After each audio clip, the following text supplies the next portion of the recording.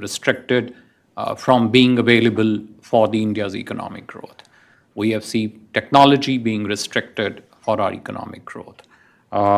We have also seen even services and knowledge being restricted for economic growth. So I think this return to controls, and which are wide-ranging and not necessarily rooted in any global norm or even a regional norm. Essentially, one country decides, and we have experienced this, that XYZ thing should not be available to its foreign partner just because, in their view, this would help to constrain the growth of that country. So I think that's very clear to us. We have gone through it experientially. But it's equally important to mention that this is also becoming relatively a trend which is spreading out all over. The third, fourth shift I would mention would be a kind of seamless connectivity between capital, finance, and markets.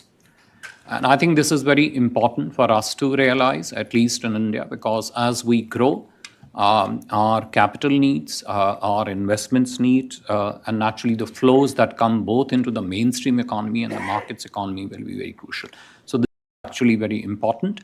And I think I would say in our case also very helpful and productive in terms of fueling our own growth metrics.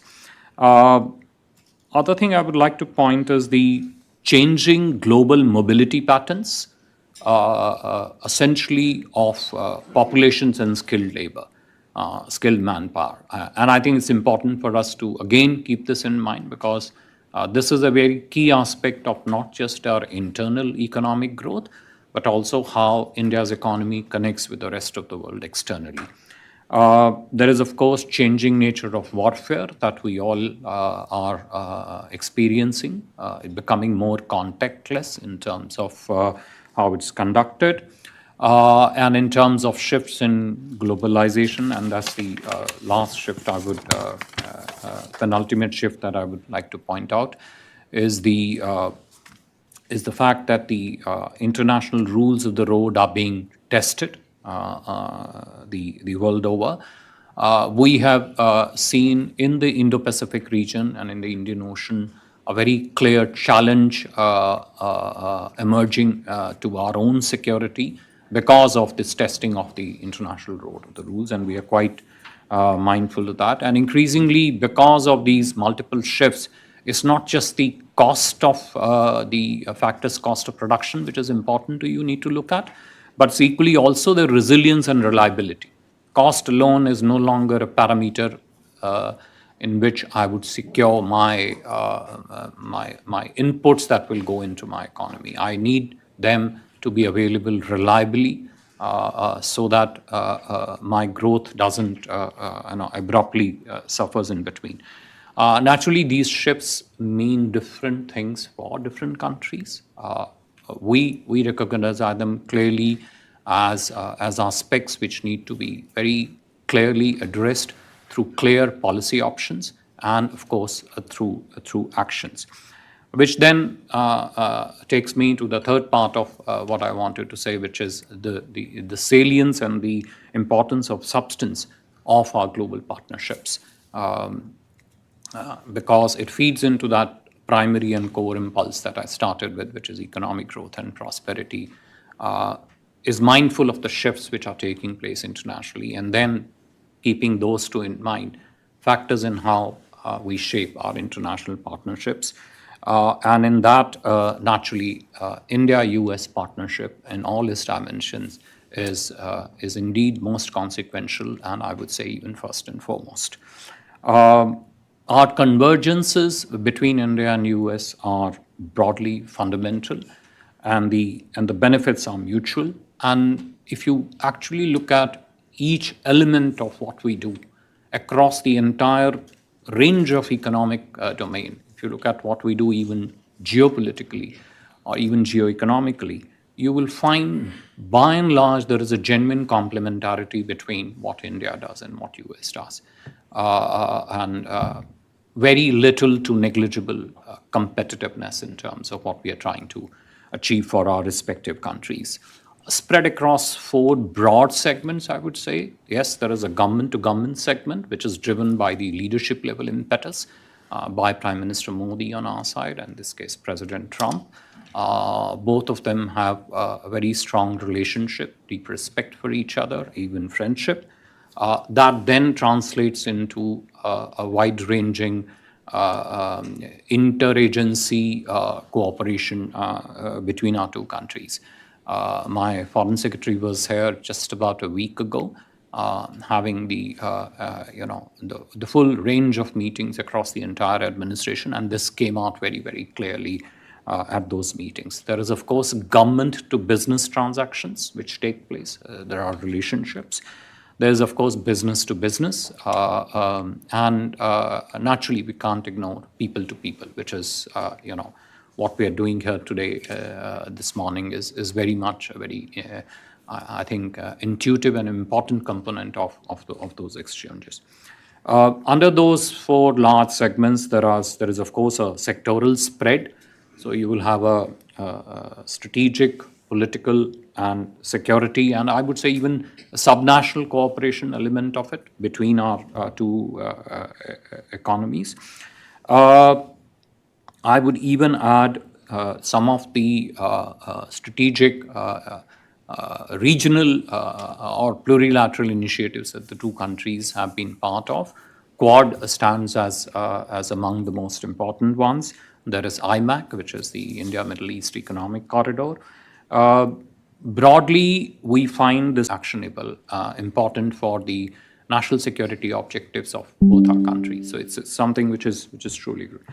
The second segment, which is a rapidly growing segment and perhaps most crucial in terms of what the economic objectives of both our countries and in years ahead, I would say, is the technology and the innovation space. And then within that, I would include semiconductor space. And I don't mention semiconductor space purely as a chip-centric space.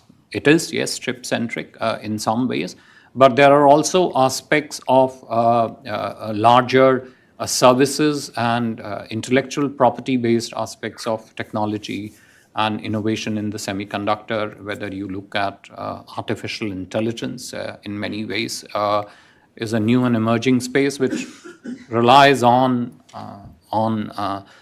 the top end of the semiconductor hardware, but it has a growth curve, an economic direction, and I would say even a cyber security dimension of its own, which is very, very crucial, which is rooted very deeply in technology, and that's a partnership for us.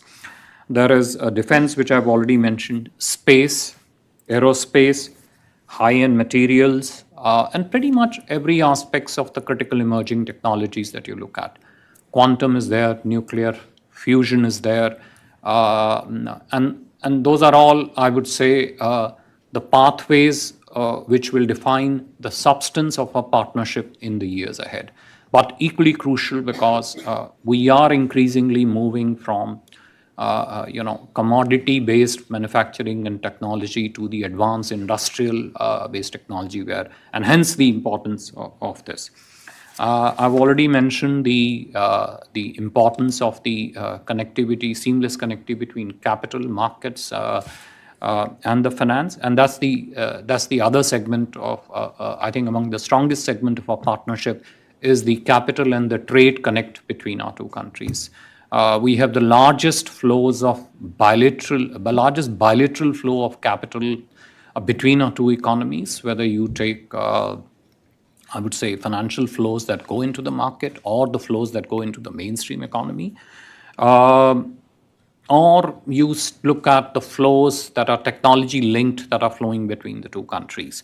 There is, of course, the trade. We are currently at about $200 billion a year, and the objective which was announced during Prime Minister's visit to the White House in February last year is to achieve Mission 500, which is 500 billion by the end of this decade.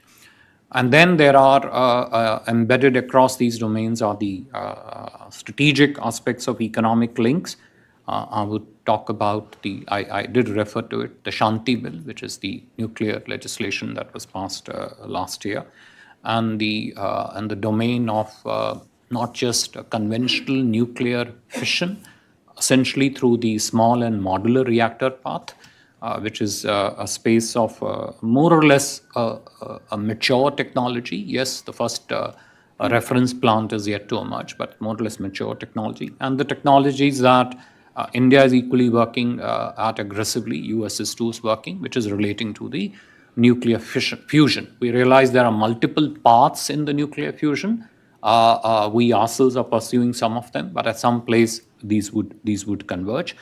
Critical minerals, again, is a segment which is an area of strong partnership actually between us. And it has, of course, the strategic objective, which is to build resilience for both our economies so that the supply of critical minerals,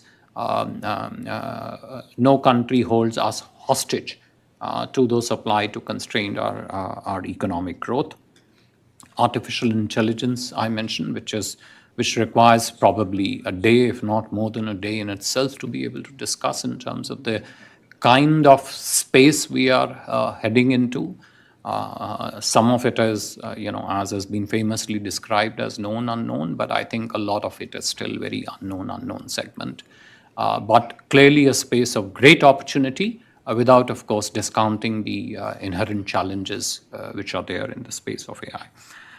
And the last segment in our bilateral aspects is the people-to-people exchanges, which I think in my personal view really forms a true bedrock of our relationship, and rooted in that are not just contact between the two societies, but also the institutions across the two countries, whether it is the bipartisan congressional support that this relationship is blessed by in the US, the connect between communities of the think tanks, and we really value and cherish what we do with Hudson in that space, and of course the larger connect at the level of a society. In short, what we'd say is that a new India is really undergoing, is experiencing a very transformative and a positive change currently.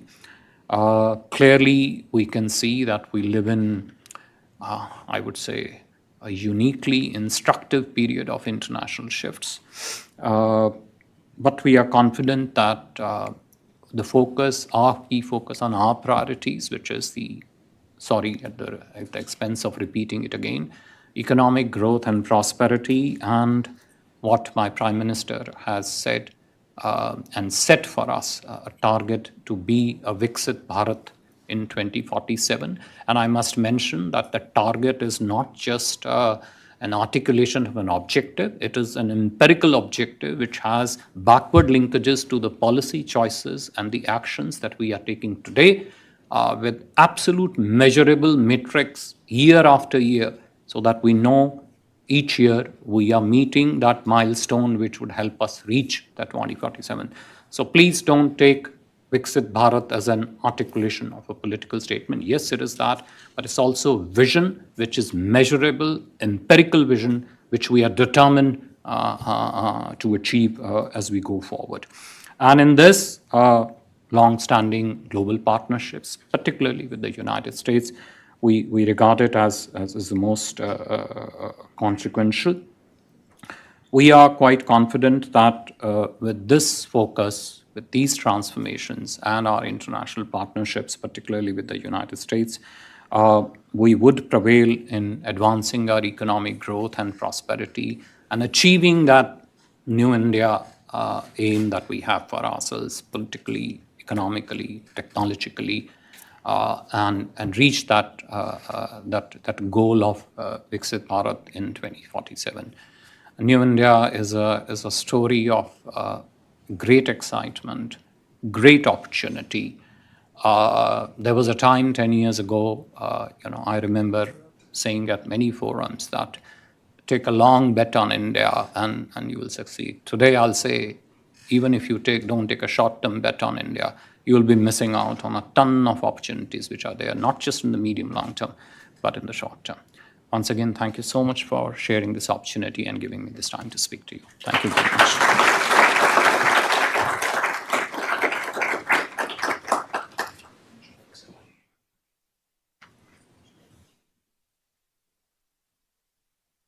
Hey everybody, Chairman Brian Mast here. I hope that you're doing well. So for decades, American taxpayers were footing the bill for outrageous foreign policy programs that only hurt our standing on the world stage. I've spoke about this in length. In the last administration alone, we burned nearly $500,000 on training Indonesian baristas to be more gender friendly. Another $2 million for sex change surgeries in Guatemala, $25,000 more for a drag show seminar in Ecuador. The pictures of that one were spectacular, and the list goes on and on. Under President Trump, those days are gone. They're over. This stuff is not coming back, and we are refocusing our relationships with one principled question. Does this make America stronger, safer, more prosperous? Is it what we need out of the equation? The U.S.-India relationship stands out as a standard for what our partnership should look like. One generation ago, the relationship between Washington and New Delhi was cooperative but distant. Today, it's one of the most consequential strategic partnerships in the entire globe. Through the Quad, we're keeping the Indo-Pacific sea lanes free, open, ready for business. We're co-producing the fighter jet engines, the armored vehicles, the maritime systems, and our militaries, they depend on all of this. Our bilateral trade has more than doubled. And our technology and our innovation sectors are increasingly joined at the hip, as everybody can see so clearly. At the same time, India has also become one of our strongest counterweights against Chinese influence, and we need to build that bigger and bigger. India has to keep charting its own course in a direction that's economically independent from Beijing, a beacon of liberty on the world stage, and closer to the United States of America. Every enemy of democracy around the world weakens as a result. This is a partnership of choice built on mutually beneficial programs, creating a more stable world.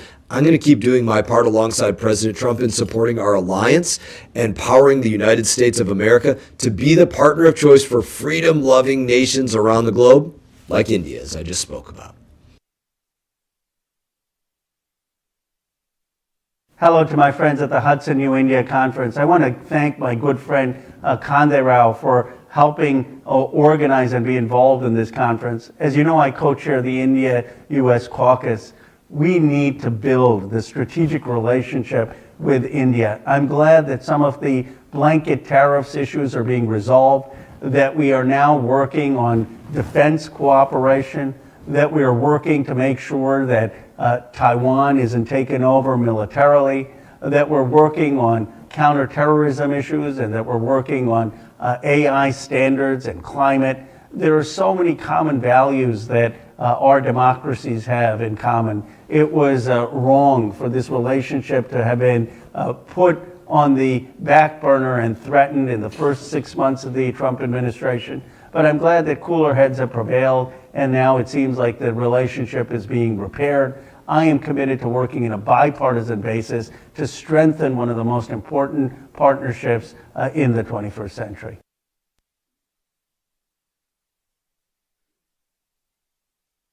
Hi everybody, I'm Congressman Raja Krishnamurthy. Sorry I can't be with you in person. I'm with you in spirit, and thank you for allowing me to address you virtually today at Hudson Institute's New India Conference. Thank you also for attending this conference. It's so important. This issue, of course, is personal to me. I was made in India. I was born in India. I'm an Indian American. I'm proud of my Indian heritage.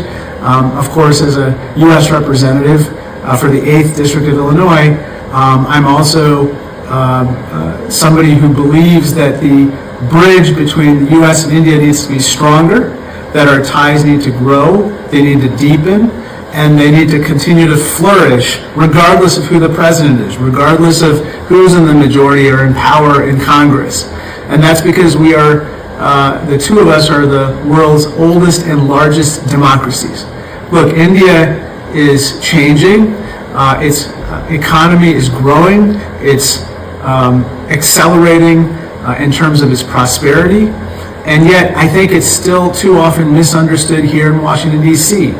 And we have to do a better job of understanding India, but also understanding how the two countries can continue to work together in a constructive manner for the benefit of not only us and the Indians, but for the benefit of the world, especially at a time when the Chinese Communist Party is posing such a threat on so many different fronts, economically, militarily, and technologically. I hope that all of these topics are going to be discussed in depth today. I hope that all of you have a constructive engagement, and thank you for allowing me to address you today.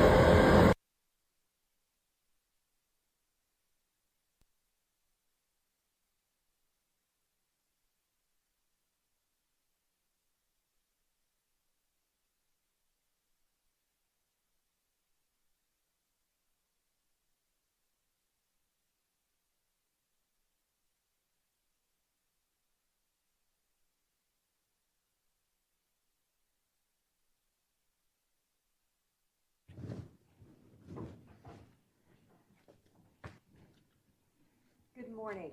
My name is Lisa Curtis. I'm Director of the Indo-Pacific Security Program at the Center for a New American Security. I'm delighted to be here today at this very important conference, and I thank the Hudson Institute for inviting me to moderate this distinguished panel. Our panel today is the new India in the world. So we're holding this discussion at a time of great uncertainty and flux on the world stage, as well as in the U.S.-India relationship. Last July, I wrote an article for Foreign Affairs magazine in which I argued that India's promotion of a multipolar world order had become counterproductive for New Delhi. I said the concept of a multipolar order is seductive to Indian policymakers who think India would have more influence if global power were dispersed. I argued that such calculations may have made sense 25 years ago when India, with its rapid economic growth, seemed poised to challenge China's influence in Asia. However, in the last 2 decades, China has widened that power gap with India in terms of economics as well as military power. I also noted that China and Russia were both pushing for a multipolar world to overturn international norms and institutions that had largely kept the peace in the Indo-Pacific for the last 50 years. Far from aiding India's rise, multipolarity, I argue, would only confirm Chinese hegemony in Asia and make India more vulnerable to Chinese aggression. However, fast forward 6 months, and my analysis of India and its place in the world is slightly different. I hadn't expected U.S.-India relations to deteriorate as badly as they did in the second half of 2025. In January 2026, in another article for Foreign Affairs that I co-authored with the CEO of CNAS, Richard Fontaine, we lamented the mishandling of the U.S.-India relationship and the fact that 20 years of bipartisan investment in ties were being put at risk. Thankfully, with the arrival of Ambassador Sergio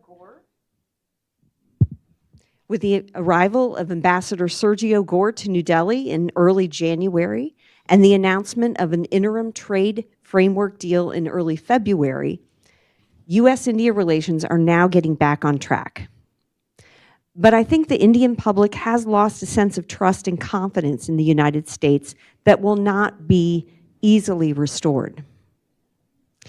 If India cannot truly count on the United States to respect its red lines and be a reliable partner, New Delhi will continue to pursue a multipolar world order and exercise its strategic autonomy by not becoming too reliant on any one country, including the United States. But to discuss India's place in the world, its ties to the United States, and what we can expect from India, from Indian foreign policy moving forward, we have a very distinguished set of speakers. First, we have Ms. Priyanka Chaturvedi, who is a former member of the Rajya Sabha and currently a member of the Shiv Sena UBT political party. Previously, she was one of the national spokespersons of the Indian National Congress. She has also been a columnist for several Indian newspapers, and she is a trustee of 2 NGOs working to promote children's education and women's empowerment and health. Ken Juster served as the U.S. Ambassador to India from 2017 to 2021. Just prior to that, he was Deputy Assistant to the President for International Economic Affairs. He is currently Senior Counselor at the global law firm Freshfields, Brookhouse, and Derringer, a Strategic Advisor at Salesforce, and a Distinguished Fellow at the Council on Foreign Relations. I first met Ken over 2 decades ago when he was Undersecretary at the Commerce Department, and I accompanied him to India to launch the High Technology Cooperation Group. Things have come very far since then. Last but certainly not least, we have Mr. Vijay Chadawale, who is the head of the Department of Foreign Affairs of the BJP and a member of the National Executive of the BJP. In this role, he coordinates with the Indian diaspora globally and enhances the party's global outreach. He received his PhD in microbiology and was a postdoctoral fellow for 3 years at the U.S. National Institute of Health. And I've known Vijay for over a decade. It's great to see you again. So we will start with Ms. Chaturvedi. Thank you so much, Lisa. Interesting that the opening comments are coming from someone who's a member of the opposition in India. But I'd just like to say a couple of things because it is a relationship that India and the US have been enjoying and have jointly built over 3 decades. And it came, like you mentioned, Lisa, in your opening comments, it came close to almost coming apart, falling apart. And yes, the role of Ambassador Sergio Gore and the role of Ambassador Vinay Quatra have ensured that we have a working deal in process, an interim deal in process, which I have some misgivings about, which we will talk about later. In terms of my opening comments, what I would want to begin with, that as far as India is concerned, and you spoke about multipolarity, I just make a few comments. In the 21st century, India has emerged as a confident, influential global actor, and often referred to as New India. The country's foreign policy reflects ambition, strategic autonomy, as well as economic growth and a desire to shape global governance. Its relation with the world, and particularly with the United States, has evolved significantly, driven by shared interest, geopolitical realities, and mutual aspirations. New India's global engagement is rooted in a balance between continuity and change. Traditionally, India followed a policy of non-alignment, but today it practices multi-alignment, like you spoke about, engaging with multiple powers simultaneously without being tied to any single bloc. Key principles of this particular multi-alignment includes strategic autonomy, peaceful coexistence, economic diplomacy, global leadership in issues like climate change and development. We must understand India is a nation of 1.4 billion people, and we are aspiring, not just in terms of global positioning as far as GDP is concerned, but also ensuring that the per capita income of every Indian citizen increases in a way that India does not need to compromise at any conversation tables or any negotiating tables. India's expanding footprint, New India is no longer a passive participant, but an agenda setter in world affairs. Economic influence, India is amongst the fastest growing major economies, attracting investment and strengthening trade ties across Asia, Africa, Europe, and Latin America. Soft power. Through yoga, culture, cinema, and its diaspora, India enhances its global image. The international celebration of International Day of Yoga highlights this influence. Global South leadership. India positions itself as a voice for developing nations, advocating equity in climate negotiations and development financing. Strategic partnerships around the world. India has built diverse partnerships with Europe for trade and technology, with Japan and Australia under the Quad, and with African nations for development partnerships. Again, India-US relationships that almost derailed over the past year have come back on track in terms of some misgivings, in terms of what as I speak today, as I was making my way here to the Hudson Institute, there were some very scathing remarks coming from President Trump, and I happened to read it on Truth Social. But I'm hoping we can keep that aside in terms of calling India a hellhole, as well as sharing comments. These were comments coming from somebody who is a Trump supporter, and sharing that on Truth Social kind of leaves a question in our minds, a doubt in our minds, as to how far are we going to go to ensure that India-US relations are the relationships and the development that we talk about in the 21st century.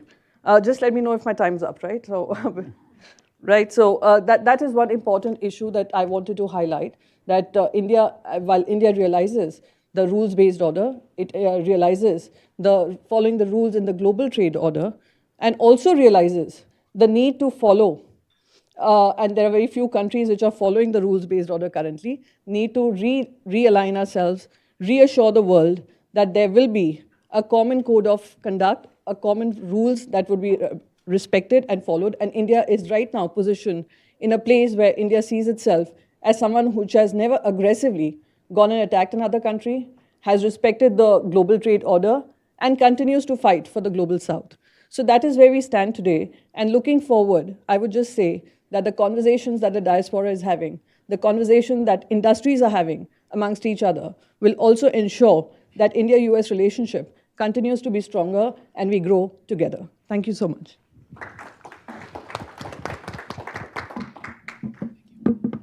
Thank you. Okay, thank you very much. Can you hear me with this microphone? Yeah. Okay, excellent. It's a pleasure to be here this morning at the Hudson Institute. The organizers asked us to speak about India's changing relationship with the world, its new approach to geopolitics, and what it wants on the world stage. I'd like to provide my perspective on these issues as a non-Indian who has been involved in US-India relations for the past 26 years, and I'll leave to my Indian friends how the cultural moorings of the BJP shape India's new approach to the world. Let me begin with several factors that, in my view, have shaped India's foreign policy since the turn of the century, and then turn to the specific policies that have resulted. The first factor is how India has adapted over time its aversion to alliances and coalitions. During the Cold War, India followed a strategy of non-alignment, seeking to avoid disputes between the East and the West. Though even with this non-alignment strategy, it tilted toward the United States during the 1962 war with China and in the aftermath, and then later tilted to the Soviet Union after there was the Sino-American rapprochement in the 1970s. With the end of the Cold War and the reform of India's economy, India reoriented its foreign policy by rapidly expanding commercial ties with the West, even while it continued to purchase arms from Russia, reaching an understanding with China on managing the border, and as Indians worried about a unipolar world, working with Russia and China to seek to promote a multipolar world. Then, with the turn of the century and the steady transformation of US-India relations and the rapid rise of China and its assertiveness in territorial disputes on the border in 2013, 14, 17, and most notably 2020, India has again moved closer to the United States. Nonetheless, as was mentioned by Priyanka, India remains committed to the principle of strategic autonomy, or working with others without surrendering its independence of judgment and action, as well as committed to a multipolar world. This prevents it from aligning too closely with the United States, and that sentiment has been reinforced by the strain in relations during the second Trump administration. A second factor, in my view, affecting India's foreign policy has been its growing economy. When I began in 2001 as Undersecretary of Commerce, India's GDP was approximately $500 billion, and it ranked 13th in the world. When Narendra Modi became Prime Minister in 2014, India's GDP had grown to $2.04 trillion, and it ranked 10th in the world. Today, India's GDP is approximately $4.15 trillion, and it ranks fourth in the world and will soon become the third largest economy in the world. However, because of its large population, 1.45 to 1.5 billion people, it has a relatively low per capita GDP of approximately $2,800 a person, and that ranks anywhere from 119th to 143rd, depending on whether you look at purchasing power parity or nominal GDP. So this growth paradox requires India to balance its global ambitions with its domestic needs, perhaps more acutely than any other country in the world. India's challenge is how to leverage its overall economic size to accelerate prosperity for its citizens. This provides both opportunities and strength for India's foreign policy, but also some natural constraints on it because of its domestic needs. A third defining factor in the new India policy, foreign policy, has been its growing strategic partnership with the United States. The U.S.-India civil nuclear deal of 2008 brought India out of the nuclear wilderness and created new opportunities for it in the international system. Over time, India has become a proud member of 3 of the 4 multilateral export control regimes, the Wassenaar Arrangement for Dual-Use Items, the Missile Technology Control Regime, and the Australia Group for Chemical and Biological Weapons, and it would be a member of the 4th Nuclear Suppliers Group if China were not standing in its way and blocking its membership. Moreover, India has greatly enhanced its coordination with the United States, as has been mentioned, on matters on defense, technology, and energy, among a broad range of others. And India has joined with the United States in many-lateral groupings, such as the Quad, with Australia and Japan as well, the I2U2, which includes Israel and the United Arab Emirates, focused on technology, Pax Silica, a more recent effort, US-led effort focused on securing trusted partners for critical supply chains and advanced technology, and also the IMEC, the India, Middle East, European Economic Corridor, which is temporarily on hold until matters stabilize in the Middle East. A final important factor in the new orientation of India's foreign policy was the election of Prime Minister Modi in 2014. I'll leave it to my Indian colleagues to define how he has affected India internally, but externally, Modi has increasingly projected greater self-confidence in reaching out to a wide swath of countries throughout the world, expanding the scope of India's foreign policy and its sense of purpose in engaging others. Under Prime Minister Modi, India sees itself as a civilizational power that wants to play an increasingly significant role in world affairs and the international community. India shares a common interest with middle powers in wanting to avoid letting the US-China competition weaken its strategic autonomy and freedom of action, even though its extended conflict with China leads it, as I mentioned, to tilt toward the United States. Under Prime Minister Modi, India has declared the ambitious goal of becoming a developed nation by 2047 and has become a regular and influential observer for over a decade at the G7 summits and made a big splash in 2023 as the chair of the G20 summit, in which it also made clear it wants to be the global voice, or the voice for the global South. So how do these factors manifest themselves in specific elements of India's new foreign policy? First, as been mentioned now, India supports a policy of multi-alignment in accordance with its vision of a multipolar world, but as noted, it's gravitated toward a closer and deeper relationship with the United States to help it deal with what is now clear to be its long-term structural challenges posed by China. Over the last 2 decades, India's ties with the United States have improved as its problems with China have worsened. To be sure, the strain in US-India relationship that has arisen during the second Trump administration, including a tougher US policy on trade, the President Trump's warmth toward Pakistan, and even the possibility that he might strike an accommodation with China have still raised some concerns in India. But for now, I see strong U.S.-India ties enduring, whether it's in areas such as defense, overall trade and investments, secure supply chains, technology cooperation, and energy security. And each of these areas have continued to move forward despite the strains that have occurred. Prior to the second Trump administration, but perhaps accelerated by it, India is also reaching out more strategically to a range of other countries, including its Quad partners, Australia and Japan, and to Europe and the United Kingdom. These countries are much more a part of India's overall strategic framework than they were previously.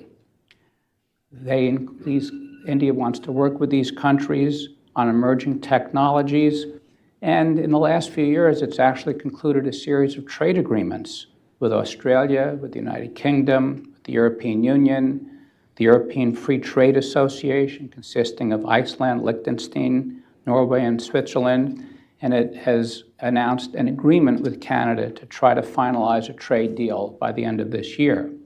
Indeed, it appears that India has recently taken a much more open view toward trade than it had during the first 2 terms of Prime Minister Modi's administration.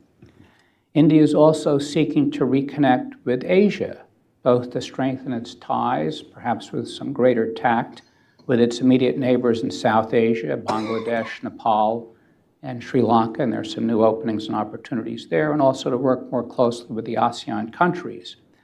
To date, however, this has not meant that India has been willing to join a regional free trade agreement. It pulled out of the RCEP, the Regional Economic Cooperation Partnership, and it has not indicated an interest in joining the comprehensive agreement, comprehensive and progressive agreement for Trans-Pacific Partnership, the CPTPP. In my view, I worry that if India stays outside of these regional frameworks, it will not be able to fully meet its aspiration of being a global supply chain hub. Of course, China remains India's biggest threat in the region, and China's close partnership with Pakistan, as demonstrated by Pakistan's response to Operation Sindoor, is a cause of great concern to Delhi. This is one among several reasons why Delhi seeks to stabilize its relationship with Beijing, even though it will never be a relationship of trust. As part of India's vision of a multipolar world, it seeks to continue to maintain its historical ties to Russia, to ensure supplies of parts and components for its arms, to have access to Russian oil as an energy hedge, to try to keep Russia from getting too close to China, and perhaps even as insurance if its relationship with the United States sours. Nonetheless, I believe that Delhi recognizes Moscow as a declining power and realizes that an overly close relationship with Russia may actually jeopardize its burgeoning relations with Europe and its access to US and Western technology. India has also increased in the last several years its engagement with countries in the Middle East, including Israel, and in the Persian Gulf, in Latin America, and in Africa, all as part of its activism in the global South.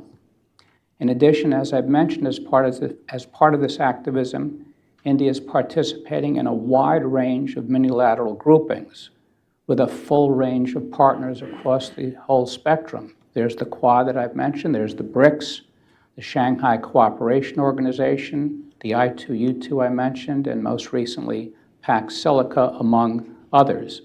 Prime Minister Modi has also engaged the Indian diaspora with huge rallies in major cities around the world. This is part of an effort to make people proud of their Indian heritage, and moreover, it can have a positive impact on the policies of the host countries toward India, and it's been, in my opinion, hugely successful. Other speakers may comment on that today. Finally, let me touch on Pakistan's successful courting of the Trump administration, which now extends to being an intermediary in the US-Iran talks. Obviously, on multiple levels and for many reasons, this is an irritant to India and a surprise to many of us, and I don't need to enumerate all the reasons for that. But it may also have a practical impact on India.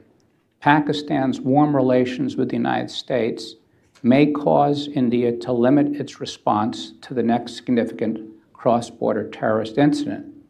At the very least, unlike other previous incidents, and I was ambassador when we had the Pulwama and Balakot incident, India may have doubts as to whether the United States will support a muscular response to Pakistani-based terrorist groups. Of course, as someone involved in U.S.-India relations in both the public and private sectors over the last 26 years, I hope that we get our bilateral relationship fully back on track, with each side taking the necessary steps to truly make a mutually beneficial partnership. Given India's large population, its market size, its technological talent, and its growing military, its rise will be one of the most significant geopolitical stories of this century. And in my view, it's in the interests of both the United States and India for America to be a positive part of that story. Thank you.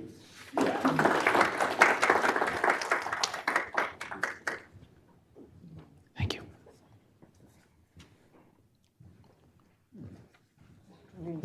Thank you.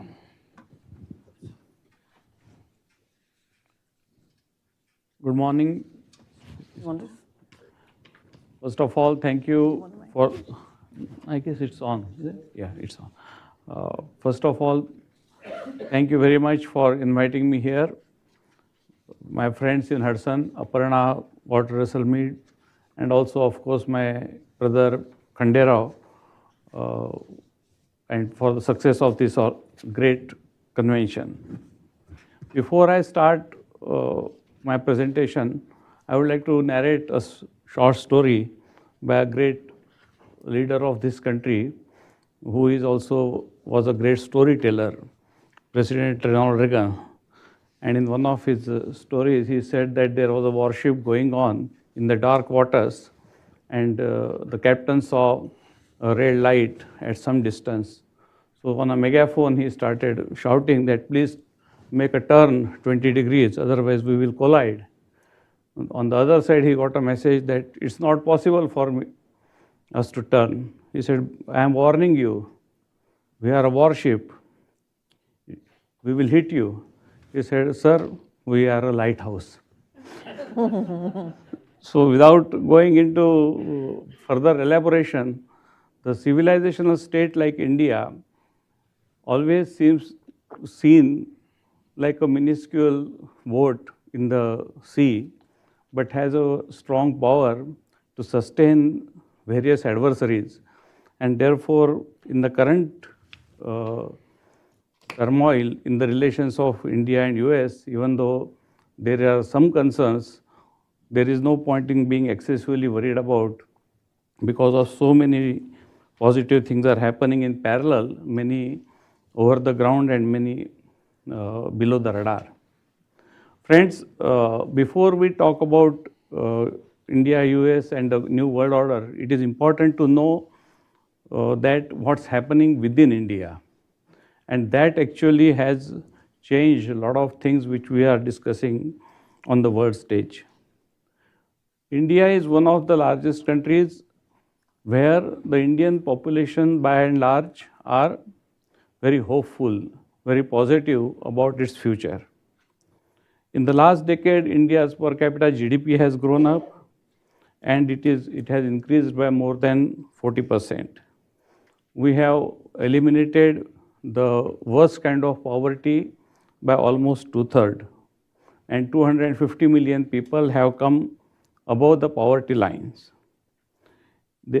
And that has given not only the fresh impetus to their lives, but also impacted on several other collateral issues, such as the basic health and nutrition. Second part is India is now increasingly seen by the people staying there as a land of opportunities rather than a land of despair. And there are many numbers which I can quote, but to tell you few, India's internet subscription has grown from merely 250 million 10 years ago when Prime Minister Modi took over charge to now to approximately 1 billion and above in mid-2020s. While average monthly data consumption has been risen from well under 1 gigabyte to over 20 gigabytes per user.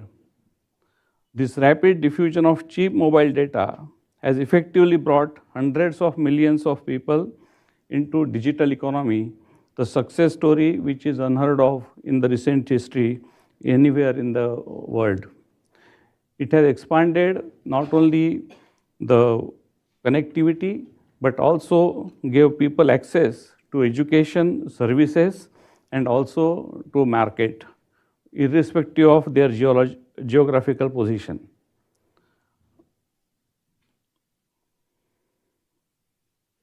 On the entrepreneurial side, there are more than 150,000 startups that have been launched in India over a decade, and many of them have now crossed valuation of more than $1 billion, calling them as a unicorn. This has resulted into creating a new kind of entrepreneurship and also employment opportunities, which has definitely created more than 1.5 million direct jobs and attracted over $100 billion of investments from all over the world. What has happened because of this is that Indian policymakers are now actually thinking in the long-term policies. And this is happening irrespective of the government, which party is in govern at the state level. One of the classical example I would like to give here is that many of you must have visited Mumbai, and then close to Mumbai there is another city that has come up in last 2 decades, which we call as a new Mumbai. So the current Chief Minister of Maharashtra is actually now talking about Mumbai 3 and Mumbai 4, which is the project of next 25 years. And it is not only a daydream, but there is a concrete plan about Mumbai 3 and Mumbai 4. And with the growing population of India, especially in the metros, such a kind of long-term policy is giving a new direction for investments and also for the town planning. Next is, of course, India is rightly proud of its heritage and civilization. The Modi government's New India's discourse is explicitly rooted in civilizational self-image.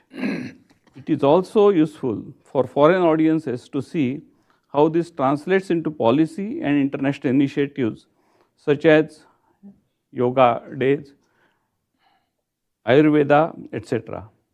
But these civilizational values, such as having a friendship with everyone around the world, has been translated into real action when Prime Minister Modi's government has launched a vaccine Maitri, giving millions of doses of COVID vaccine, most of them free of cost, to more than 80 countries. Being a part of that ecosystem, I can humbly but proudly say that if India would not have supplied the vaccines to many countries in the world, they would have remained succumbed to the pandemic of COVID for many, many days or months to come. And therefore, India has contributed in a big way to save the global mankind. Next is India as an economic superpower. India is still a lower middle income society, and its per capita income needs to grow significantly, but also it is growing in a very rapid way in the right direction. The growth acceleration from the mid-20s after a period marked by high inflation and weaker output is a key part of government's economic plan, and India is doing it in the right direction. Fifth point I would like to emphasize is that India is not only becoming a service economy, but also entrepreneurial innovation ecosystem is growing very rapidly And therefore, as Prime Minister Modi is rightly saying, that Indian youth are not only the employment seeker, but also employment generator. And this has changed the paradigm of Indian youth, which forms a majority of the India's population, to grow by themselves and also to help others by the frugal as well as very path-breaking innovations. Last but not least, I would like to say that India is a self-confident and resolute country. India has repeatedly shown that we can deal with the changing world in the most dynamic fashion and at the same time be agile to the new challenges that we are facing. We are able to create our own technology platforms which will suffice not only to India but majority part of the global south and the people who are devoid of access to such technologies. And India has also become a resolute country that will not allow any nonsense to remain unchallenged. With all this, I think that India is on a verge of play its rightful role in the new world order, how difficult, how challenging, and how uncertain it is. Thank you very much.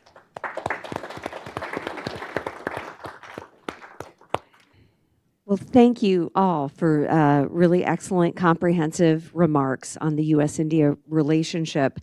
And I'd like to start with you, Ms. Chaturvedi, the first question. But before I ask the question, I want to make a bit of a clarification on my opening remarks, since you did comment on them. And I think what I was saying is, last year in July, I had written an article very critical of India's pursuit of a multipolar world order. However, that was based on the assumption that the U.S. would always be a reliable partner, would always respect India's red lines. Unfortunately, that's not what we saw in the last 6 months of 2025. So it forced me to revise my analysis and accept that it does make sense for India to pursue this multipolar world order. So I just want to make that clarification. My question to you is based on the fact that you have focused a great deal of attention on issues related to women's empowerment and education while serving in the Indian Parliament. Can you talk first about your recent stance on the Women's Reservation Bill and explain that a bit? And also, what do you see as the main obstacle to moving forward with expanding women's role in Indian politics and leadership and decision-making roles within the government? What are your plans for ensuring Indian women gain a greater voice in decision-making and leadership within the government? And lastly, are there ways that the United States and India can work together toward this goal? So thank you so much for this question, because back home in India, there's this huge debate going on which side of the spectrum is Priyanka Chaturvedi on currently. I just say I'm on the side of the women of the country. 50% of India's voters and population is that of women, but in terms of representation, we have barely managed to reach up to 13%, 14%, which is an unfortunate reality. What played out last week was something very unfortunate. We had passed a bill in 2023, which assured 33% reservation for women. And let me tell you, Lisa, this is a fight which has been going on for past 3 decades for representation. This is not how our founding fathers saw that India would want to fight for a representation. Indian women would have to fight for a representation. Like many countries had to fight for, voting rights. Women had to fight for their voting rights. India was given the voting rights. Indian women were treated as equals. Our great leader, Sarojini Naidu ji, said, we don't want any preferential treatment. We want to be treated as equals in this independent country. That is where we began from, but barricades were created due to which we've seen a rise from 5% of political representation to just about 13%. So I thought the time was critical. The time was in 2023 to introduce it right there, then, and then. It was postponed to a later date, and now it came in the form of connecting it to adding more seats in the parliament and then opening the doors for women. My belief is that let's open the doors for women in the existing structure as it exists in the parliament, because adding seats has been a controversial topic which cannot be decided over the course of 3 days. So I will continue to say I stand for the women of the country, that they need to be represented. How we can work forward, I'm very certain that in the times to come, the government also, Prime Minister Modi himself, when he addressed the people of the country, he said he's made it his personal goal to ensure that there is going to be representation. So I'm hoping that the 2023 bill would be delinked from the idea of adding more seats and would be applicable as is. And that would also open the door. So maybe not 280 women in the parliament, at least 180 would be a good start. So that is where I stand. How could India and US collaborate? Right now we are also coming to terms with how US is engaging with India in terms of the comments that are coming, while at the ambassadorial level, at the ministerial level, people are working to find convergences. But also at the same time, there are problematic comments that come which derails the entire conversation. So I think India is very well poised to resolve its own issues and to be able to get women. We understand back home in India that women need to be there. They come as voters. They are coming in large numbers to vote. They need to be represented as well. And I'd just like to close with one comment. Vijayji mentioned about providing vaccines globally to over 80 countries. Let me also tell you, India was at the forefront of fighting at the WTO with regards to the patents that companies were wanting to bring in, and larger countries wanted patents on their vaccines to make it more expensive and make it inaccessible. India has fought that fight. So India has been leading from the front in terms of the G20 representation of the African bloc. When we took charge as a presidency, the Prime Minister spoke about this. The third thing that the Prime Minister did was introduce a new paradigm, which was the women-led development. Everybody talks about women-included development. He was talking about a new paradigm, which is about women-led development. So I think keeping all of those in mind, I believe that it might be a longer fight, but we will continue. The women of the country will continue to fight the fight. Great, thank you. And of course, in the United States, we have some of our own challenges. I'm part of an organization, the Leadership Council for Women in National Security, and we do a survey every few years looking at the 300 top national security positions in the United States government and what percentage are held by women. Unfortunately, right now, it's about 13%, which is extremely low, much lower than in previous years. So we need changes here in the United States as well. Ambassador Jester, I'd like to come to you next. What was the greatest challenge that you faced when you were ambassador in India during the first Trump administration in ensuring that U.S.-India relations remain strong? Thank you, Lisa. As I reflect back on my term, I think there were three major crises I had to deal with. One was COVID, and both working with the government of India and trying to expatriate 6,000 Americans to the United States. But let me put that to the side.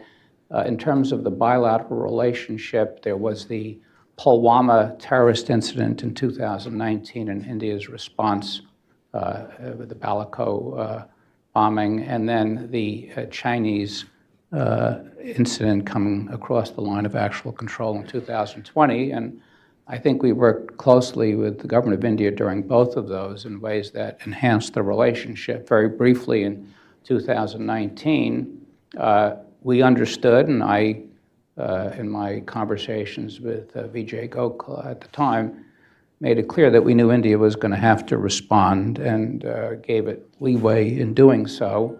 They took a muscular response against Pakistan. As you may recall, there was a dust-up between the two countries. Some planes were shot down, and a pilot was actually captured by the Pakistanis. And I think myself and Paul Jones, who was our head of mission in Pakistan, were very much involved in both the efforts to quickly free that prisoner. I'm sure, Lisa, you were obviously involved from Washington, D.C. as well.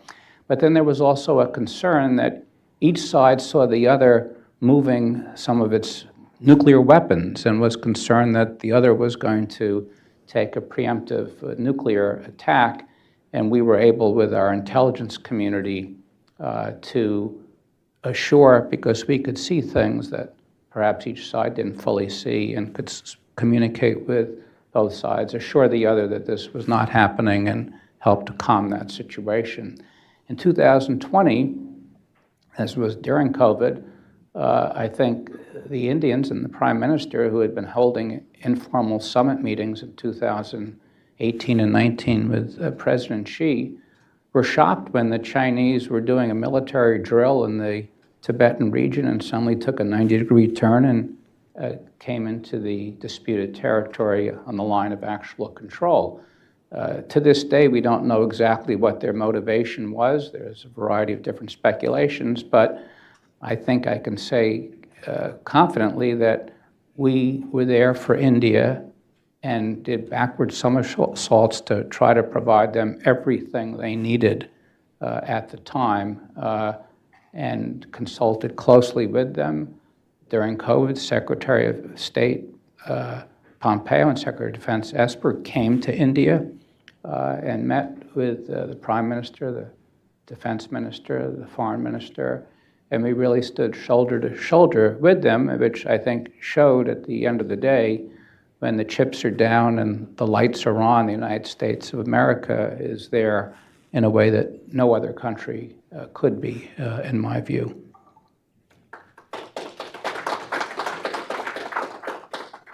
Thank you. And that leads nicely into my question for you, Mr. Chatawale.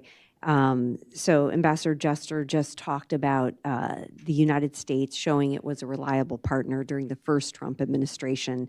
And I would argue that the U.S.-India relationship was really at an all-time high when President Trump left office in 2020, in January 2020.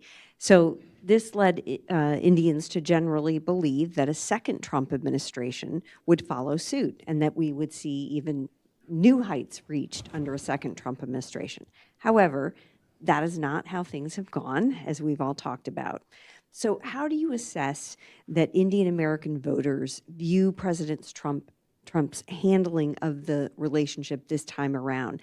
Has there been any diminishment of support for President Trump among the Indian American community due to the way he has handled this relationship? So first of all, fortunately, I'm sitting between two individuals who have contributed a lot in the first term of President Trump in strengthening India-US relations, and I have witnessed some of the things which they have done firsthand. So in that context, I am not representing here Indian Americans, so someone else might be a better person to address this question. I think Indian Americans is not a homogeneous entity. It is not a monolithic entity. There are several factions and sub-factions within them, and everyone is looking at this current turmoil in a different way. For example, those who are H-1 visa holders, they are purely looking at what will happen to their visa renewal. And those who are involved in a large-scale trade between two countries are involved about the tariffs. So within all this, there are also politically, they are not unified. So my understanding is that majority of Indian Americans are still Democrats. I may be wrong, but this is my understanding. And therefore, there are people who tell us that, okay, we have told you, kind of thing, and you are still supporting Republican administration. And on the other side, other extreme, there are people who say that, yes, Mr. Trump, whatever is doing is great for America, and India has to take its share of the blame also. So there is no single answer, essentially. Yeah. Lisa, can I just add a footnote to what Vijay said at the outset, which while I was focusing on the role of the embassy in some of the crises we mentioned, you back in Washington were involved in all of these as well. And I think what was very important during the first term was the close coordination we had. We had a biweekly call. Everything we did was lockstep. As you mentioned earlier, you and I have worked together for a couple of decades on this relationship. And I think it's very important to be successful that there's a process in Washington that is analyzing the relationship, and it works in close conjunction with people out in the country doing it, and we did that in the first term, and I want to thank you for your significant effort in that regard. Well, thank you. And I think it points to the importance of the National Security Yeah, Council that's what I'm process. saying, yes. Yeah, we held regular meetings. Ask the question where the Hindu Americans are instead of Indian Americans. Okay? That is the question. That would be an interesting answer. Well, I will leave it to Vijay if he wants to answer that. Vijay, would you like to answer No, that? No. no. Okay, thank you. Let's move on. I think that was a very, very interesting answer that you provided, and it's an important question. This is an important vote block here in the United States, and so that's why I asked it. So thank you. Ms. Chaturvedi, I want to come back to you and ask you about the trade issue. You've raised some concerns about the interim trade agreement. Do you still share those concerns? If so, can you detail what those are, and how can Prime Minister Modi address them? I think one of the concerns that we raised was with regards to negotiating on a tariff which was imposed on us, which was, like your Supreme Court has said, was illegal, should not have. So we were starting to have a conversation while we continue to hold on to that position that US continued to take. And India deeply appreciated the leadership call in terms of that. But the minute we started to negotiate on the 50% tariff that was illegally imposed on us and come to 18%, that was one issue that I did raise as a concern. The second concern was with regards to the trade deal contours coming from the President of America and Indians not knowing exactly what was the negotiated trade deal, interim deal. The second was about the $500 billion trade. As we stand currently, we have a trade worth $45 billion to take it to. 145. Sorry? 145. No, yeah, it's billion. it's over 200 Billion, that's billion, what I said, 200 billion. $500 billion. Where would it come from? Where is India committing this from? Over the period of 5 years is what was said. And that also raised concerns with our farmers as well as our dairy producers, that where would it come from? Because we have been protecting that. We had been protecting our agriculture industry as well as the dairy industry. That was point two. Third was when Donald Trump said that we have agreed on not buying Russian oil. Again, that is our autonomic decision, and that is something that we should be deciding in terms of the energy security needs back home, and that is something that India has been addressing. So those were the three concerns. Again, it was struck down as soon as the interim deal was announced. The tariffs that were being imposed were struck down by your own courts, and now there's another negotiation happening. There is no final deal. So those were the concerns that it was coming from, where we were coming from, considering, like you said, India has built relationships over 3 decades. We have invested in this relationship. We're looking at United States of America as a reliable ally, irrespective of governance changes or leadership changes. The continuity should remain. Let's understand back home in India, even if I'm in the opposition right now, the continuity in terms of policy, priority it could change, but in terms of policy, India has played a consistent role. It has been a reliable, dependable ally to everyone they have engaged with. And that is the strength that India comes from. That is the belief India comes from. So we were looking at a reliable ally, not throwing tantrums at us, not telling us what to do, actually understanding our challenges and coming to terms with it. So that is where the problem lies, and we would finally know where it stands in terms of a final conclusion of the deal. Thank you. Thank you. Thank you. We'll have a Q&A from the audience in a moment, sir. I want to just finish out some questions and then be happy to take your question. So, Ambassador Dresser, can you give us the U.S. perspective on the trade negotiations? You were very involved in this issue as ambassador. Yeah. You're now watching what's happening.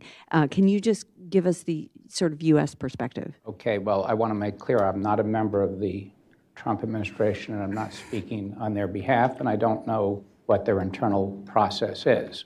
I think the president felt, and with some justification, that the Indian market was a little more closed than it should be, and the U.S. market is a very open market. In fact, over the last 20 years, the way the World Trade Organization and the General Agreement on Tariffs and Trade were set up is when you come into it, you might come in at a very high binding tariff rate, and the U.S. had a very low binding tariff rate, and this was in part to help other countries develop. But over time, the countries with the high rates did not have a process for lowering them, and you saw increasingly structural challenges in the trade system where deficits, countries are going to run deficits from time to time, but they were becoming perennial and problematic. And so some effort was needed, in the view of the administration, to try to make adjustments to that process. Now, how you go about doing those and the tactics of doing them, I'm not sure I'm comfortable with things that have occurred, but I don't think it's incorrect to say that the bilateral trade relationship would benefit from more openings in the Indian side, which I believe would actually benefit India's own economy. Obviously, agriculture is always a sensitive issue, and in the first round, the U.S., my understanding is, did not make an effort to try to affect the most sensitive agricultural areas. There are also agricultural issues, and you heard the ambassador say we have complementarity, where there can be some openings that don't really damage Indian industry. So the notion that you had to try to increase the openness of the trade relationship is not, in my view, incorrect. The process by which it's done, I think, created a lot of collateral damage. I don't think it's helpful to use derogatory language or be looking like you're trying to pressure countries. I think you have to simply say, here are the consequences. You then make a choice. And if you don't allow certain goods to come in or you treat our companies poorly, that may have an impact on your companies as well.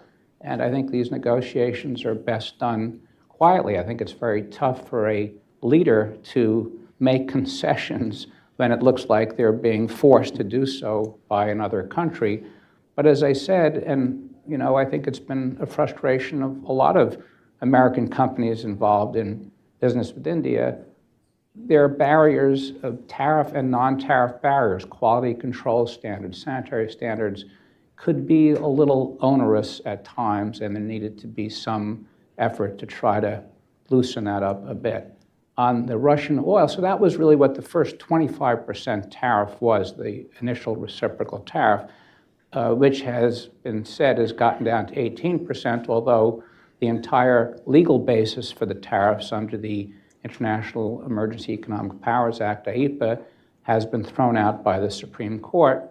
And the new basis that the administration is seeking, which is 301, will allow them to impose tariffs, but not, in my opinion, across the entire board and indefinitely forever. There is more process involved in it. It cannot be a unilateral executive decision. You have to go through some legal steps.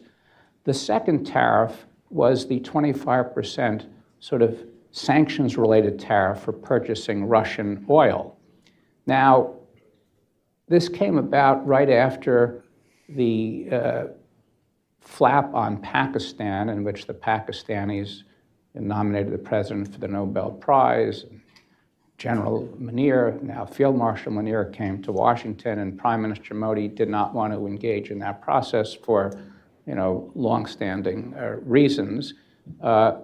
Whether the Prime Minister, in hindsight, might have recognized that the U.S. does play some role in trying to diffuse a crisis between the two countries, just like I explained we did in 2019, without saying that you mediated it, because it wasn't mediated, might have helped, perhaps, I don't know, but in any event, the president was not pleased about that. And once again, India was buying a lot of oil from Russia.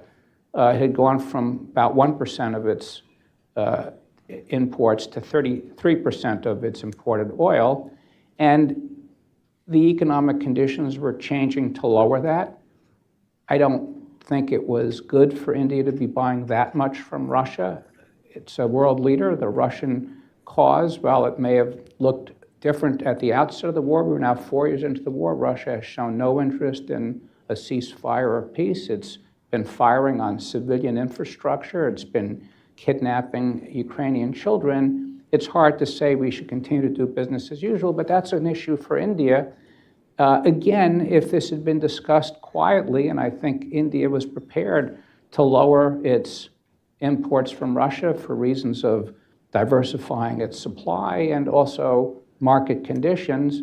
I think it could have happened on its own. Once again, when you publicly pressure them to do something, it makes it more difficult for a country to actually take those steps. And I think the Indian government will over time lower its amount of imports from Russia. Whether it goes to zero or not, I don't know, but it was unfortunate to have it played out publicly.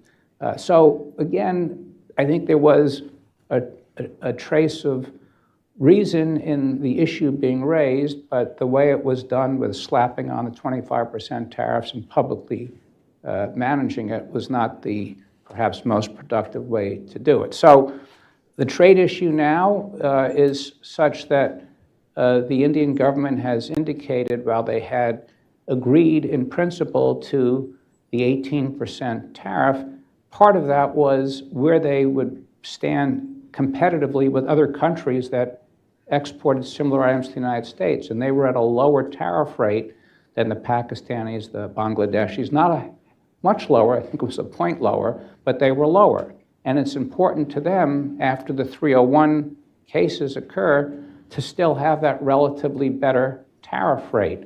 And I think they're waiting to see what will come out in terms of 301 and whether, if the president goes to Beijing in May, he strikes a deal that makes the Chinese rate lower than the Indian rate. All these are variables, and they're holding up an effort to finalize a trade accord. I think at the end of the day, India will benefit from an agreement with the United States. We're your largest trading partner.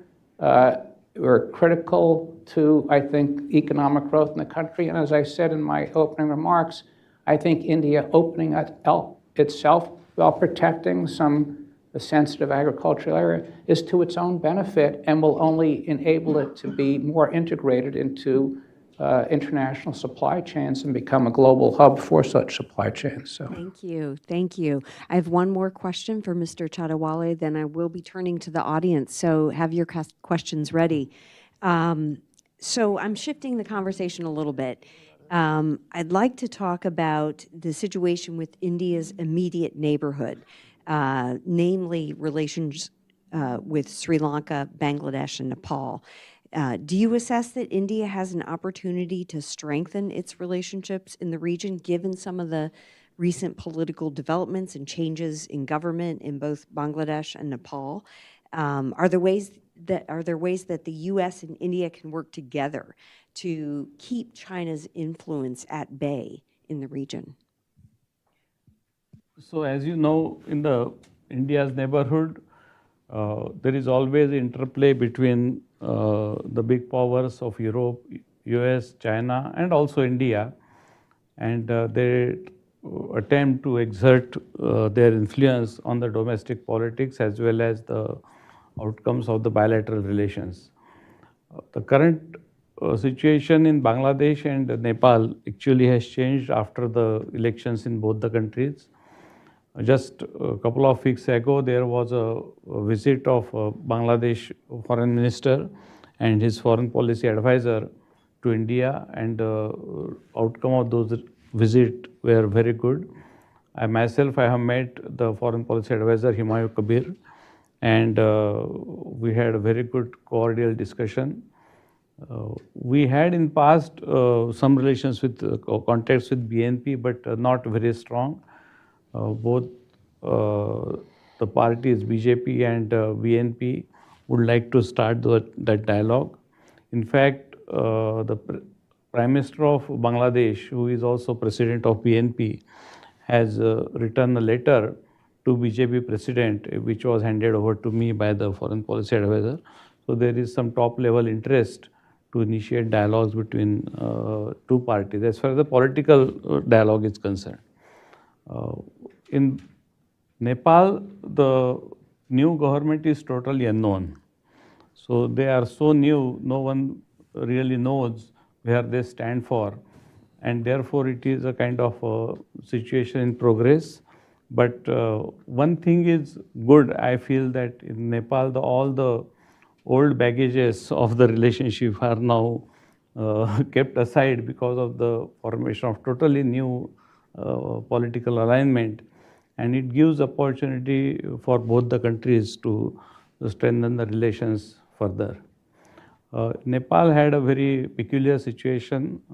I am a close watcher of Nepal, and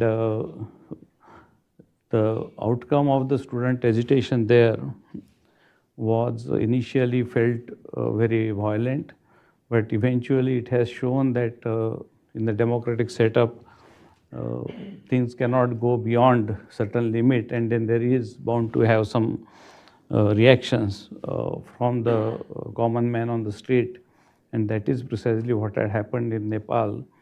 And therefore, we are quite hopeful that there will be a fresh reboot in the positive direction with the relations with Nepal.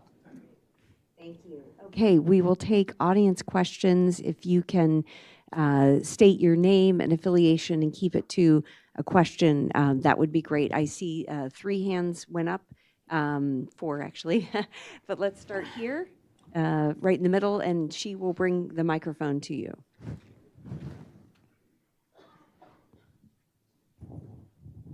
Hello, ma'am. My name is Adapa Prasad from Indian American Community Leadership.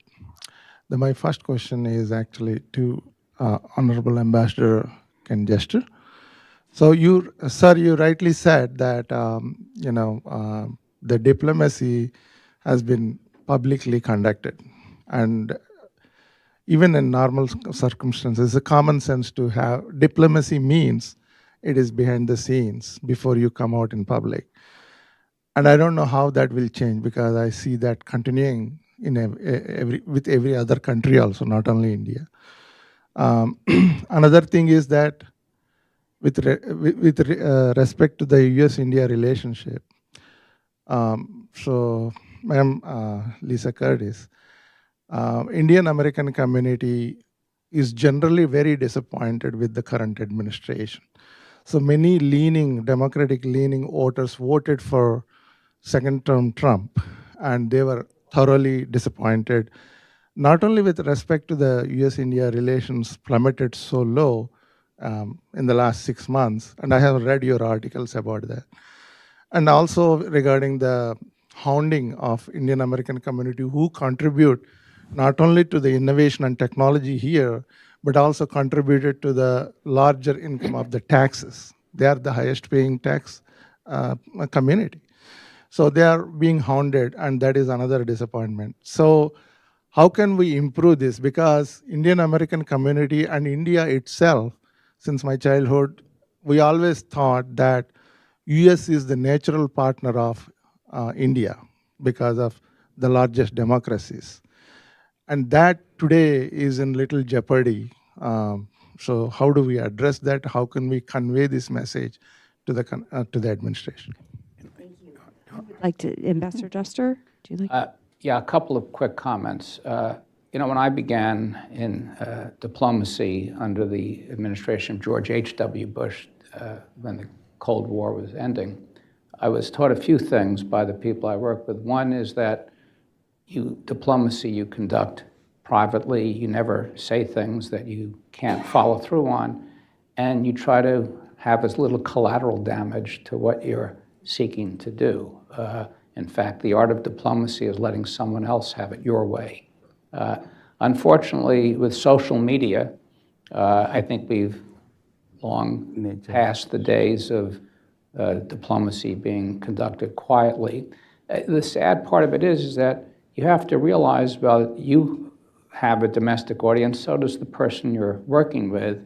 And if you're going to get each side to make concessions, you've got to try to do it in a way that also understands what their concerns are. But my advice would be, and I said this to my Indian counterparts when I was in Delhi, try to tune out the background music as much as possible and focus on what's happening on the ground. And if you get all worked up and react to what comes over social media every day, you're just letting that distract you. And so, recognize that that goes on, and grin and bear it, and instead try to see what really matters and how do we work those issues out. Very sound Yeah. advice. Vijay, did you want to add anything? I fully agree with you, and that is what India's ambassador Vinay Quatra also has said, that we need to go behind the noise and see into some substantial and tangible outcomes in the near term, which will give confidence to both the countries that things can be still worked out and they are not as bad as they are perceived to be. Yeah. Okay, I think I saw Sadnan, you had a question? It was answered. Okay, great. So the woman in the back, yes? Hello, everyone. My name is Nevar Chalikyan. I am from Armenia, Applied Policy Research Institute think tank. I am working on developing India-Armenia relations and also US-Armenia relations to the extent it's possible. My question to the speakers is the following. What is the current dynamics of US-India relations in defense sector especially and related to technology? India is currently Armenia's #1 weapons provider, and that is an interesting angle for us also to explore. Thank you very much. Thank you. So US-India defense relations, technology relations. Very quickly, what's important is, despite the difficulties on trade, and I think it must be emphasized that there was never a decision in the United States government after a 6-month interagency review to downgrade the US-India relationship. We had a trade dispute. But the fact is, in defense and technology, the relationship has continued to move forward very steadily. We signed a 10-year framework for US defense cooperation. We're working on co-production, on technology. I go to these Track 2 dialogues of India-US technology corridor, and there's a very sophisticated level of cooperation in artificial intelligence and semiconductors and critical supply chains. So I think that still is the backbone of the relationship. Trade has always been a sore subject. It has always underperformed. And as I said, however unpleasant some of the tactics have been, if we get to a trade agreement, that could actually be very positive and enabling for the relationship. But on technology and defense, I think it's been continued to be a strong aspects of the relationship. Yeah, I think on the technology front, the private capital continued to pour into Indian data center development. On defense, I agree, but there was the case of the P-8I maritime surveillance aircraft, which the negotiations started to stall in the fall, but now they've moved forward since the announcement of the interim trade deal. Did you want to add something? No, I'd just like to say one thing, like Ambassador said, that it is about the trade where negotiations are happening. In the other verticals that we see, our relationship with the United States of America, that goes on uninterrupted. There could be push and pulls. But whether it is tech, whether it is defense, we must understand that India, US have more convergences than divergences. And this particular block should not be stopping us from having a continuous engagement and finding the right framework where it's a win-win situation for both sides. And it's a cooperation that has been ongoing and will continue irrespective of whatever challenges that we are facing right now. And in terms of Armenia, I was to be in your country last year as part of India-Armenia building relationship. I hope to be the next year. It looks like, we've got 2 questions here, 3 actually. So let's go, this gentleman right in front. The microphone is coming to you, if you can grab that. My name is Ramesh Vishwanath Kapoor. I'm the president of US-India Security Council. Lisa, we worked together when you worked with Lugar in the foreign policy during the civil nuclear deal, all right? Good memory. And then I want something else to work with you, another thing. So it's always, that was the greatest deal, where for the first time India felt the United States gave something to them. They were always largest, oldest democracy, all those highfalutin words were there. It was the first time it was always given that. And I want to do is the next policy that's important to India that we can do. And we were trying through McCain's time, at that time we did it, where get India in the Export Control Act changed, add a country. It's Japan, South Korea, Australia, New Zealand, and Israel. And we've been pushing for 6 years, now it's more 10 years, to get India as that 6th country in the thing, all right? Now that's what India is getting, will get something concrete, all right? And I think with this Hudson being more of a Republican place, I'm a Democrat, okay? I've been since Mike Dukakis days, okay? All right. But that's where I will get from Hudson, if I can get some help, okay? We delivered 86% all the Democrats for the civil nuclear deal. First time George W. ever got Democrats to do it. And it was the US-India Security Council that did it. But this is the other things that we can do, and I'll need some help from you folks. How do we get the Republicans, and I think we can get it with, and that might pacify India, all right? They've got something now, concrete, on the defense area, where law is changed, okay? And now their nose is bent now about Pakistan and the relationship. I think that will do it, and I wish I can talk to people who have credibility of doing that, and Hudson has that. So what's your question? Yeah. My question is, I need your support. But can I just quickly mention maybe I'm sticking my neck out a bit here. You know, we've talked about disappointments that India has had from the United States in the relationship. I think it's a resilient relationship. But I must point out that part of the civil nuclear deal in 2008 was an understanding that India would purchase 6 nuclear reactors from the United States. India quickly enacted a civil liability law that made that possible. And here we are, and only last year did India actually enact a nuclear law which would enable them to purchase now small modular reactors. We didn't collapse the relationship because of that. We didn't talk about a breakdown in trust and reliability. We persevered and went on and looked at the other positive aspects of the relationship. And all I'm saying is, I know there's disappointment on the trade issue. That's not a reason to say the relationship has changed, there's no reliability. China invaded your country. That's a country where you shouldn't rely or have trust. The United States has stood with you when the chips have been down. We've had ups and downs on both sides, and we need to work through that and focus on what's important about the bilateral relationship. Can I just make one point? Yeah. We have to Just move quickly, on. quickly one point. It's partially correct. But it was India is buying $20 billion worth of defense. Yeah. Okay? It was never a nuclear deal. Okay? It never, because we do not have any nuclear technology at all. You know, the reality is we were out of nuclear technology. Okay? That was just a political cover for us. See, it's a civil nuclear deal. It was never a civil nuclear deal. It was always a defense security deal because of uranium. Thank you. So Okay. please, Yeah, this is what let's move on. I'll discuss Let's it. move on. You can talk after the panel. Okay, so we have 2 more questions I want to take. The woman here and then the gentleman, and we'll do them together, and then each of you will be able to have some final words. Please. Thank you so much. This is a wonderful panel so far, and I'm so glad that you guys are working so hard for it. I'm Dr. Lakshmi Talanki. I'm from Boston, and I'm currently president of the Massachusetts chapter. But main question is for Mr. Lester.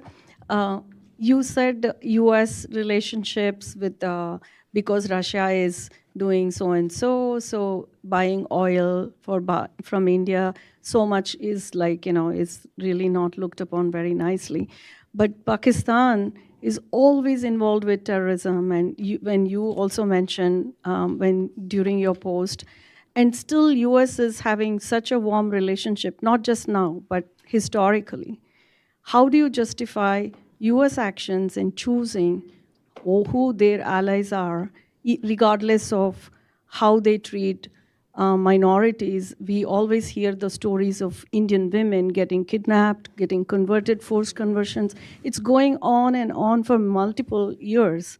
And still it's been very conveniently looked aside, and the warmth of the relationship of US-Pakistan has always been there. It's not just now. Well, I'm not here to defend the history of the U.S.-Pakistan relationship. I can tell you during the term that I was in office as ambassador and when Lisa was at the National Security Council, the relationship with Pakistan was not great. We suspended military assistance to Pakistan. We held them responsible for their terrorist activities. It is true that when the war was going on in Afghanistan, the U.S. needed Pakistan as a route for having logistical supplies go in. But the notion now, the president and you know, the Pakistanis have played the situation, you know, have been dealt a weak hand and have played it very strongly. The president has a close relationship, but I think it's a mistake to look at the American foreign policy establishment, the business community, or any other aspect of the country as having that same warmth in relationship. You don't see U.S. investment, U.S. trade. The U.S.-Pakistan relationship and the U.S.-India relationship are at very different levels. And so, again, I think you have to take a longer view, but when I was in office and Lisa, we were not having such a warm relationship. We were having a realistic relationship based on what we were seeing on the ground. But still we don't see. I'm sorry, we're at Thank you so much. We're at 11:15. Okay, one more question, and this will be it. And please keep it brief. Brief question. I am a physician by profession, nothing to do with politics, and I work for the Yale New Haven Health System.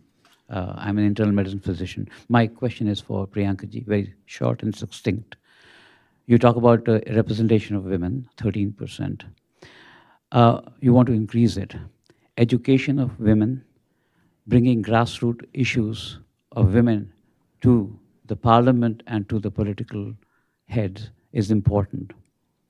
Do you think that these women belong to different communities and faiths, and especially those faiths where women are not regarded as highly? What is the effort in India to empower them, and ultimately, how will it affect US-India relations through these enlightened and empowered women? Thank you so much for that question. Firstly, women at the grassroots are represented 50%. Our local bodies have risen above 50% of representation of women at the grassroots level. Where they find chokeholds are to move upwards, where they aspire to go to the assemblies and to the parliament. That is where they feel that they do not get enough representation. In terms of the women who are there in the parliament, let me also tell you, in the Lok Sabha, I have interviewed many women as part of the Sansad TV anchor that I was. These are women who were coming from the grassroots level and had made it to the parliament just by the virtue of their political party believing in them. However, getting the political parties to say that yes, women are a winnable choice is something that has to be a mindset change that can come only via a reservation, which is unfortunate. If someone was to ask me, I would not have wanted a reservation, neither did our founding fathers want a reservation, but it has become a necessity in terms of representation and getting a voice heard at the table, where women who come to these parliaments, come to these assemblies, bring a different dimension, different perspective of how governance should run. And I would believe that once women are in a parliament and in assemblies, we would see better relations with the world, not just with the United States of America. Thank you so much. Let's give a round of applause to all our speakers. Thank you. Thank you. Thank you very much. I hope you were okay. Yeah. Note, thanks again to all of our speakers. You'll see from traffic-related complications, we're running quite behind schedule.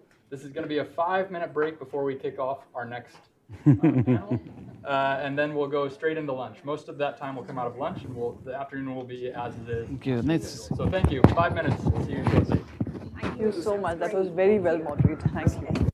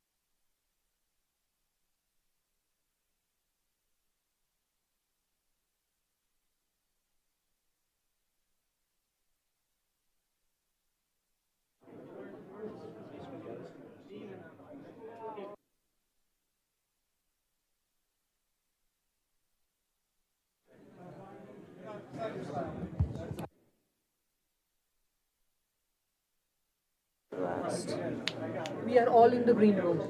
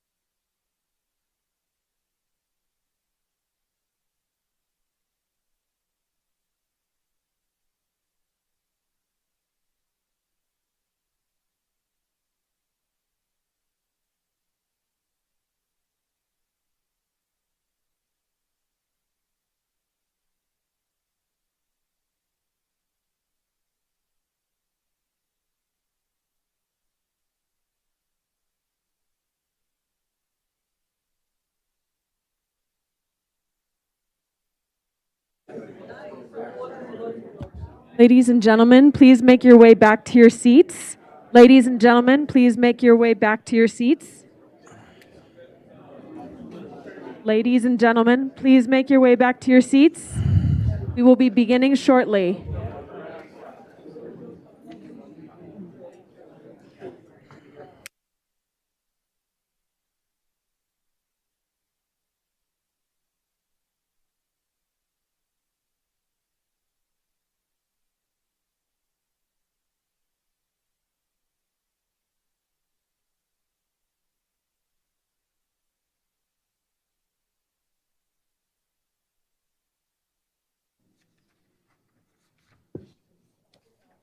Good morning. Welcome to Hudson's New India Conference. The panel before ours focused on foreign affairs. This panel's focus is economic.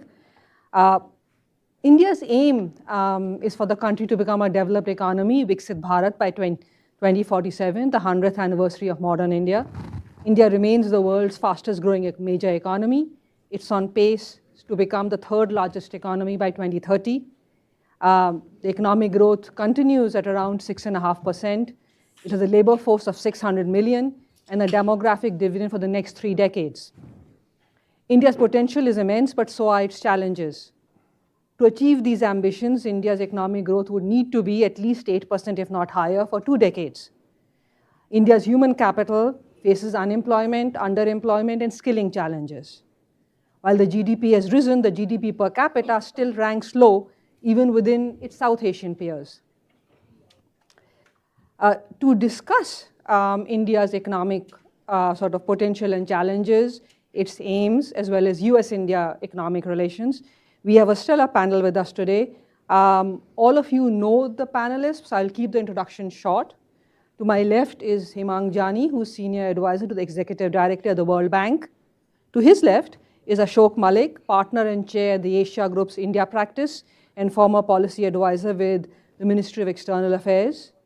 To Ashok's left is Nisha Biswal, Partner at the Asia Group. She has worn several hats prior to that, including at Development Finance Corporation, Chamber of Commerce, and also served as Assistant Secretary of State for South and Central Asia. And to my extreme left, not ideologically speaking, is Rick Rosso, a Senior Advisor and Chair on India and Emerging Asia Economics at CSIS. Since we are running about half an hour late, we are going to go straight into a panel conversation. I'll start with Himang. Himang, Viksit Bharat 2047 sets out an ambitious vision for India's economic and social transformation. Could I ask you to sort of, maybe talk about some of the key pillars for this Viksit Bharat and the transformation? Sure. Thank you, Aparna. First of all, we always say that there are not enough people who understand India, and India at the pace it is growing. So these kind of gatherings are very important and apt. When we talk about Viksit Bharat, and I see many friends here in the room, let us go back to what the Honorable Prime Minister announced on August 15, 2022, which was essentially the 75th birth year of India. He gave a vision for next 25 years. And that is what we call Viksit Bharat 2047 vision, right? So first of all, for the first time, a Prime Minister has provided a very long-term vision that itself brings a lot of reliability and credibility and predictability for anybody else. You have everybody here as India watcher here. That vision had 5 things, as I call as Prime Minister called them 5 prants, or 5 resolves for New India. And that is what very aptly your conference is also named as New India Conference. That is what defines the New India or the vision of New India. What were those 5 prants? 5 prants were, first was Vikas or development. Second one was Swabhiman, bringing the dignity back. Virasat, Ekta, unity, which is very important. And the 5th one was Kartavya. We have recently named Kartavya Path because we forget about the duty or the responsibility. Now, let me wear my development economist hat and come back to defining the first one, Vikas. What do we mean by developed India? In GDP terms, of course, we want to grow, maybe 10 times, a 30 trillion economy, double the manufacturing as share of GDP, etc., etc. But those are just numbers. What does it mean for us in this room who are concerned about India and US, or maybe India and rest of the world? Is one thing. One is India is looking at a very high productivity led growth rate for not next decade, but next couple of decades. How will it achieve it? It will achieve it through making very definitive investments in human capital and all related aspects of it. And what is a key binding constraint is bringing the regulatory and structural predictability and reforms. And India is working on all three of these, and that is what defines the Viksit Bharat 2047 vision. Happy to elaborate on any of those pillars in the next round of questions. Thank you. Thanks, Hemang. Ashok, if I turn to you. Sure. For a state that has been historically protectionist, over the last few years, India has been pursuing trade agreements. Why do you think India is recalibrating its approach towards trade? And if you could elaborate, on India's vision of trade and how it fits into India-US relations. Thanks, Aparna, and thank you to Khanderao ji and to Hudson for inviting me to this conference. Essentially, like many other countries, including this country, India pursued multilateral free trade agreements and free trade agreements with many partner countries, especially countries to its east in Asia, very vigorously from the early years of this century, and found the outcomes rather mixed, especially in the vulnerabilities created and in terms of domestic manufacture, the susceptibility to cheap consumer goods imports from China and China-linked supply chains. That did cause a pushback. Again, India is not unique. It's happened in this country as well. It's a very different economy, but it's happened here as well. And that did cause a pushback. That caused a recalibration of approach to trade. About 2 or 3 years ago, post-COVID, I would say, post the Galwan crisis, there was a recalibration of our trade strategy. And we focused on trade agreements with countries with which we were compatible, countries that did access the Indian consumer market for certain types of goods and products, but which also enabled India's own economic ambitions, especially India's manufacturing ambitions. I'll give you an example. If you look at India's electronics manufacturing, in the past 10 years, since Prime Minister Modi came to office, it's gone up from $20 billion to $121 billion. Okay? It's a 6-fold growth in his term. So there's obviously ambition to take this further, to look at green manufacturing, to look at defense manufacturing, to look at a bigger industrial base, to look at a semiconductor ecosystem, which is in the early stages, and looking at trade agreements with countries that can enable Indian manufacturing and Indian economic development and growth with components, commodities, technology, machinery, and so on, without dislocating domestic industry. Okay? That is a very legitimate goal. And in the past 3 years, India signed trade agreements with the EFTA countries, with finalized agreement with the EU, signed a free trade agreement with the UAE, the one with the GCC, which is an expansion of that, is in the works. The trade deal with Canada should be signed at the end of this year, fingers crossed. The one with New Zealand will be signed, I imagine, next week. That's what I'm hearing. There's also a trade agreement with Australia. The big one, the big ambition is, of course, for the trade agreement with the US.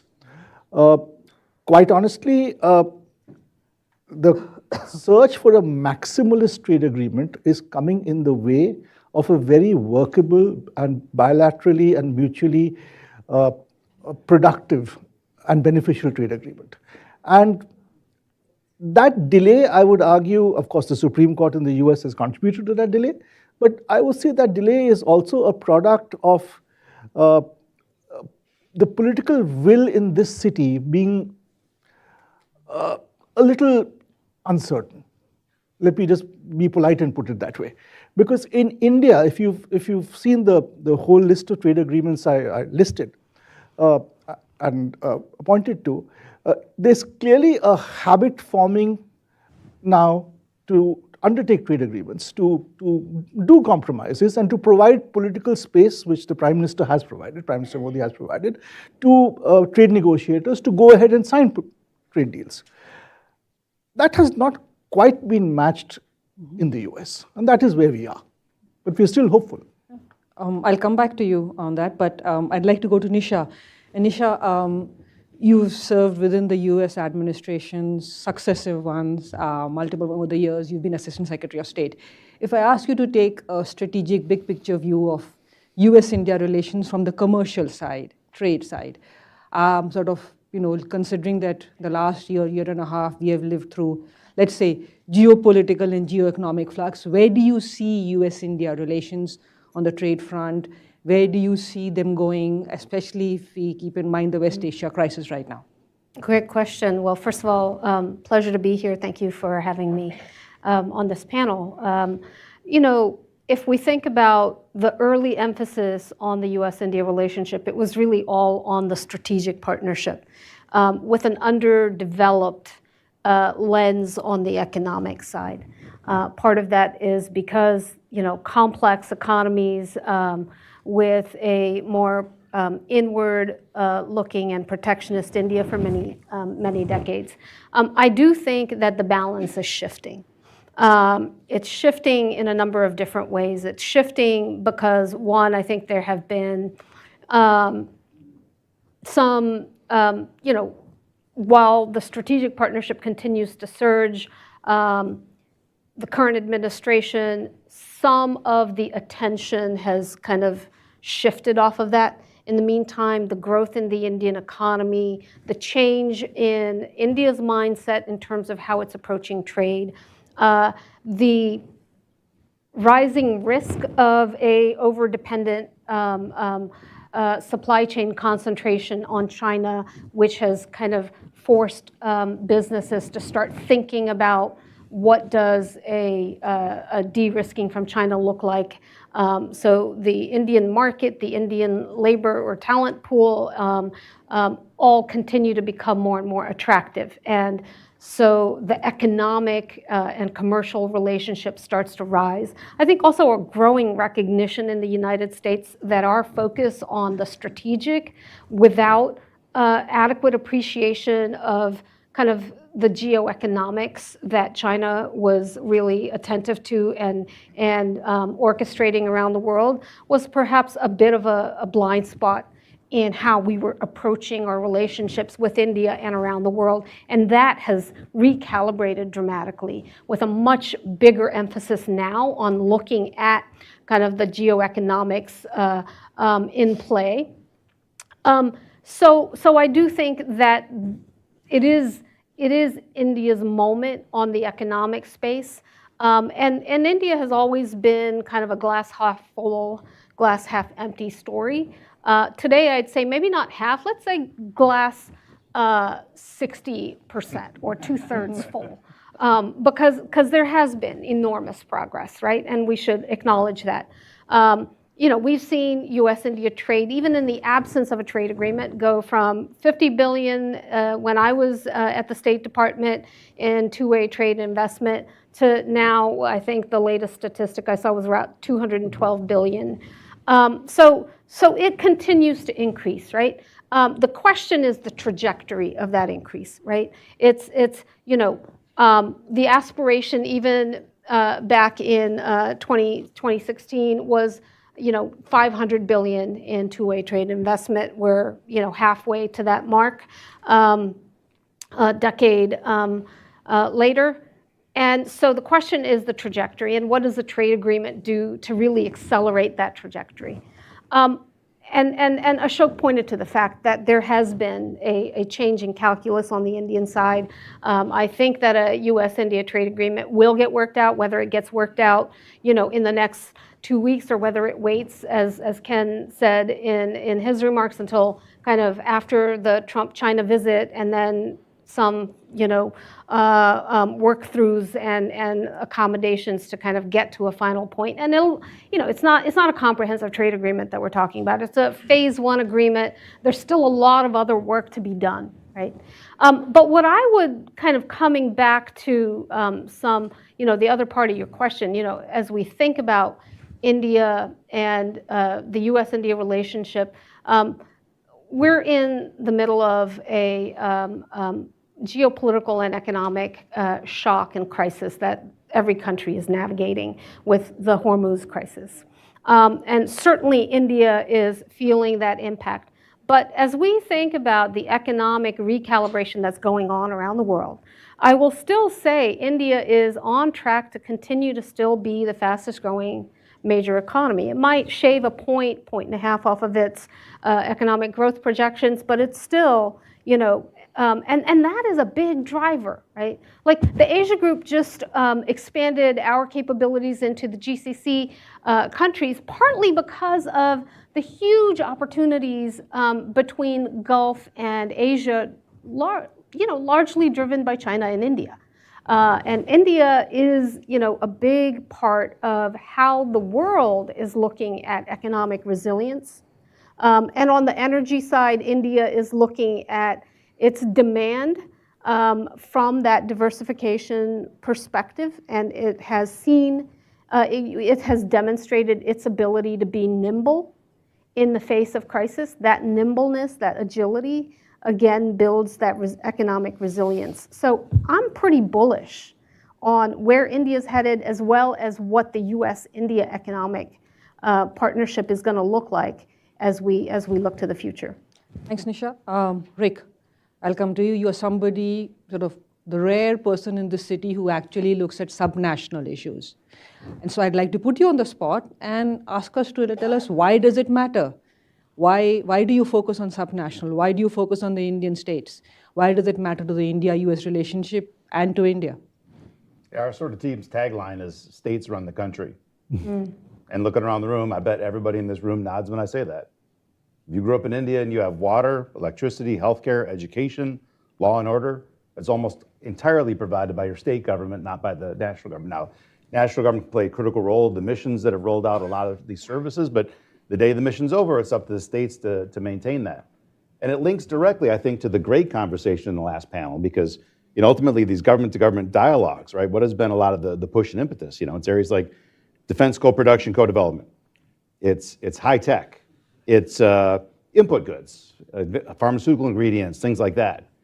But when you're really sitting inside a company that's making a big decision about whether to invest in India or not, those are slides number 50 in the decision deck. Rarely are they slide number 1, right? You need power, you need labor flexibility, you need water, you need the ability to acquire land. That is the first 20 slides in your deck. How do I sell stuff? How do I make stuff? What's the cost of my inputs? Even tariffs. My God, we just went through a year of the threat of 50% tariffs and actually 50% tariffs. And what happened to actual trade last year? Well, it grew 16%. Even the 3 months where the 50% tariffs were in place, we still had an average trade a month that was approximate to what it was the year before. Down a little bit from the beginning of the year, but amazingly stable. So these things are really important, but I say sometimes it's a bit like the sheet on top of the mattress, or maybe the fancy throw pillows that go on top, right? The mattress and the bed frame are the things that states control. And I think out of the gates, the Modi government did something that we hadn't seen before. Started ranking states, started providing model regulations that states could adopt. I engage states a lot, and the administrative capacity sometimes isn't quite as strong as you see in New Delhi, and they need help, they need assistance drafting their e-mobility policy or things like that. States have focused, I think, a lot of their priorities on trying to incentivize specific industries.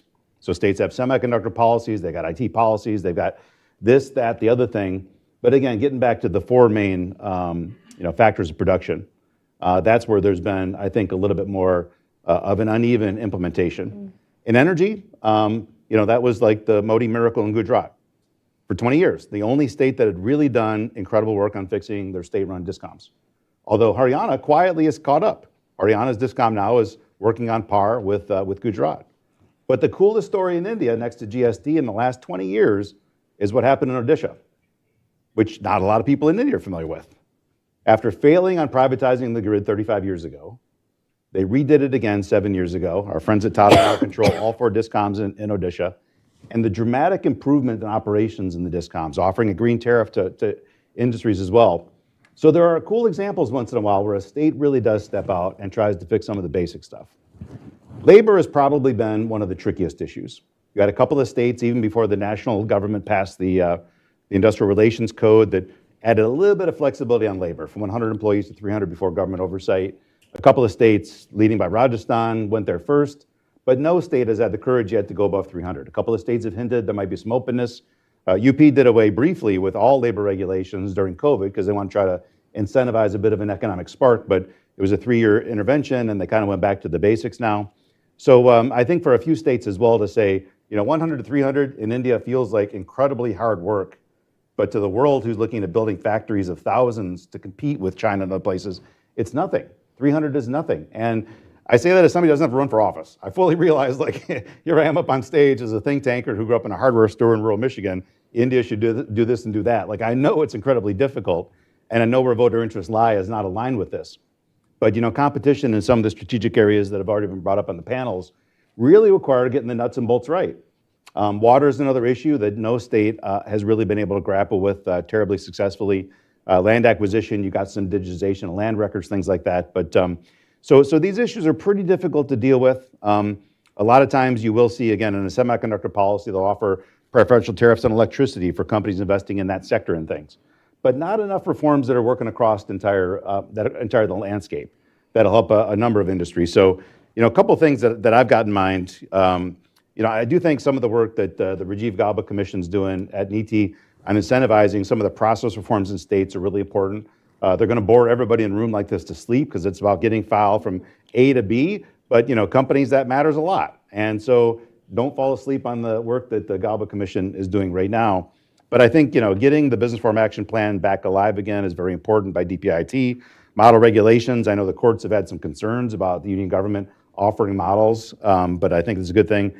Embedding AI in a lot of the new policies, we've consulted state governments and they're very open to it. They just don't think about it.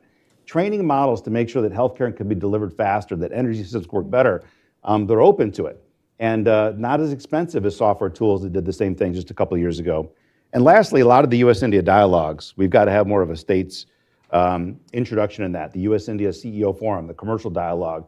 I'd love to see American governors get up. I'd love to see Indian chief ministers come together and talk about the state things that have to happen to really unlock the promise of all the incredible things that Ken and Vijay and Priyanka talked about in the last panel. Getting states to weigh in on those and say, I want a piece of that pie you're talking about, is a good way, I think, to incentivize some of that positive change we'd like to see. Thanks. Thanks, Rick. Can I just say one thing? One of the smartest things that we did at the State Department when I was there was we gave a small grant to CSIS to fund the state and urban work that Rick has been doing. That was our first grant to get our state's work off the ground. Thank you. Yeah. So I know that we have around 20 minutes left, but I'd like to do one round of questions on the panel before I turn to the audience, but do make sure that you have your questions ready. Himang, you talked about the Panch Pran. One of the challenges India has faced is employment for the massive labor force, skilling for them, and struggling with women's participation in the labor force.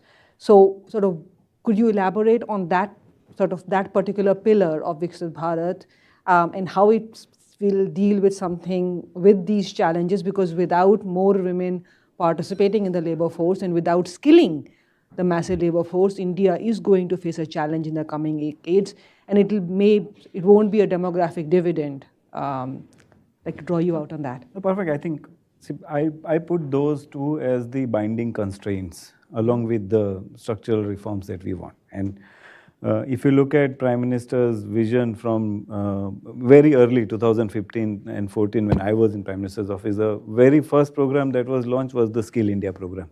right?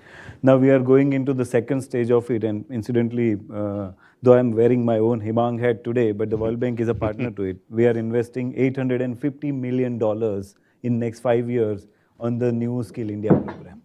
So skilling is a binding constraint, but it is part of the Viksit Bharat vision. We know it, and we are working towards it directly.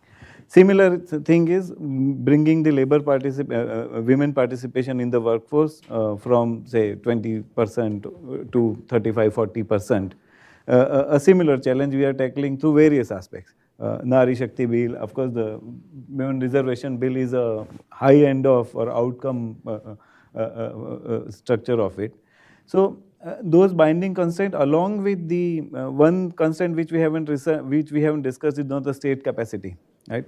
And state capacity and states capacity, both what Rick mentioned, is also another opportunity. So we are working towards both the goals and investing steadily. And that is where I feel that the new economic vision, if I put, is based on lot of reliability and lot of predictability with sustained investments on human capital. It's not only skilling or women labor force participation. You look at the new education policy. New education policy also opens a lot of doors, which will tie to investment in technology, which will tie to investment in entrepreneurship, innovation, which will all link to what we want to see in terms of more skills and more empowerment. Two more points I want to make, which are different, is see, we have to look at new economic model of India beyond trade. Trade is for this year, next year, maybe for another 5 years. India is going to add the size of Germany's economy in next 10 years. Which large democracy or which democracy in the world is going to add another Germany to their economy in next 10 years?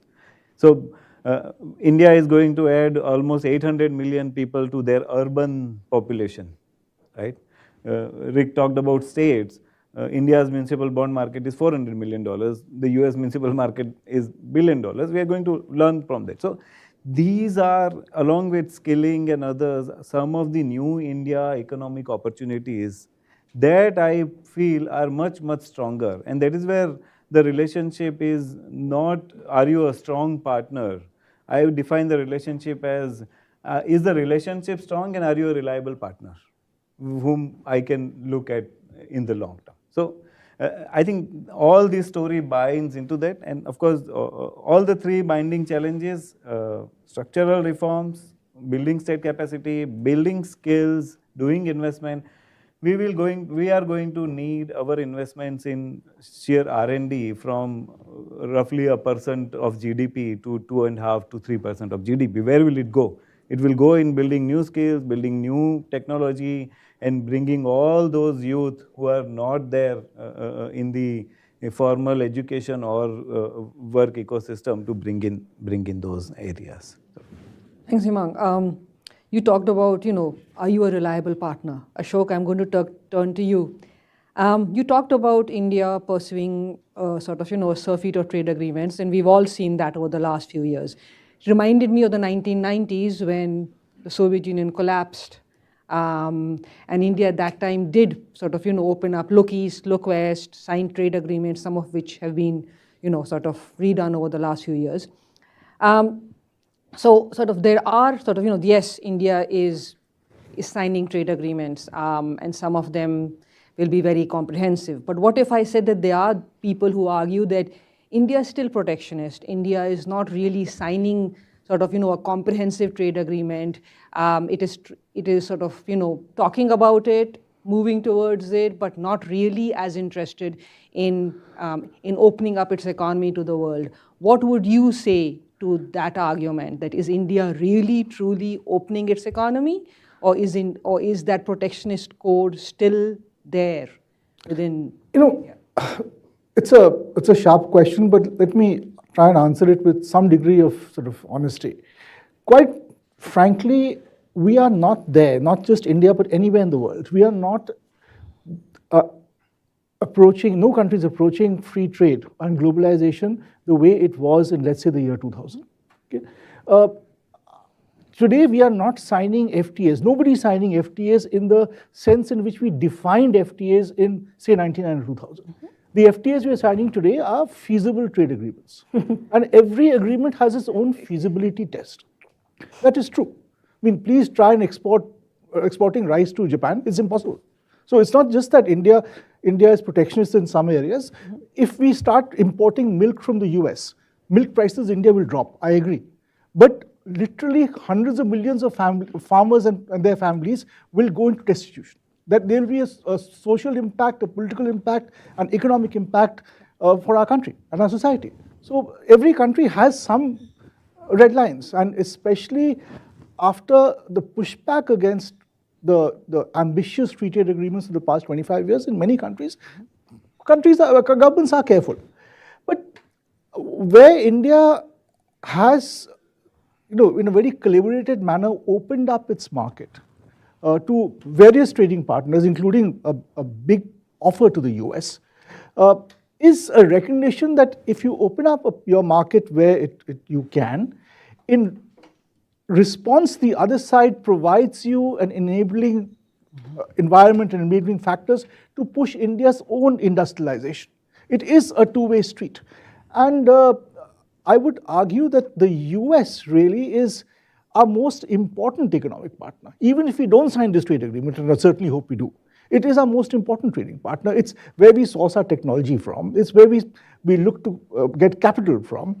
It's our entire, where do we try and send our students? We try and send them to America till America refuses to give them visas. Then we have to send them elsewhere. Okay? So this is the country which is our preferred economic partner.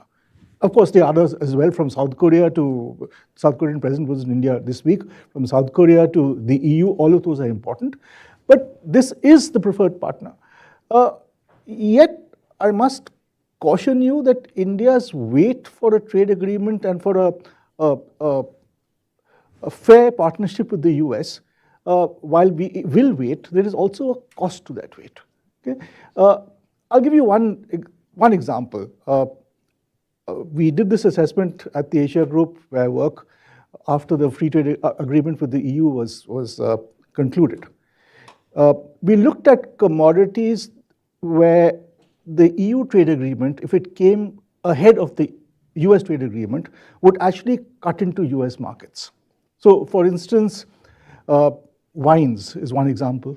Okay? If EU wines become cheaper, between apples from Washington State and apples from, say, the UK or New Zealand, we have trade agreements with both those countries.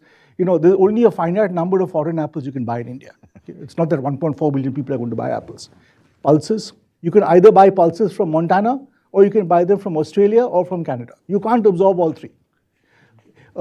We actually found one American commodities and chemicals company, a major company, which had 2 manufacturing facilities in this country, in the US, and 1 in Europe. And for the particular chemical which they were selling to India, the European factory became more competitive than the US factory. These are questions which, this city has to consider. Thanks, Ashok. Drawing on that, Nisha, if I turn to you, Ashok talked about an enabling environment, it being a two-way street. The US also has turned protectionist over the last few years, even more so over the last year and a quarter. In this environment, what would you say would be some of the enabling factors or the those factors which could actually help the trade relationship deepen further instead of, and so make US more appealing than Europe or Australia or Canada for certain issues, whether it's energy or any other issue that you could talk about? Yeah, I mean, I think it's the multipolar foreign policy is probably going to be matched with a multipolar economic and trade policy, right? And just to build on what Ashok was saying, like even in the United States, there's been a recognition that this drive towards free trade and globalization may created massive efficiencies in supply chains and created great benefits for consumers. It created a lot of dislocation for workers. And we're living through a political moment where we're reckoning with that dislocation. And there's a recalibration going on in the United States. I think that recalibration is happening around the world in different ways. And when we start talking about resilient supply chains, again, there's a move away from efficiency and towards resilience. And that resilience manifests in many different ways. There's a resilience against a China shock, but there's also resilience in terms of trying to create better domestic outcomes, national outcomes. And so all of the countries are balancing these issues in terms of the kinds of agreements that they're negotiating. And I think some of the kind of tariff leverage that you're seeing from the United States is about that recalibration, right? In terms of what does that mean for US-India? Look, I think that there's tremendous opportunity in certain key sectors, and then there will be other sectors where India will seek, gains in other markets, and the US similarly. And I think that a broad-based and diverse economy is natural to do that, right?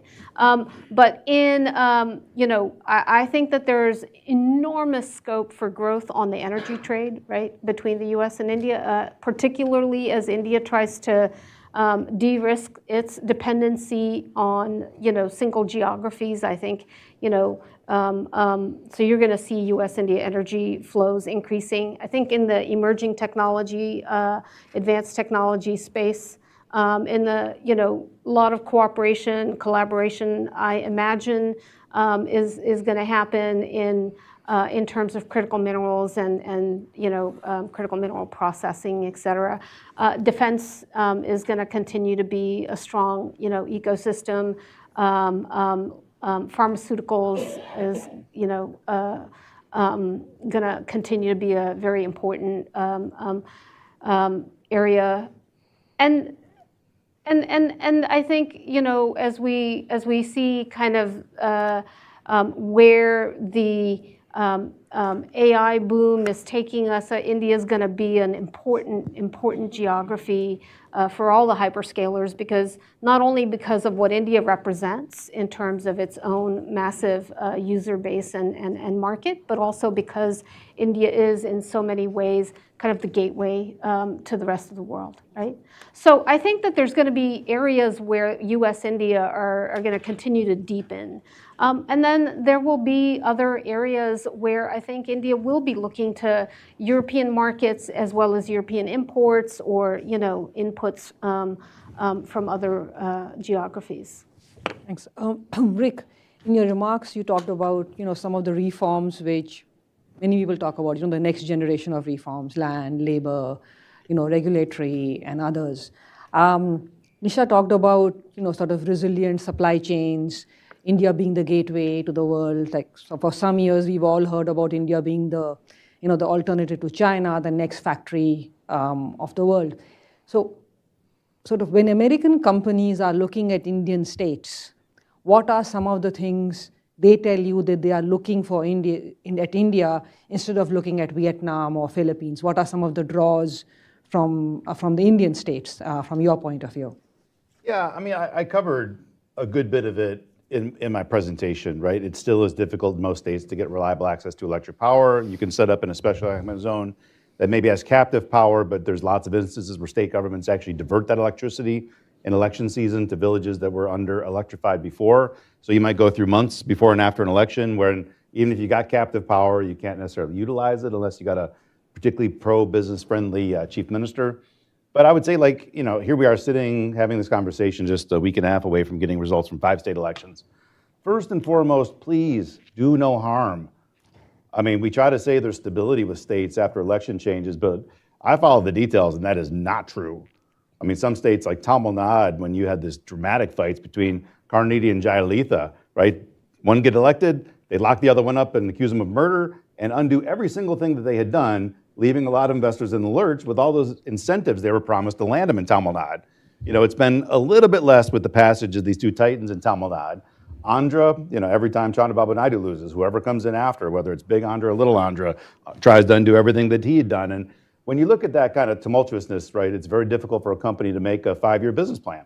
Companies want at least some things. I mean, they can exist in all kinds of crazy environments as long as they can count 5 years out what the baseline policy regulatory issue is going to look like. So first and foremost, do no harm.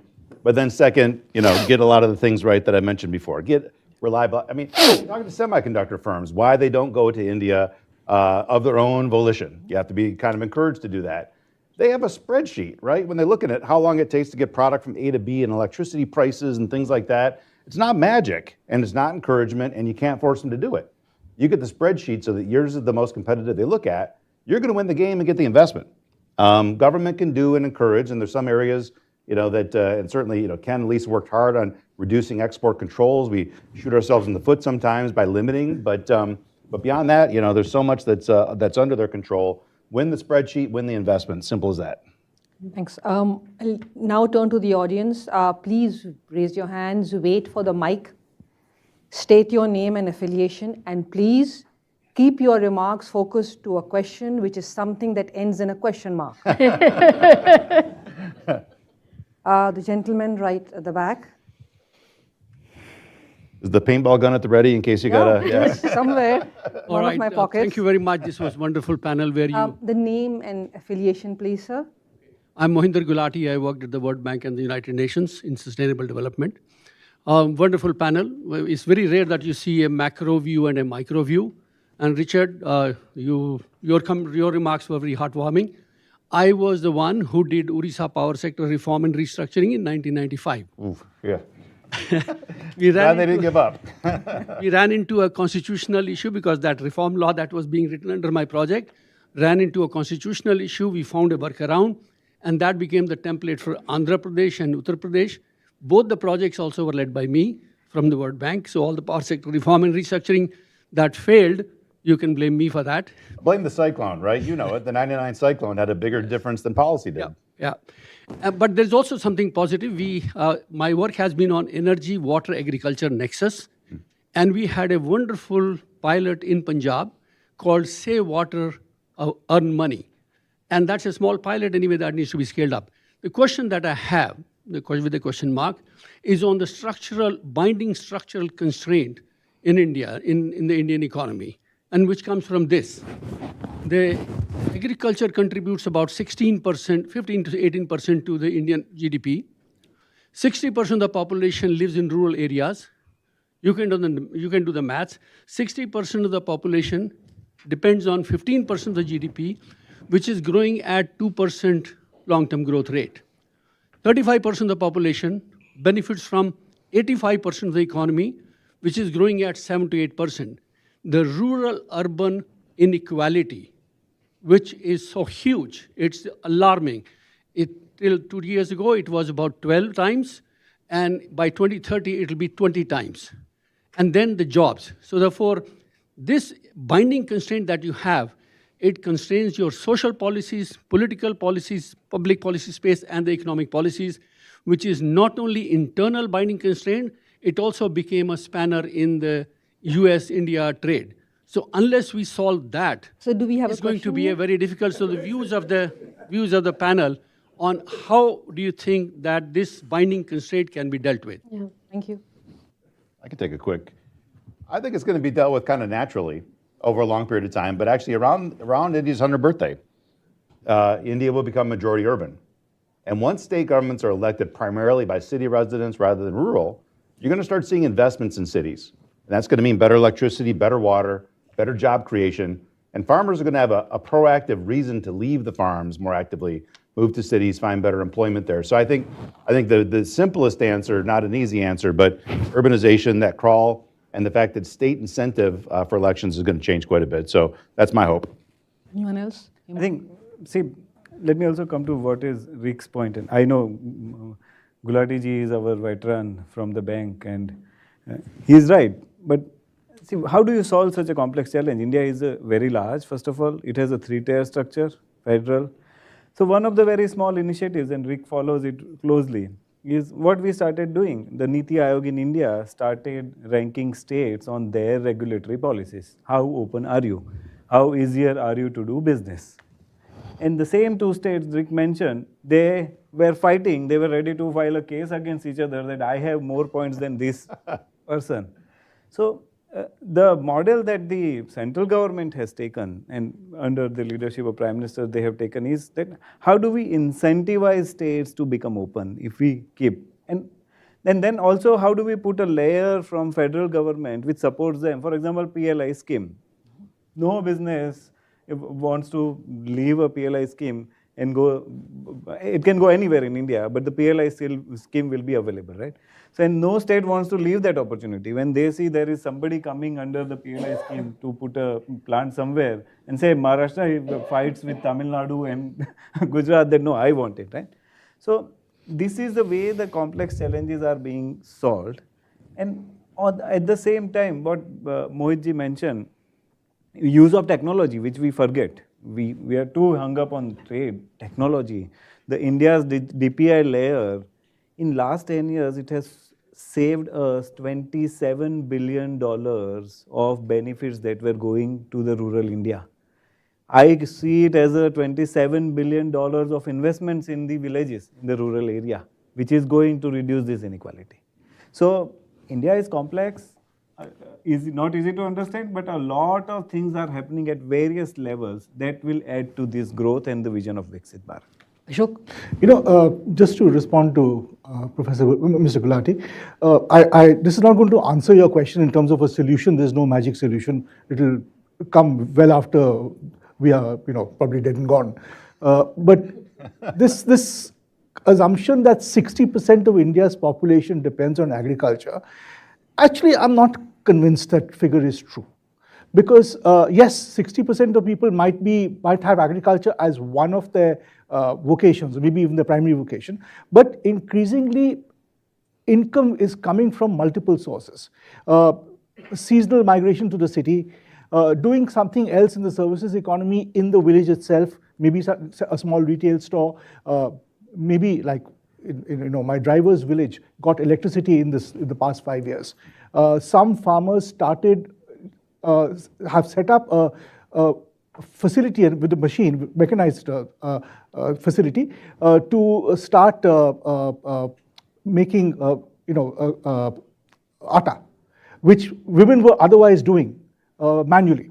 And so there are jobs being created which are not great jobs, which are not salaried jobs which pay great benefits, but the farmer or the farmer family is increasingly looking at something else in addition to agriculture, because agriculture is simply not paying enough.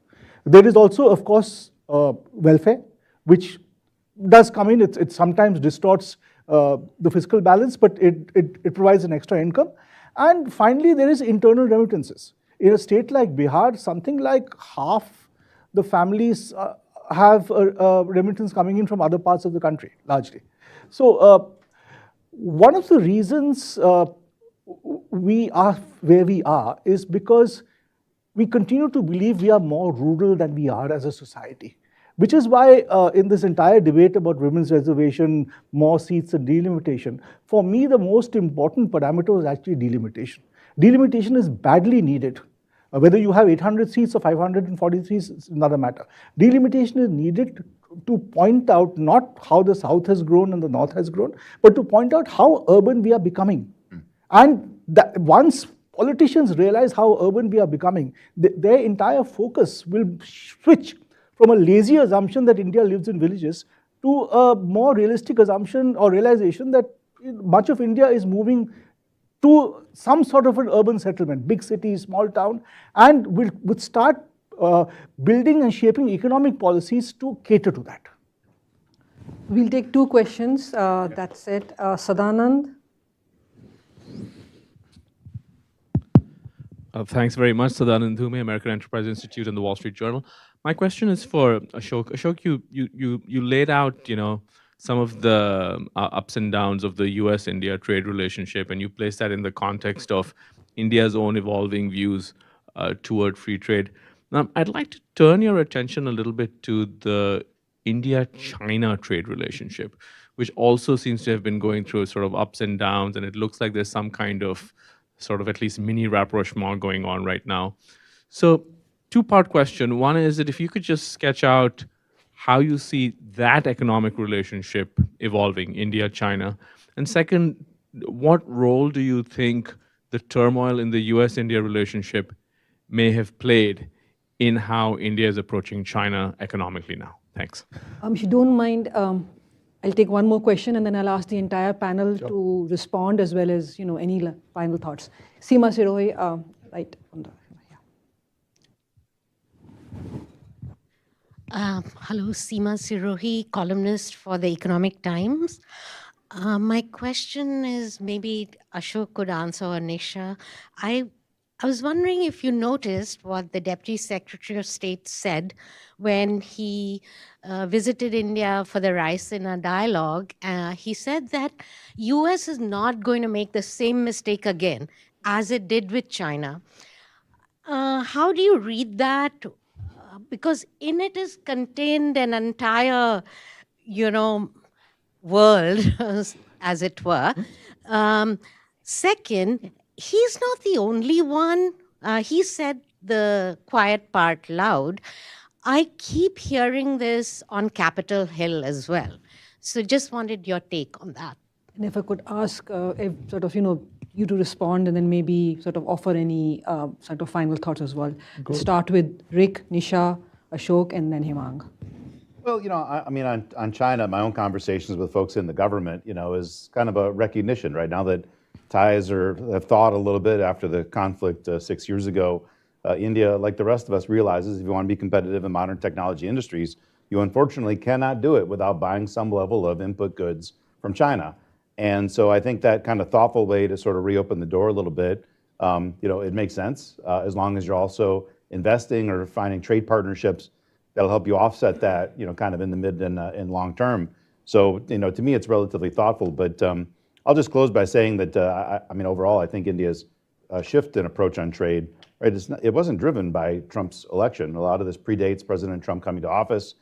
In my own conversations with a lot of Indian trade policy leaders, political leaders, when you saw that change happen, some of that was driven by the multilateral development banks, multilateral institutions, talking to state governments that were waking up and realizing it's a unique opportunity for Tamil Nadu and Gujarat and other places to get a slice of global supply chains.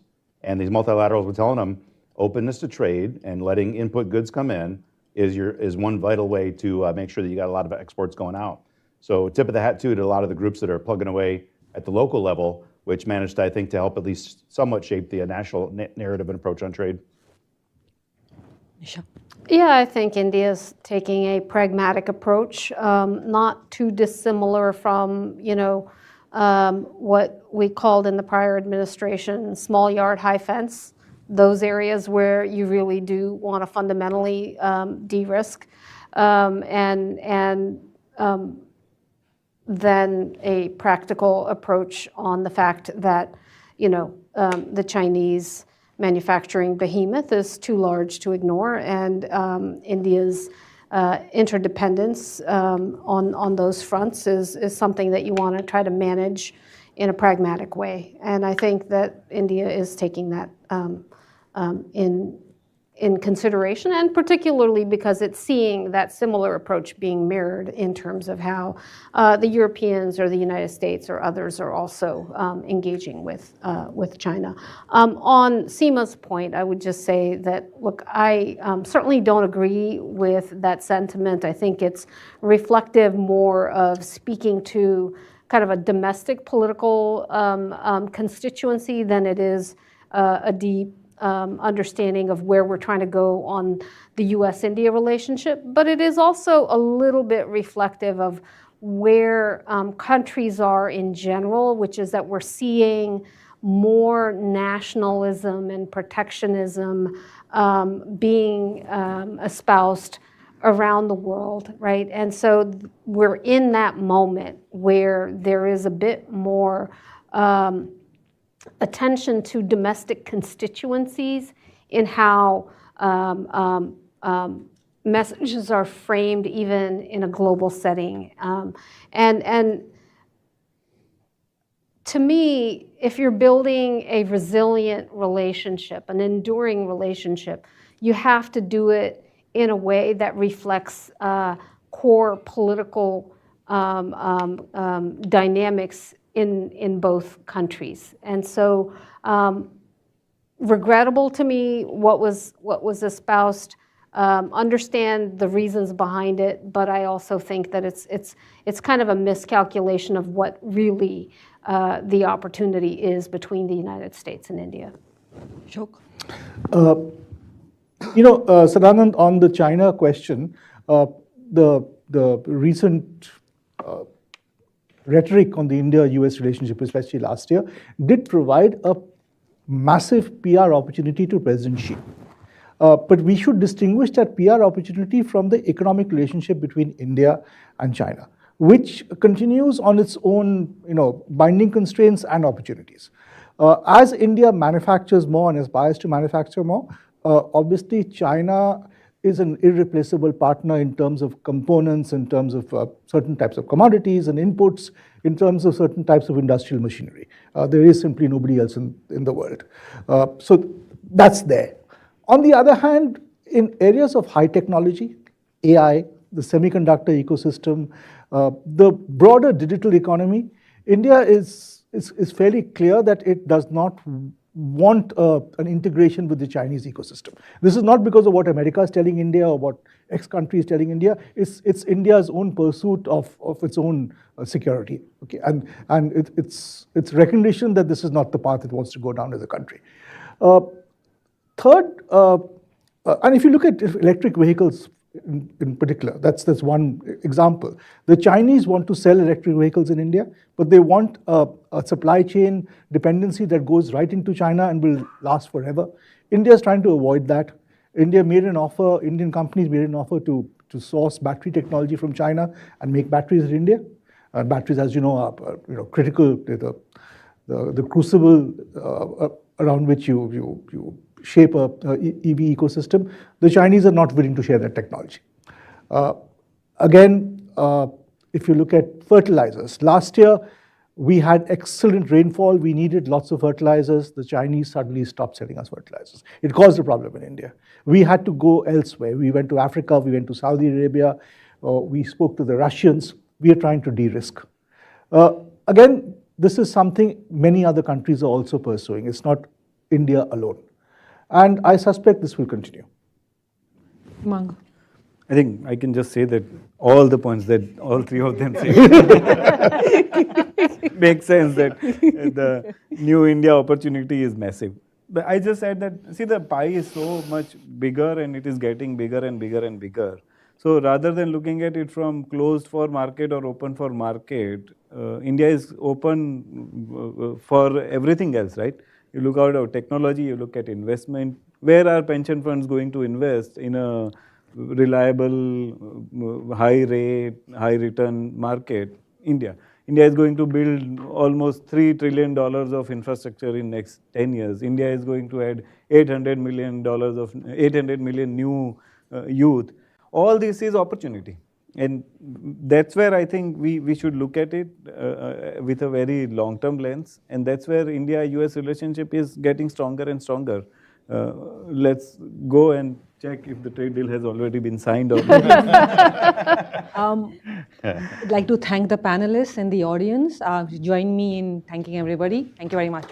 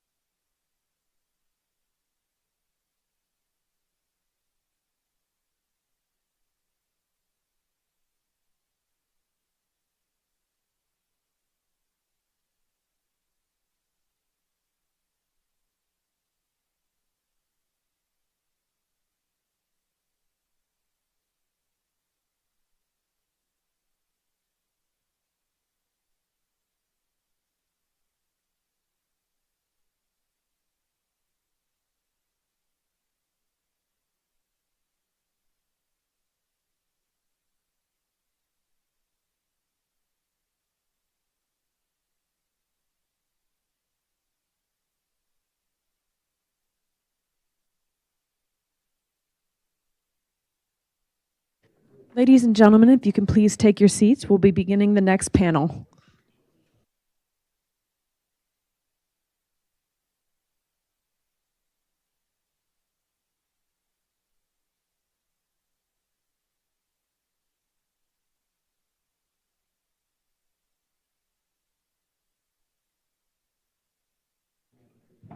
Great. Alrighty. Well, thank you all.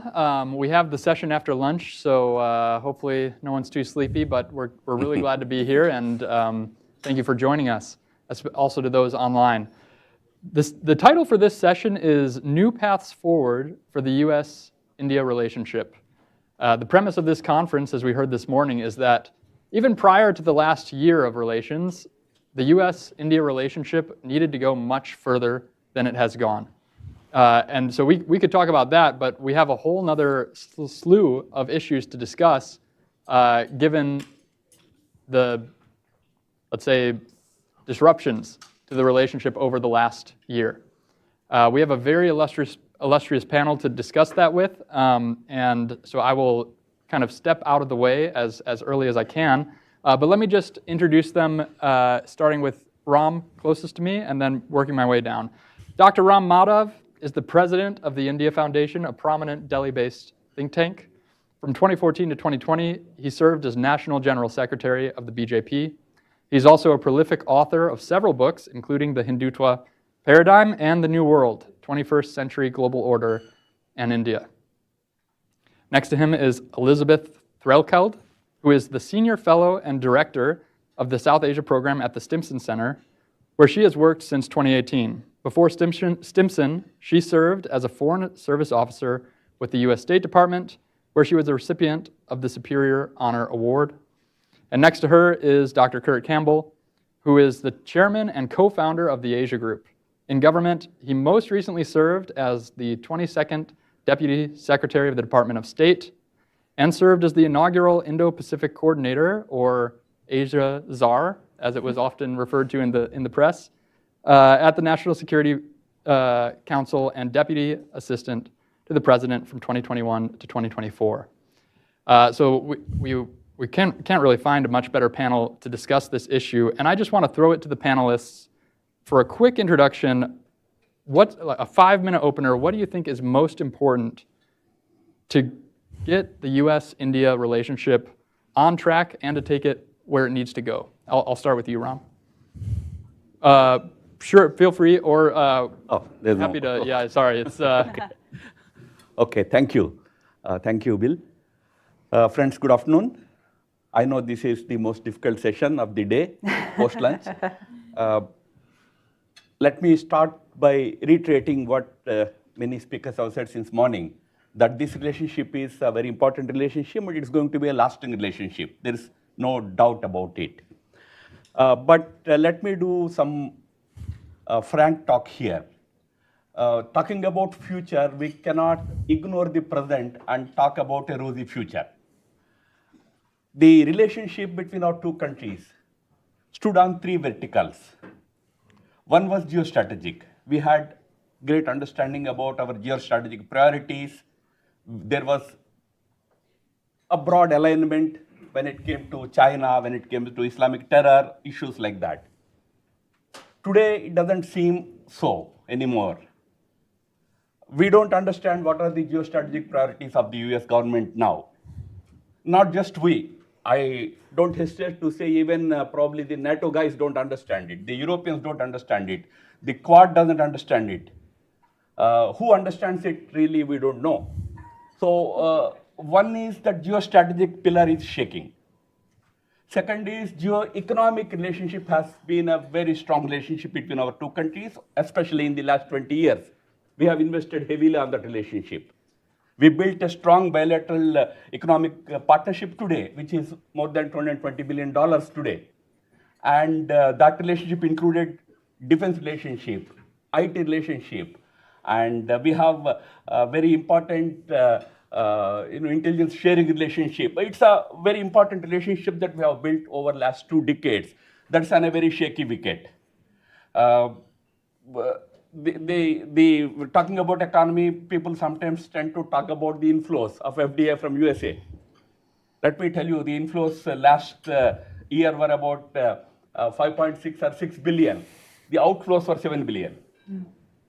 We are also facing net negative FDI from the US. On economy, you have seen what all happened in the last 1 year, especially on the question of tariffs, on the question of many economy-related issues, how far we went. I mean, how bad this whole relationship became in the last 1 year is very well before us.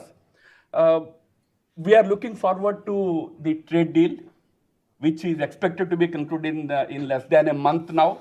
We are hoping that when Secretary Rubio visits India next month, we would have finally closed the deal, clinched the deal.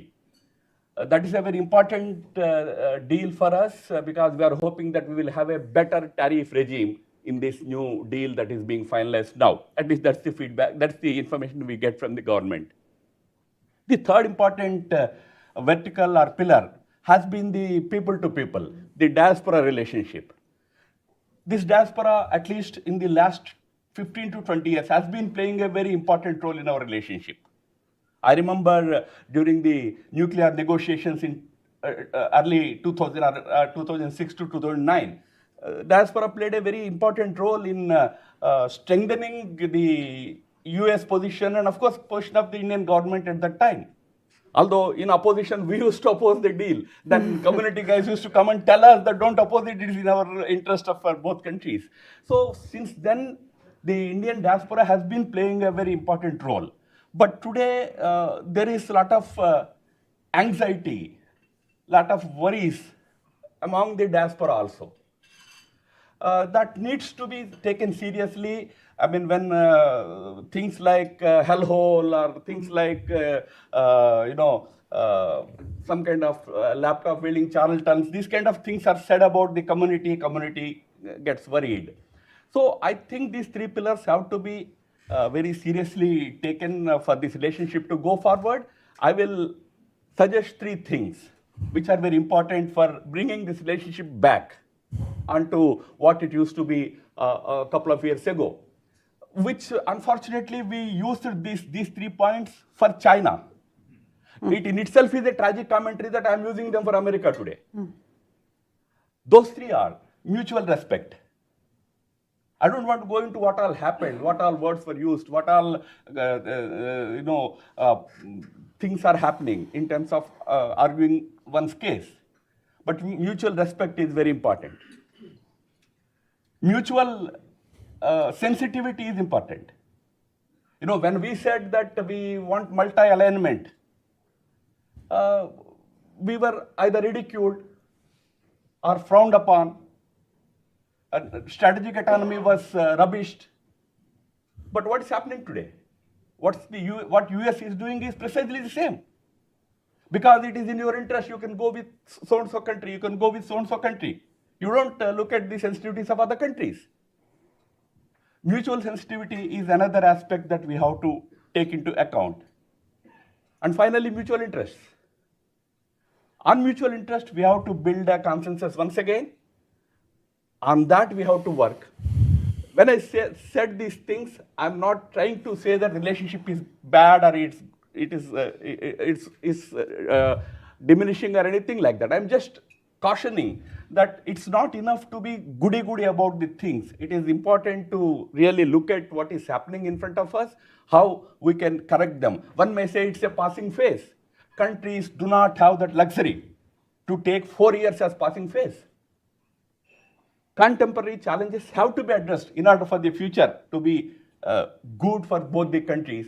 That's the reason why I thought we need to focus on these issues in order to ensure that the future trajectory will be a better one for our two countries. I will end here. Thank you. Thank you, Ram. And thank you for the candidness when you are so badly outnumbered by Americans up here. We'll turn to Elizabeth. Thanks so much, Bill. It's great to be here, and thanks to Hudson for convening this important conversation. Maybe a bit of good news is I think we actually, to an extent, share a diagnosis of the challenges that we face. And the damage that has been done to the pillars of the relationship. So I won't rehash that. I know that's gotten a lot of coverage this morning as well. I think just a couple of other points to add here beyond those that Dr. Madhav mentioned. Immigration, right? A huge piece of the people-to-people ties, as well as the undergirding of the business relationship and what's happened in terms of changes and uncertainty in the visa regime, I think is very important here. Another one is the extent to which the rhetoric that both sides have leaned on over time in the importance of both being democracies. The world's oldest, the world's largest. Yes, that's window dressing to an extent, but I think that framing matters as a logic to this relationship. And to my mind, it is a logic that just has less traction than it used to. And that is another maybe not a structural pillar of the relationship, but certainly an important atmospheric one that in my mind overlays a lot of what the US and India had been working to build. So as I see it, kind of this question of where we are now, we might not have wished it to be so, but what we have seen is effectively a stress test of the US-India partnership over the last year and change. And I think the silver lining perhaps here is, to my mind, even after a year of shocks that would have been difficult to predict and is in some ways kind of the perfect storm of coming at the relationship from different angles, the partnership hasn't come to a screeching halt. I think we can point to the habits of cooperation that have been built over time, the muscle memory of this relationship at the G to G level, even if it is more working level cooperation with a lack of kind of high level attention than we've gotten used to over the course of the last several administrations, we can point to steady conversations and some progress that's been made in the defense space, in energy, in space cooperation, in supply chains broadly. And I think that is meaningful and not to be overlooked, because it's possible to imagine a relationship where, having endured what we have, things really do hit a wall. And I think it matters that so far we haven't come to that point, though certainly the momentum hasn't maintained from the levels that it had been in previous years. I would also, though, point to something that the panel before lunch really focused on, which is the economic ties, the business relationships in particular. We've seen massive investments from Microsoft, from Google, from Amazon over the course of the last year. That matters, and I think those investments can provide some ballast for this relationship and speak to the interests that go more broadly than corridors of power in New Delhi and Washington. And I think that is very important, especially at a moment of uncertainty like this. I would also say that India's response to these changes in Washington has been remarkably measured and mature. And that was no sure thing either. And I know that that is particularly challenged at a time when there's always state elections and domestic considerations matter in this space. Yes, India has sought to shore up its ties with Beijing and Moscow to an extent. But I see that more as an incremental calibration rather than any sort of fundamental shift. And so my takeaway from this stress test is, to an extent, our interests are sufficiently well aligned that even in these moments of tension, India has continued with many of the priorities that have traditionally underpinned its relationship with Washington, even as Washington has taken a different course over the last year or so. And so thinking about what that means ahead and where we go, I think we should continue to do the difficult work of seeking engagement, new ways of working together, perhaps having to be a little bit more creative than we have in this relationship over time when it has just been kind of a fundamental driver. I think the arrival of Ambassador Gore in Delhi is meaningful here. If we are to see a trade deal, there can be windows of opportunity that we can create for a reset, but I am not holding my breath that we're going to get back to something that looked like the relationship as it was in the immediate term. I would, though, say that I think there are opportunities here actually for India to set the agenda for itself, for what it seeks to achieve in its region and beyond.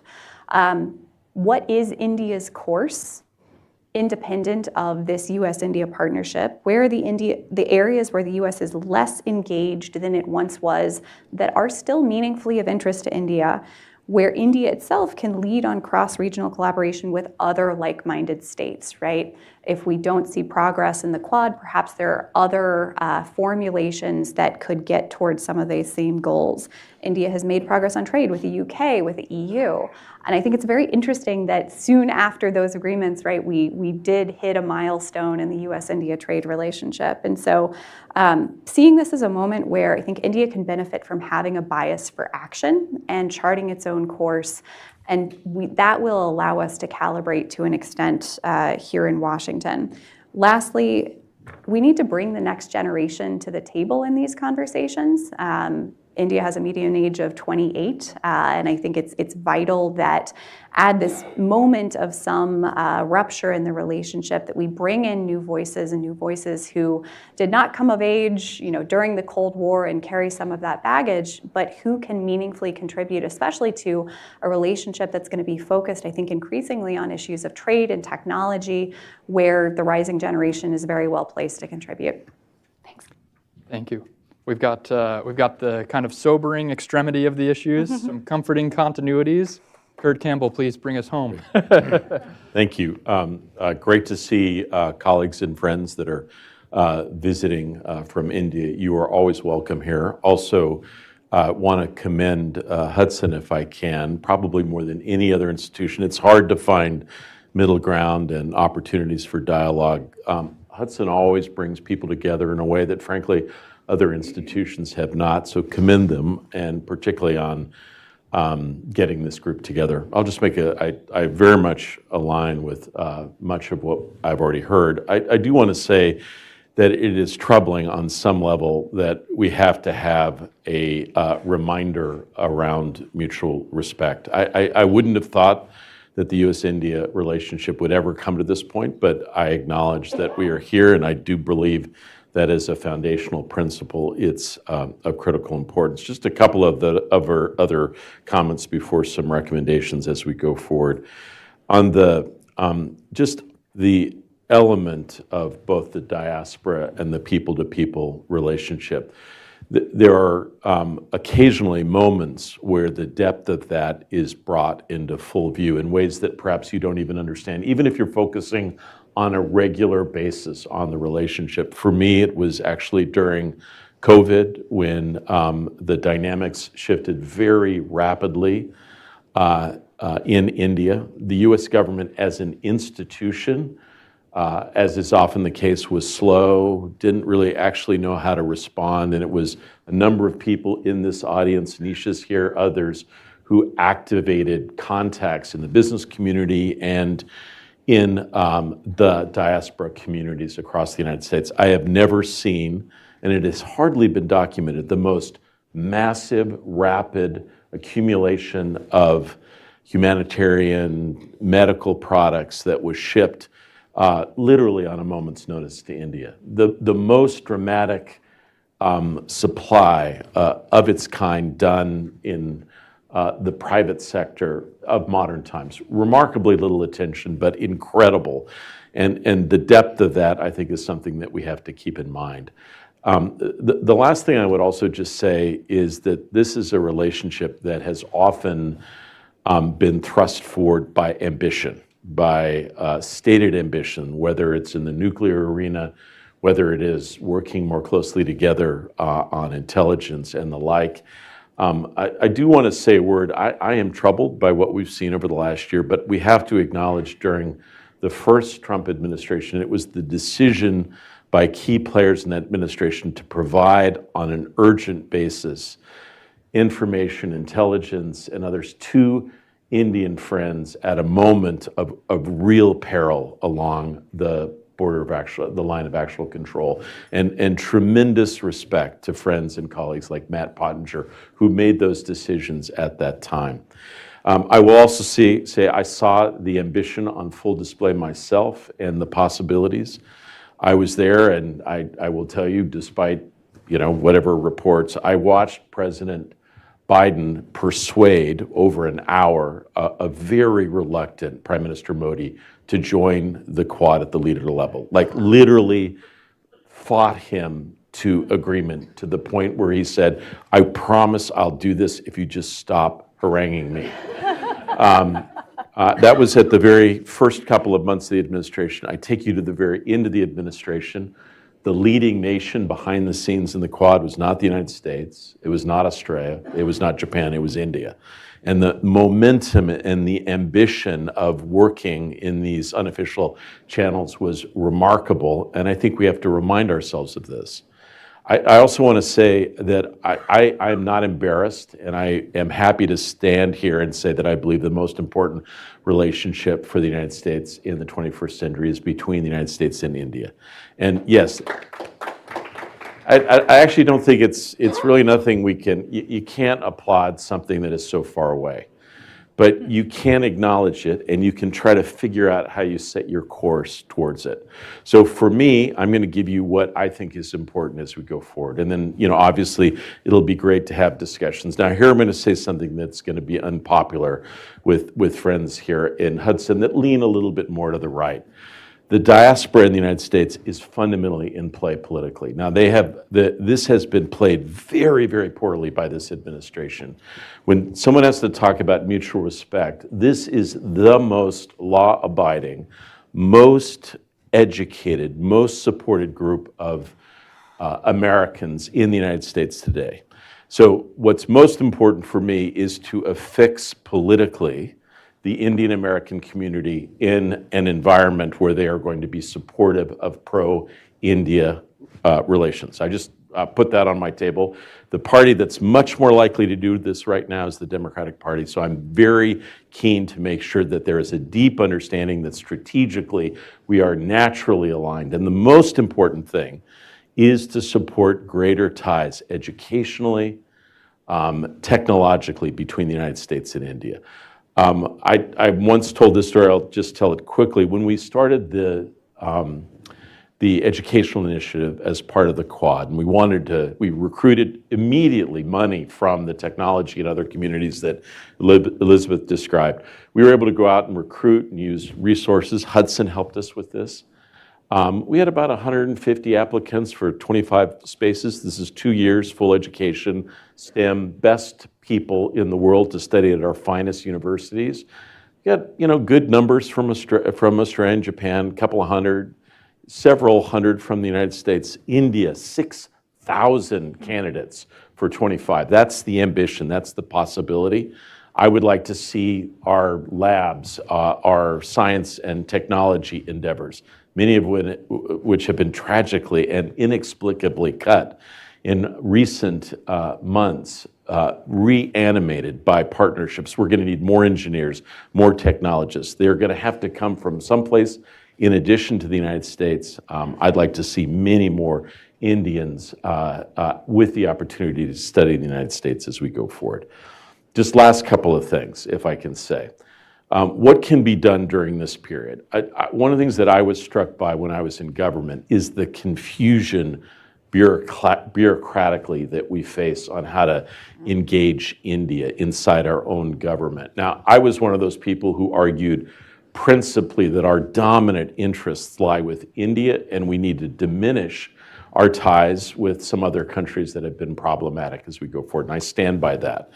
But bureaucratically on the defense side, the issues of India and Pakistan and Afghanistan are muddled in this array of politics associated with CENTCOM and AFRICOM and Pacific Command. One of the things that's going to be most important is to affix India much more strongly in Pacific Command, which I thought we were well on the way towards happening, only to find, as Michael Corleone says in the terrible movie Godfather 3, I keep wanting to leave the Middle East, but they keep pulling me back in. The hope was to diminish the role bureaucratically and strategically of CENTCOM and focus more on where the 21st century is going to be dictated in the Indo-Pacific. And aligning India more in that arena is going to be critical. I was grateful for the work that we were able to do over the last couple of years on focusing more on the Indian Ocean, where our interests are naturally aligning, needing to figure out how to do that more bureaucratically in the United States. We can do that work beneath the level of uncertainty at the leadership level. Last thing, and I'll turn it back over to our excellent moderator. The most exciting thing that is going on right now between the United States and India is the drama of the technology engagement, which is incredible. Let's remember, even though it got only some attention, Prime Minister Modi hosted every single one of the dominant technology companies, every single one, for 3 full days. He gave his full attention to this endeavor. I was grateful we got to play a small role in that, but the level of enthusiasm and engagement for the Indian market, but not just India as a potential next partner for the major technology firms, but the role that India plays as a transition country between the global north and the global south. That potential role is enormously important, and I think the ability to build on that is enormous going forward. Many of us had a chance to talk with many of the technology companies on their return to India, from India. They all came back excited, thinking about next steps projects. This is an incredible thing that we've accomplished in a short period of time, and I think we can build on it as we go forward. The only thing that I'm really worried about, and I will just say this, I worry a number of people in the Indian system and the US system basically took a risk and articulated a view for a stronger US-India relationship, and they are now vulnerable in both political systems. And one of the things that we're going to need to do is not only support this next generation that's coming up, but do what we can to support the idea, the basis, and the ambition that the US-India relationship in 10 years, when we come to Hudson, when it's taken over everything in the neighborhood, is what we all hope it will be, the most important bilateral relationship of the 21st century. Thank you. Thank you. That's what we call very modestly polite applause. Well, no, come on, I was just, that was a joke. That was a joke. Sorry. Well, thank you for your comments and for some very consequential haranguing. And I also want to make clear, for what it's worth, we at Hudson, one of the primary pillars of our India work is a belief in the remarkable trajectory and future potential of Indian Americans. We are committed to building this relationship in which, on both sides of the aisle, Indian Americans have a major part to play in the future of Indian-American relations. Now, it looks like we have a pretty high degree of consensus about the turbulence we've experienced over the last year, and also the need to get this back on track, that it won't be immediate, that it's going to take time and effort and focus. I wonder if we turn to the Strait of Hormuz, which has dominated the news cycle, and as so often happens in the United States, we get kind of tunnel vision on this particular situation and fail to kind of necessarily calibrate it with the partners we have and the partners we want to have. What does this ongoing situation say about the resilience or fragility of our relationship, and how can we be doing better vis-a-vis India with this ongoing situation? Anyone who would like to jump in is welcome. Start, Elizabeth. All right. So this has been yet another moment that was certainly unexpected in the course of this relationship. and I think has tested some of the underlying premises that we had been building towards. As Kurt was just mentioning, so much of our focus has been on the Indo-Pacific, has been on the Indian Ocean region, and that region did come into play in this crisis. But this has been, in many ways, a different flavor of conflict that has played out, and one that the U.S. is party to. And I don't think we can ignore that as we think about how this sits with our friends and colleagues in Delhi. Not only have India's interests here been deeply impacted given supply chain challenges, energy shortages, fertilizer, another key threat that I think is certainly worth keeping an eye on down the line. But we've also seen the U.S. take military action within the Indian Ocean in this conflict, with the sinking of the Iranian warship that had participated in a naval activity in India off the coast of Sri Lanka. And that is, in some ways, astounding to contemplate and to think through in the context of this partnership and what it means in terms of the security cooperation that we are seeking to build going forward. I think, as with much of this, this does represent, to my mind, a moment where we need to sit down and we need to discuss these issues, and we need to do so candidly. And in a way that is looking to understand the concerns of both sides, but also be pragmatic and see how we can use this moment to move forward. There have been some questions raised about India's role or lack thereof, or should India have played a more active role given its own equities in this region. India was not alone in not jumping into the fray here. And I think that's important to remember. So I wouldn't want to read too much into, what India did in this context that could apply elsewhere. I think those comparisons are a little bit overwrought. But really, what this conflict could open up for the two sides, and I do see maritime security cooperation in the Indian Ocean region as a real key focus and a genuine area of overlapping interests for both sides. We have learned a lot about what the future of warfare could look like through this conflict. This has been, in some ways, unimaginable in terms of how it has played out, what precision targeting capabilities allow for in terms of targeting of civilian infrastructure, economic targets, but of course in the naval domain as well. We've seen mining, we've seen blockades. These are capabilities that going forward, we need to better understand how they could play into conflict in other contexts. And I think it would be wise for not just the US and India, but like-minded partners to sit down and have some conversations, have some war games around what those lessons could mean in terms of their applications in the Indian Ocean region with other actors.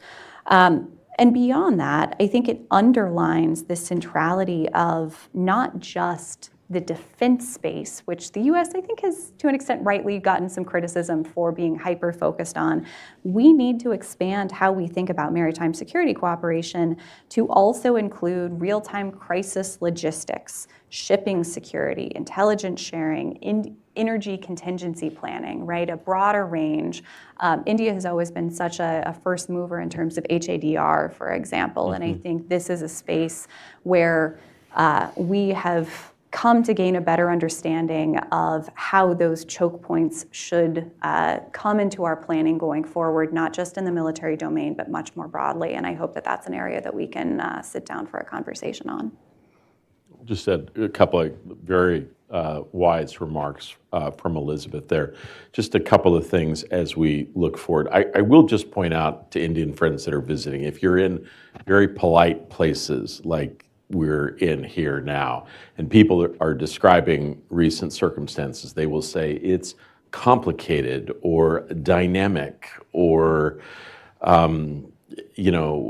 complex. But what is all beneath that is, frankly, a lot of anxiety, to be honest. That in truth, most people are quite anxious about the circumstances that we're confronting. The first thing I would just simply say is that almost all the analysis suggests that this is not just a regional conflict, it is a global one in the sense of really dramatic, longer-term consequences economically. And it's not just helium or ammonia or jet fuel or fertilizer or just petroleum in general. It is going to hit everything, and the region that is going to be most affected is the Indo-Pacific. Yes, there will be problems in Africa, but the real challenge in manufacturing and the like will strike the Indo-Pacific, and not just for months, for a considerable period going forward. The second thing that I would just simply say is that I cannot imagine a scenario in which there is an outcome in which the United States doesn't retain substantial forces, either as a containment effort or a protective group that remains in and around the region. And I will tell you that the bipartisan project of the last several years has been actually to try to move away from that, to try to diminish and rebalance our engagements globally so that we are not over-indexed and over-invested in the Middle East. There has been a patient effort over the last 15 years to reinvest military capabilities, Marines, expeditionary forces, second aircraft carrier. I can go all through all the things that we've done in the Indo-Pacific, new anti-ballistic missile capabilities in Japan and South Korea. In a heartbeat, after accumulating carefully, fighting all those bureaucratic battles, all that capacity, all of it, aircraft from Kadena, Marines, second battle carrier group, they're all in the Middle East now. And I will tell you, one of the things that we learn bureaucratically is that it's very hard to get them back. And so the quality of our deterrence and our capabilities inevitably is going to go down in the Indo-Pacific. And that is going to be noted by all our colleagues and friends, and we're going to need more help. I will just conclude with one thing, though, guys. When you sit in academic conferences, you hear about how we're at the very end of this old order, that we're going into a period of either hegemons or kind of spheres of influences or just chaos. I actually don't buy that, and I do believe that there are elements of the current system, even though it is under unbelievable duress, that everyone will recognize that should be continued on in the future.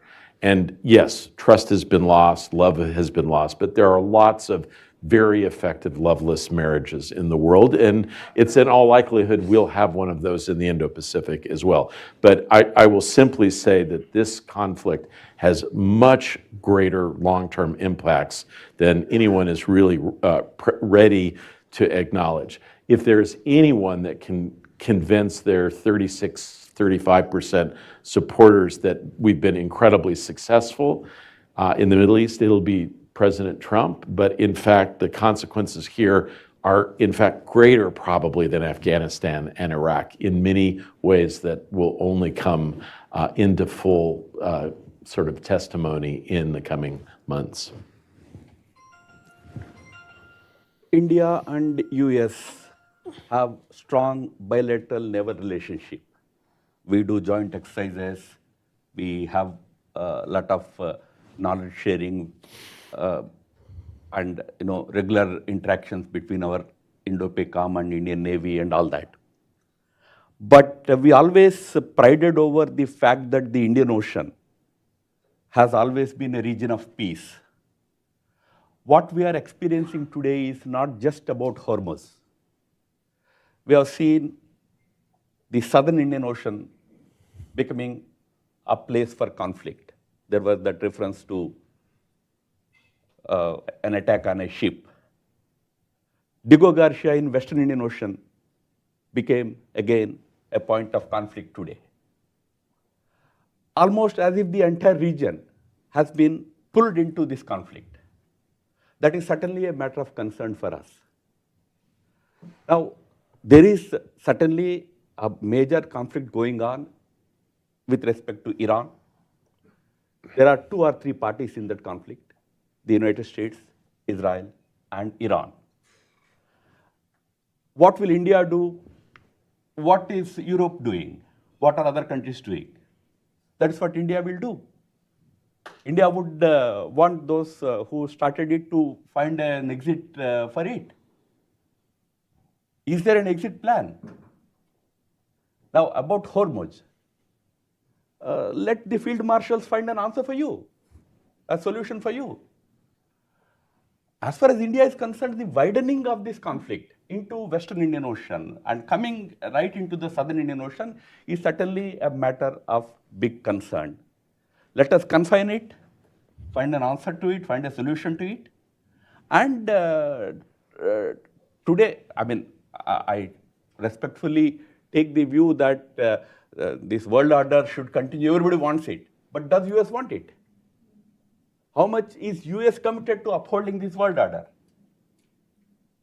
Where is that whole institutional process in taking certain steps and certain decisions and then trying to find answers to situations? So as far as India is concerned, for Hormuz crisis, we will find our way through negotiations, through dialogue, ensuring that our vessels pass through in that current stalemate. But beyond that, the enlargement of this whole conflict, the theater of this conflict enlarging right up to the entire Indian Ocean region, will not be welcomed by India, obviously. I mean, today 2 countries in our neighborhood, Maldives and Mauritius, have become enemies overnight because of that Digo issue. So these things are certainly causing a concern. This expansion of this theater of conflict deeper into Indian Ocean is certainly something to be avoided. Thank you.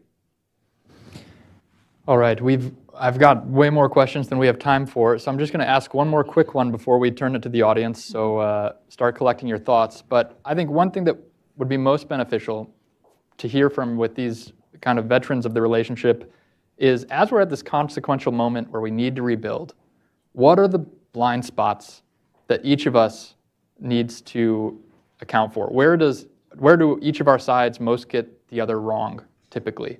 And again, I'm sorry, Ram, I've put you in a tough spot here, but I'll just throw, you can start if you like. But the biggest problem right now I see is with respect to trust element. There was reference to Trump 1.0. I still remember so vividly the kind of bonhomie that existed between the 2 regimes, 2 governments. So much so that when 2020 elections came, there were guys in India who were praying for Trump's victory by worshipping his photographs and going to temples and praying for his victory. You go to those people today, ask them what they will say. It's totally different. So we have somehow a big lack of mutual trust today. We need to build that trust once again. I agree that greater engagement should happen, and there are many areas where we can probably work together. I think biggest blind spot, biggest challenge in this relationship today is with respect to mutual trust. I will leave it at that. Go ahead, Elizabeth.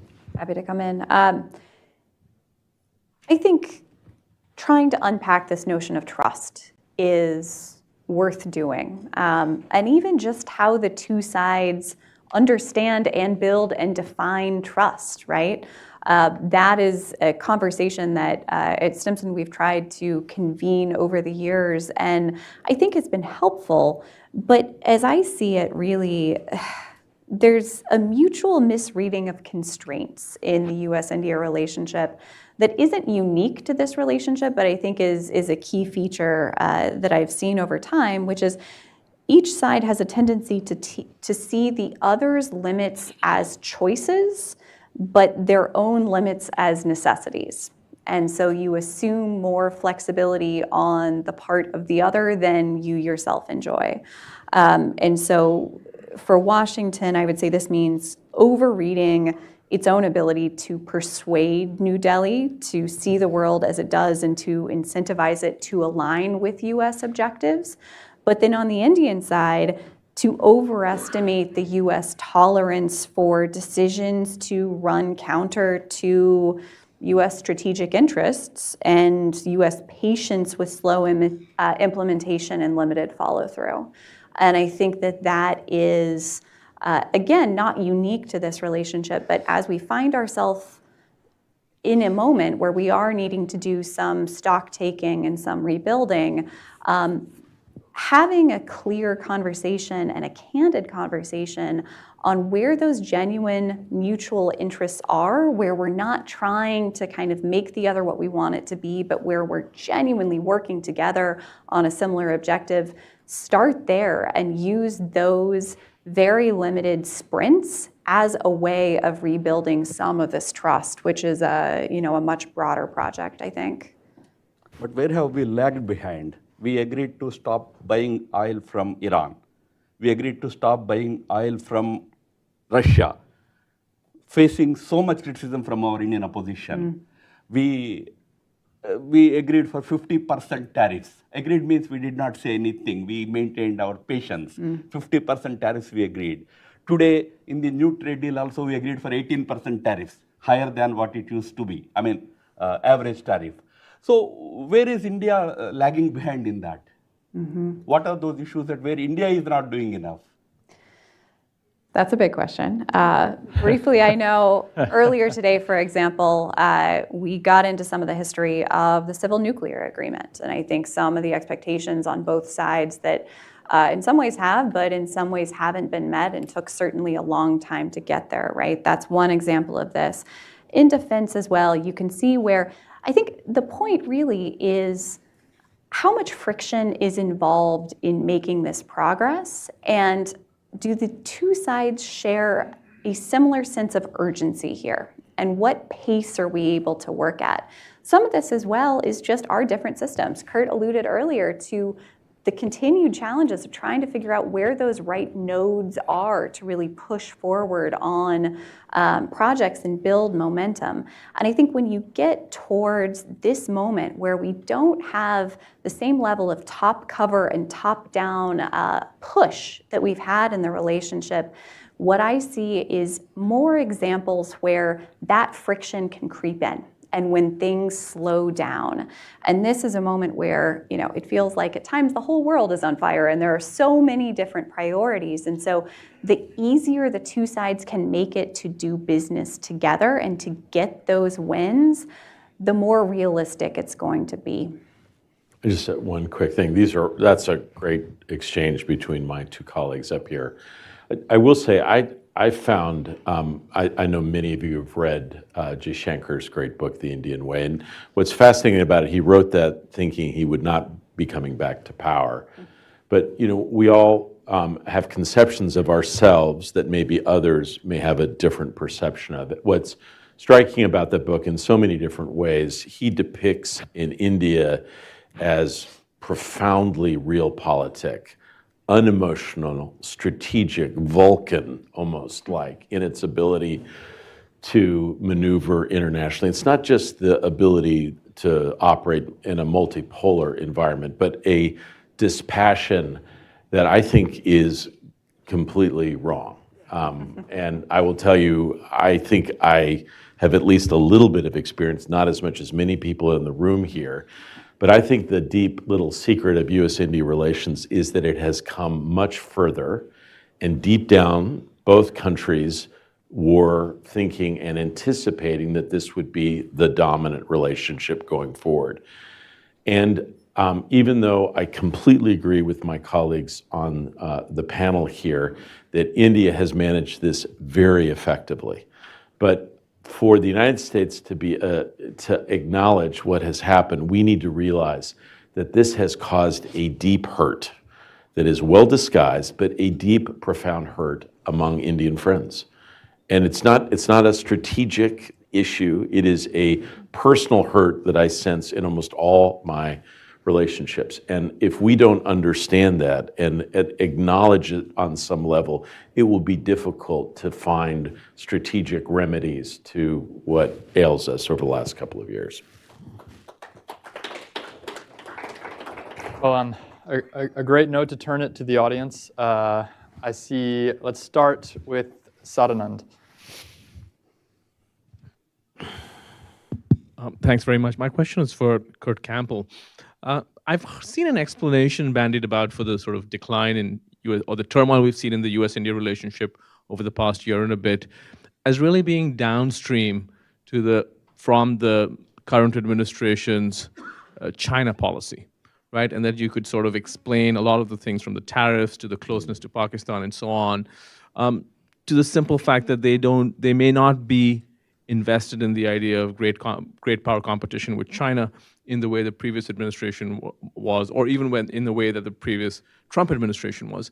I'd like to get your sense of what you make of this argument. Thanks. Yeah. Look, I think that's a powerful observation, and the reality is that there are many elements of the U.S.-China relationship from the American perspective that are not clear. I think what's interesting is that President Trump and his team have practiced really a kind of policy of ambiguity, of uncertainty about truly where our interests lie. If you look at the administration, it is truly a very big tent when it comes to China. You have members of this administration that believe that the next enemy of the United States is China, and we have to prepare for that. Not just competition, but very direct steps. And you have other people that think that that is nonsense, that we can make a lot of money in China, that family members can make a lot of money, and we can do a lot of stuff, and why can't we just do business? I would say right now it appears that that second group probably is more dominant, and it is undeniable that the president appears to be quite interested and comforted by the idea of hanging out with authoritarians, something that I really actually don't understand very much. But I will tell you, despite where the president lands, it is undeniable. I think the last 13 years of President Xi, there's been no leader on the international stage, no leader that has been so clear in his speeches and his pronouncements and his policies of where he is taking China. He believes that China is in a fundamental competition with the United States, that we are in hurtling decline, and is positioning themselves accordingly. And so my hope is that when the president goes to Beijing in a month, and you have to understand, guys, how unusual that is. It's unusual that the president wants to go, and it is unusual that the Chinese are prepared to host him in the middle of a conflict against one of their partners. What that means is that they think they got some stuff that they can accomplish with President Trump. They think they can get some benefits in technology. They think they can get some things done in Taiwan. You've got a fantastic team here who focuses on that in Hudson. I think quietly, we all say it's complicated, complex, dynamic, but beneath the surface, deep anxiety that American interests will be put on the table there. And what's also interesting is that we've never had a situation where a president goes with so little constraints. He will be able, on an individual level, to make decisions without worry about what, political parties and other groups say. Now, there is a strong bipartisan agreement about competition with China, but Republicans have yet to really want to speak out on that publicly. I think that is going to change, and I believe that we will reassert that these are issues of concern, and India, Japan, South Korea, Australia, other countries are critical partners in that endeavor, an endeavor that we do not have the capacity to take on alone. But I think what you're suggesting is exactly right, but I actually don't, what I always tell friends who are visiting, who are determined to find an intellectual framework that they can affix to how President Trump sees the world, I don't actually think that's how he operates. And it is entirely possible that what has happened here is simply maybe the president was unhappy about being nominated for an award. And maybe from that, that's where we are. Maybe it's just that, right? Okay, we've got a lot of questions and we're coming up on time. So I'm going to choose let's do 2 questions together of the 2 people who made eye contact with me first, which are Walter and Shashank Mathu in the back. Great panel. Sir, Mike. And thank you, Kurt, especially, but all of you for joining us today. My question would be, it seems to me that U.S. and Indian interests in the Gulf area don't see any sign of coordination or consultation in the current crisis. Is this a conversation of thinking together about the Gulf? Is this a conversation that in your mind would be a useful thing to try to work on? Before we get to it, let's also just take the last question there in the back, and then we can choose your poison, and we'll wrap it up there. Thank you. 2 quick questions. Dr. Madhav, I think a lot of the conversation here has been about the politics of the relationship now in India and how difficult that's become. Could I ask you your sense of, over the next couple of years, some concrete suggestions about how you make the politics more unstuck? And Dr. Campbell, to you, your predecessor as Deputy Secretary of State, Wendy Sherman, made an extraordinary statement when she came to India saying that we are not looking to build a broad-based relationship with Pakistan, which is a fairly extraordinary statement. Now, when you see a lot of people who are tracking the US-Pakistan relationship, their sense is actually Pakistan has a decent shot of integrating itself much more into America's Middle East strategy. My fundamental question to you is a strong US-Pakistan relationship compatible with a strong US-India relationship? Okay, so we've got actually 3 questions. Let's just go down the line with our final takes. I'll start with you, Ram. No, as far as the Middle East is concerned, it is true that the region is very, very important for India, as it is very important for the US also. Between our 2 countries, there was a lot of coordination during Trump 1.0. And after the Abraham Accords, we had I2U2. We invested in what we called as IMEC, India, Middle East, Europe corridor. So there was great anticipation about the potential of the Middle Eastern region for India. And there we always saw the United States as an important partner. But last few months, the developments in the last few months have put a big question mark on both I2U2 and IMEC. We need to re-engage on these 2 issues. We have to probably redesign them. We have to make a few changes especially in IMEC. Nevertheless, it is very important that we don't just shelve them or just put them in cold storage. We have to engage at some level and try to revive these two very important initiatives that we took in last few years.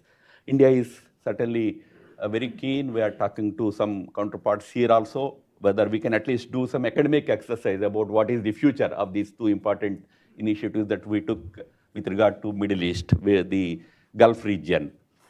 As far as that question about politics in India is concerned, Indian politics is it's a democracy. Democracies are noisy. So we have a lot of noise about even the economic deal that we are trying to clinch with the US now. You have heard one of the panelists speaking about it, the questions that were there in the minds of Indian opposition.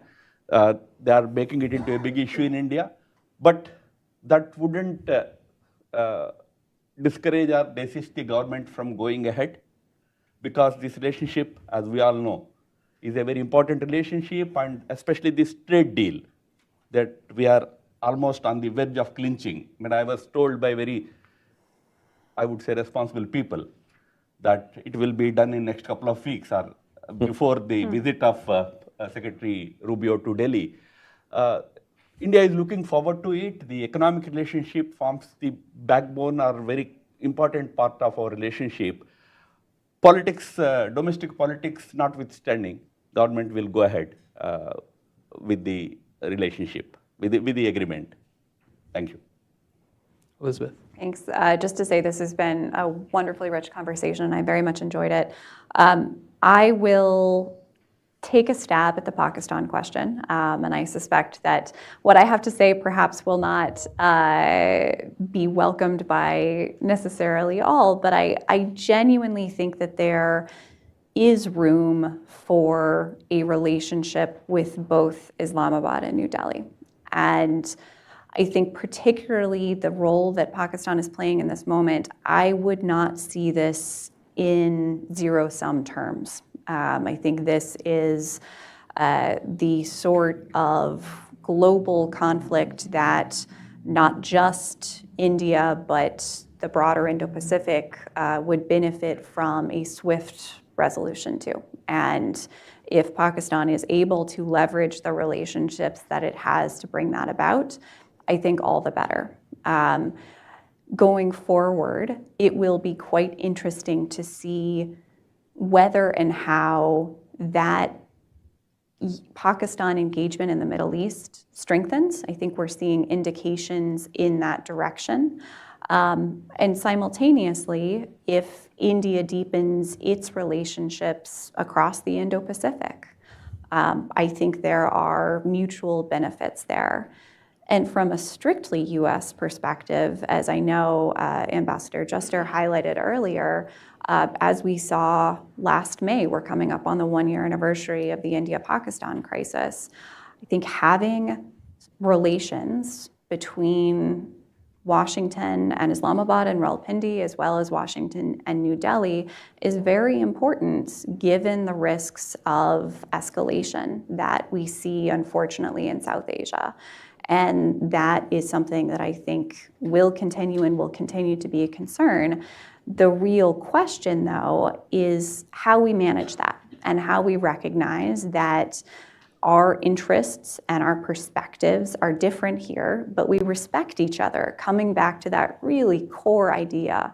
And we can talk about it, and we don't need to let this derail the full relationship, but thinking about ways of building out mechanisms to disagree, but to compartmentalize those issues. And I think that is the trick going forward, and I don't want to underestimate the challenge that's involved there, but realistically, in the world as it is today, I think it's one that we're going to have to confront. Thank you. Great questions. And to Walter's good question, it's good to see Walter. I think in some respects, the U.S.-India relationship has to take a page from another relationship that has also weathered periods of complexity. That's the U.S.-Japan relationship. There were periods in time when a new administration would come into power in Washington, and the scramble was then on in Tokyo for them to find the one or two people only in the whole administration that was prepared to work at a strategic level to try to support U.S.-Japan relations. And that could have been Rich Armitage. There are a variety of people, rest in peace, that have played that role over decades. I don't know, Walter, if it's possible to have as many prayers going out from various parts of the administration. I don't want to get him in trouble, but I think everyone hopes that Secretary Rubio, they put too much on him in the hopes that he will play a role as an interlocutor. You notice how much focus there is on his upcoming visit. There's the hope that he will be that person that will interpret the hopes of rebuilding the relationship, will reassure Indian friends, and also be able to deliver. I will say, I'm very hopeful along the lines of my Indian colleague that the trade deal is only a week or two from being done. But I've heard that now for almost a year. So I'm hopefully that week or two will come. It's a little bit like not eating dessert. I'm going to start on that next week.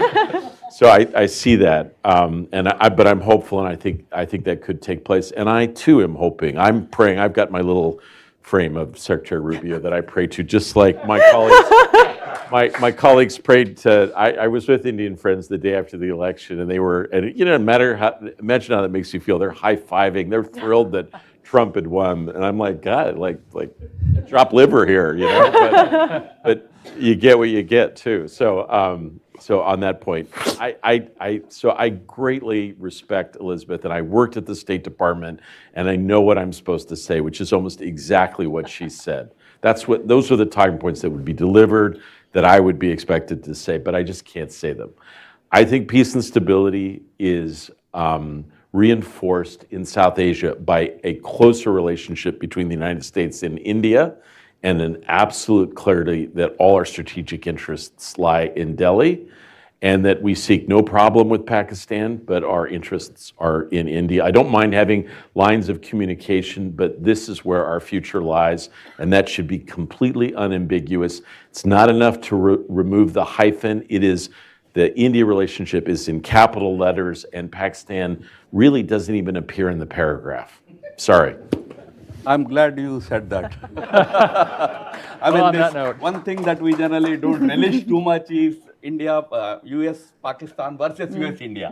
This hyphenation somehow is not something that we really like, because they are at completely two different levels. India-US relationship is much bigger, much wider than the relationship that US has with many countries, whether it is Pakistan or North Korea. That's not really a real comparison that one should make. Sorry. Well, on that note, please join me in thanking our panel.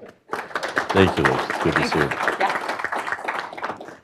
We're going to have a 10-minute break, but thanks again to everyone.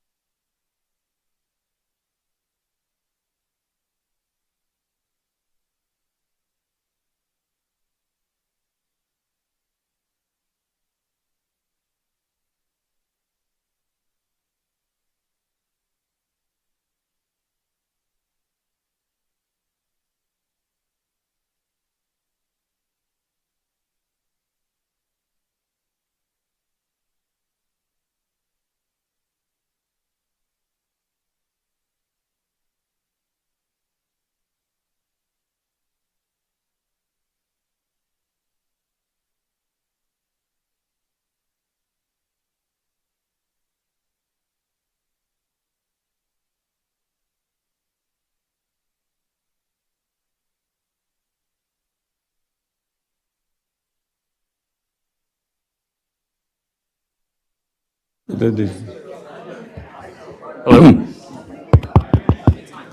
All right. If I could ask everyone to return to their seats, wrap up conversations. We're rapidly nearing our final fireside chat here.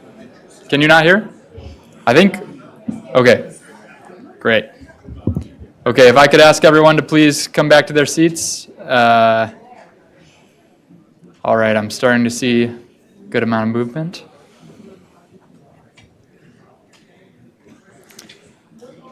Great. All right, well, we are nearing the final mile here. Thank you for all of you who have been here the full day, and to those who are watching online. We're in for a real treat here. We're going to have a fireside chat to close the conference between Dattatreya Hosabale and Walter Russell Mead. Yes. I'll briefly introduce them, and we'll jump straight into the fireside chat, followed by some final remarks from Walter Russell Mead. Dattatreya Hosabale is General Secretary of the Rashtriya Swayamsevak Sangh, RSS, the organization's highest executive position, to which he was elected in 2021 and re-elected in 2024.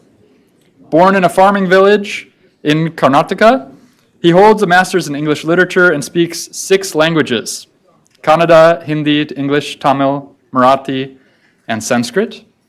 That's 6 times the number of languages that this introducer knows. He's the founding editor of the Kannada magazine Asima and has decades of experience in grassroots social organizing across all of India. Walter Russell Mead is the Ravenel B. Curry III Distinguished Fellow in Strategy and Statesmanship here at the Hudson Institute, the Global View columnist at the Wall Street Journal, and the Alexander Hamilton Professor of Strategy and Statecraft with the Hamilton School for Classical and Civic Education at the University of Florida. All of those hats point to his main function, which is as a voice of sanity and clarity for many in a world that is today about as messy as it comes. So we are really looking forward to this conversation. I'm first going to hand it over to Dattatreya Hosabale for his opening short remarks, and then we'll proceed to the back and forth. Thank you very much. Thank you. Really, I'm delighted to be a part of this conference since morning. You must have been tired listening to so many people because it's quite an academic exercise. I don't know whether you are tired or not. Myself, fatigue will naturally be there, and the whole day you listen to so many things. But because it was interesting and educative, I was attending almost every session fully except for a few minutes. I'm really thankful to Hudson Institute for inviting me to this conference and giving me an opportunity to express about the organization that I represent, so just now introduced to you. Most of you know about the RS, and I'm here to meet some people and interact with them. I also had an opportunity to participate in another conference in Stanford recently about science, technology, global health, and sustainability. And I had the opportunity to, where Bill Drexel was a moderator. So the RSS is now has completed 100 years of its service to nation and society. The RSS has reached out to a vast section of people within the country. We thought it also necessary to interact with the thinking and influencing sections and individuals of other countries, particularly the Western countries where America naturally leads. So I had the opportunity of interacting with some of the influential opinion makers and also some think tanks. And this global outreach has helped me to communicate what RSS really means and what it's doing. So I'm really happy that here in midst of you, I will be expressing certain things in the form of answers to Sameer's questions. Great. Well, thank you, Mr. General Secretary.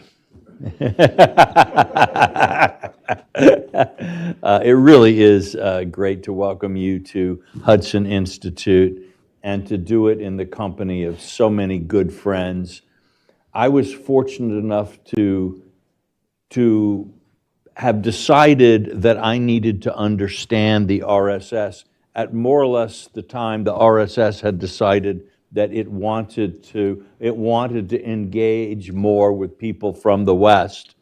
And thanks really to Ram Madhav, who originally introduced me, and to Tim Shah, who I don't see is here today, but who introduced me to Ram. I've been able to meet some of the people at many different levels in the organization and begin to acquaint myself a bit with how it works. I'm still learning. It's a very big organization, but the reality that it is in modern history, I can only think of two other organizations globally that have had the kind of impact that the RSS has had. They're very different organizations, but the Communist Party of China and the Muslim Brotherhood are organizations that have transformed societies. And of those, the RSS is perhaps, seems to have the longest trajectory ahead of it, and maybe also be ultimately the most significant, as its field of operation is the world's most populous country. Yet it is almost unknown territory, even for many in the United States who think of themselves as knowing something about India. So to have the General Secretary with us today, willing to answer some of my questions, and maybe if you're lucky, some of yours, is a real privilege. So let me start. The RSS is one of the largest organizations in the world today. It may actually be the largest organization, and yet it remains extremely poorly understood in the West. How would you describe what the RSS actually does on the ground day to day? What is this thing? RSS is the People's Voluntary Movement, and inspired by cultural ethos and civilization values of the ancient society in India, which is generally known as Hindu philosophy and Hindu culture. RSS is engaged for the last 100 years to create volunteers, whom we call Swayamsevaks in Sanskrit, but it can be loosely translated as volunteer, and organizing society, which is apparently having vast diversities, but in fact it's having underlying oneness. So to create these volunteers with character, self-confidence, and a sense of service to community, and also for organizing the society, for this purpose, RSS organizes daily assemblies, around 83,000 latest count, and weekly assemblies for 1 hour, another 30,000 places. So through this 1 hour gathering, the inculcating of values of life, as I said, self-confidence, service-mindedness, and feeling of oneness is achieved. Pay back to the society to create human social capital for the purpose of society's betterment and nation's oneness. So that is the work of RSS. People of every walk of life and all age group have become the volunteers of this organization. RSS renders services like relief activity during natural calamities and also on other occasions in the field of education, health, self-reliance, and rural development, environmental issues. So the RSS volunteers have created civic institutions numbering nearly 40. Most of them have become nationwide organizations engaged in nation-building activities. I remember on one of my visits to India, I went to the home of Dr. Hedgewar, the founder of the RSS, and apparently there were something like 5 people at the opening, at the first meeting. So this organization has grown from a very tiny beginning to, you say, 83,000 meetings, daily meetings throughout the country. How do they get people to come to these meetings? See, a commitment is created because the personal, individual, one-on-one contacts. The daily shaka creates the sense of camaraderie, and because of that, the social commitment is awakened in them, and a sense of duty and paying back to the society selflessly. This is there in the people, and we only arouse it, awaken it, and because of this environment of in a very friendly and cordial atmosphere, the individual volunteers, they attend these shakas. But there is an organization structure to keep the activity going on, and various responsibilities are also assigned to volunteers on the basis of their experience and competence and capacities. So this, the organization structure takes care of continuation of the activity year long, and also planning for the various occasional activities that are helpful for society, and also helping strengthening the organization. So there is an organization structure, but a sense of commitment and in a cordial atmosphere helps in a big way to keep the work going on. And yet somehow the RSS is very controversial. What do you think Americans most get wrong about the RSS or misunderstand?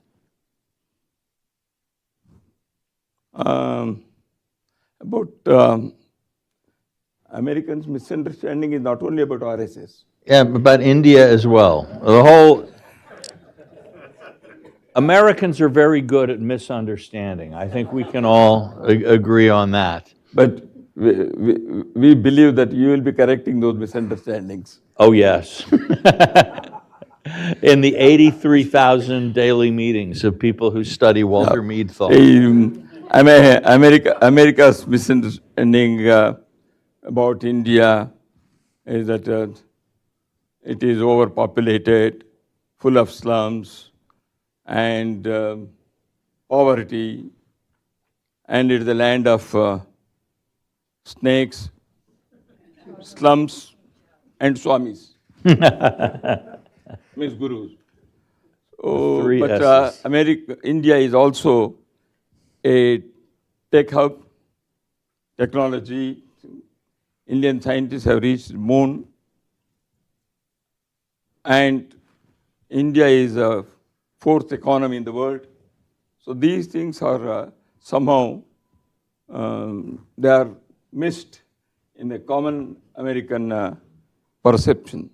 About RSS also, the narrative that is built over decades, knowingly, unknowingly, or as a part of agenda or whatever it is, that RSS is a Hindu supremacist, or that is in a way the anti-Christian, anti-minority, anti-development in women, anti-modernization. So what is pro is not told. Always anti, this thing has been propagated. And somehow Indian version of Ku Klux Klan, which is not. The saffron Ku Klux Klan is what people might say. Well, and how would you challenge that view? What is it that the RSS, for example, people say it's a Hindu supremacist organization. How would you say, no, we're not a Hindu supremacist organization? What is it that you are instead? The Hindu philosophy and Hindu culture doesn't allow it to be supremacist, because we see that the whole world is one family and all are brothers and sisters, and there's no question of supremacy there. And we see the oneness in everybody, being the living and non-living things. So when that is the basic philosophy of Hindus, the supremacist nature of Hindus cannot be there. Okay. And also, in the history, Hindus have never invaded any country. Hindus have never enslaved any people. Hindus have nothing to apologize for. Okay, now we'll share that with some of our British friends and see what they say. And the RSS has been, certainly in the last few years, where it's been closely associated with the BJP, the governing party, it's been very much part of India's cultural and economic modernization project. But we think about future-oriented modernization, and then we think about the celebration of ancient Hindu roots and cultural values. It seems like modernization and tradition pull in different directions. How does the RSS think about trying to balance those impulses, going back to the roots while looking to the future? See, cultural values and modernization are strictly not contradictory to each other. They can exist simultaneously. Though they may often create some tensions here and there, and they require adaptation, both modernization and cultural values, according to the times. While modernization brings industrialization, technology, and individualistic trends, it can work alongside culture and cultural values as well. See, the thing is, the simultaneous existence of culture and modernity has been experienced in recent decades in many societies, Oriental societies particularly, whether it is a Hindu society, Indian society, Japan, or China, all have modernized, but at the same time, their cultural and civilization and values, they are kept intact, and they take inspiration from that. So that's why I don't think the cultural values and modernization, they pull in opposite direction. Only thing is that some adaptation may be required time to time. That is what the Hindu philosophy says as Sanatana. The Sanatana means the eternity. That is, Sanatana is, it is ever growing, but at the same time, the ancient one. It is ancient but ever growing. The example that is given in our philosophical tenets is like a banyan tree. A banyan tree has deep and strong roots. It is cultural and a civilizational ethos. And the banyan tree has also so many branches, and every season new sprout and new leaves and new flowers bloom and blossom. So that is as new as it is old. So culture and modernization can live together. That is a part of nature. In sort of Anglo-American literary and philosophical tradition, Edmund Burke is, I suppose, the thinker who's associated with this idea of modernization rooted in tradition, or ultimately for him, he did not really see the contradiction. And he argued, in fact, that if you lost touch with the roots, ultimately this would reduce your ability to modernize successfully. Does that kind of coincide with? Exactly. T.S. Eliot has also written about tradition and modernity. Ah, yes. Well, I was only an undergrad English major. You went to grad school, so you can outdo me there, clearly. Yeah, I hope, personally, I hope that we can spark more conversation between Americans and Indians on thinkers and writers like Eliot and Burke and others coming out of the Indian tradition, because I think there are unexplored connections that could really lead to a deeper understanding that might even have an impact at policy. But this is one of the things that has. That would be one of the wonderful projects that institute like Hudson Institute can take up. Well, absolutely, and I know we have friends at the India Foundation, and we may continue to speak with them about some of these ideas. But now let's go to something more depressing: great power politics.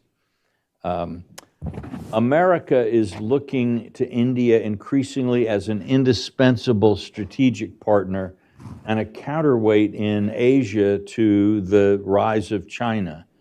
But to play a role like that, which I think India also wants to prevent any other country from being dominant in Asia, this requires a very sustained period of economic and social development, of really almost a radical modernization and institutions to be. What do you think, how does India do this? What does India need to do to realize its full potential? I think in the previous sessions, this has been wonderfully discussed by other panelists. So, however, India wants to have good relations with all the countries, neighboring countries or distant countries, particularly countries like US and other such major powers in the world. So, if America is also looking for strategic partnership with India, so India is, because of its size, because of its demographic dividend, because of technological advancement, because of its fourth economy in the world, and the size of India's population, naturally, a better relation, as it has been discussed, and partnership is called for. And how it can be done? It can be done because of mutual trust and level playing field and mutual respect and recognizing the needs of each other. Mm-hmm. So I think in the modern geopolitical situation, these issues are very important. If that mutuality is missing, then I think the trust deficit will be there. Yeah, I would agree, and I think building people-to-people relations is critical for this. You said it. This people-to-people relation should be strengthened so that more people understand the other societies. So many a time, prejudices work, or sometime some expressions are, that may cause damage, but definitely people should see the people of other societies or civilizations, other countries, they themselves. Then creating such an atmosphere and facilitating this by both state and non-state actors like institutions and think tanks and universities can do a lot in this, so that this mutuality and trust is strengthened. Yeah, that's certainly shaped a lot of what we've tried to do here at Hudson in our India project. We've been trying to take American journalists and think tank people for visits in India. We worry that because there aren't enough of these deep people-to-people relationships, enough understanding in the U.S. of the Indian point of view and Indian civilization, that mistakes can be made in foreign policy, or whether either in the substance or in the presentation, that can have serious costs. I think we maybe were a little too late in that we were unable to prevent exactly that from happening in recent months, perhaps. But we hope that in the future, to us, this just means we need to work harder to try to make sure that in the future, the foundations of the relationship are strong enough. And civic institutions can also help in this way, in a big way. Exactly right. So we will continue with what we're doing, and I hope some of the people that are with us today will want to help us and support that mission. The RSS has long argued that a strong Hindu cultural identity is the foundation needed for a stronger India. But does that project risk alienating not only local minorities inside India, but also maybe creating difficulties in the relations with neighboring states? How does the RSS navigate the tension between an India that is becoming more Hindu and a neighborhood where other states, and particularly I could think of states that emerged from British India after the partition, where this is a very divisive concept? See, in RSS view, Hindu identity is a civilizational identity, not a religious one, not faith-based. As such, there is no room for being alienated or think of alienation. Civilizational values, worldview, and manifestations of them in life, human relation with nature, and historic facts, they all contribute to the formation of a culture. So the religion is not playing that role in forming the culture. That's why RSS has always emphasized about the cultural ethos and civilizational values, which are not nothing to do with directly religion. When you say minorities, religious minorities, I mean. So these, however, tensions have been there on and off because of some political interests, wrong understanding of history, or wrong interpretation of history, and some other machinations. RSS believes that continuous and comprehensive dialogue with all these groups will definitely help in clearing the misconceptions, misgivings, or if there are any fear is there, that can be definitely clarified. So RSS is engaged in such dialogues with the so-called minorities and their leadership. What about with neighboring countries? Neighboring countries, tensions are there because of various factors, because there in the political leadership of neighboring countries many a time they have not come to the, as I said, the mutuality and trust that was damaged in the past decades. And the people-to-people relation with neighboring countries is still, even today, it is one of the best. And that's why many people who visit neighboring countries are happy. And the problem is only with one neighboring country, and which is born out of the Indian womb. And it has become a neighboring country, but many people are behind that country to create problems.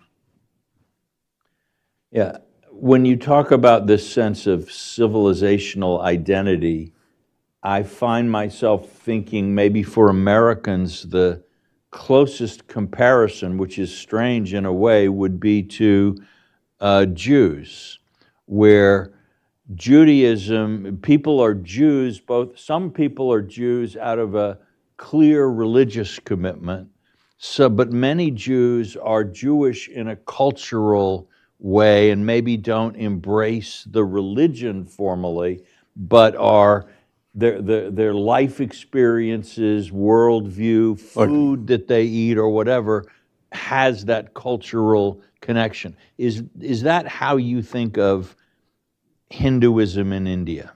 Something like that, of course. But however, the comparison may not be 100% always true. But it is something akin to that. And what I is in the long history of India has developed a worldview on the basis of the philosophy that has been visualized and explained in our Upanishads and Vedic texts. So because of that, the various sects and other sages who have explained those things in the context of society and nature, they all have emphasized on this particular worldview. And I think that has manifested in our day-to-day life. India's soul is spirituality. And the culture is the expression of the soul of a nation. And India's culture expresses that spirituality. If the Jews are also thinking the same way, I think you are right. Well, I remember I used to live in Jackson Heights, Queens, in New York. And of course, that is a neighborhood with a lot of people from South Asia. And you would walk down the streets and see restaurants and, holiday, Diwali lights and so on. But you'd find there some people were from India, some Pakistan, some Bangladesh. And yet somehow in Jackson Heights, they all seemed to be, they felt a sense of unity and they were all drawn to the same place. Is this something of the way you think of the civilizational unity of people? It can be. Many such experiments have taken place. For example, in Puducherry in India, Aurobindo Society, they have also thought of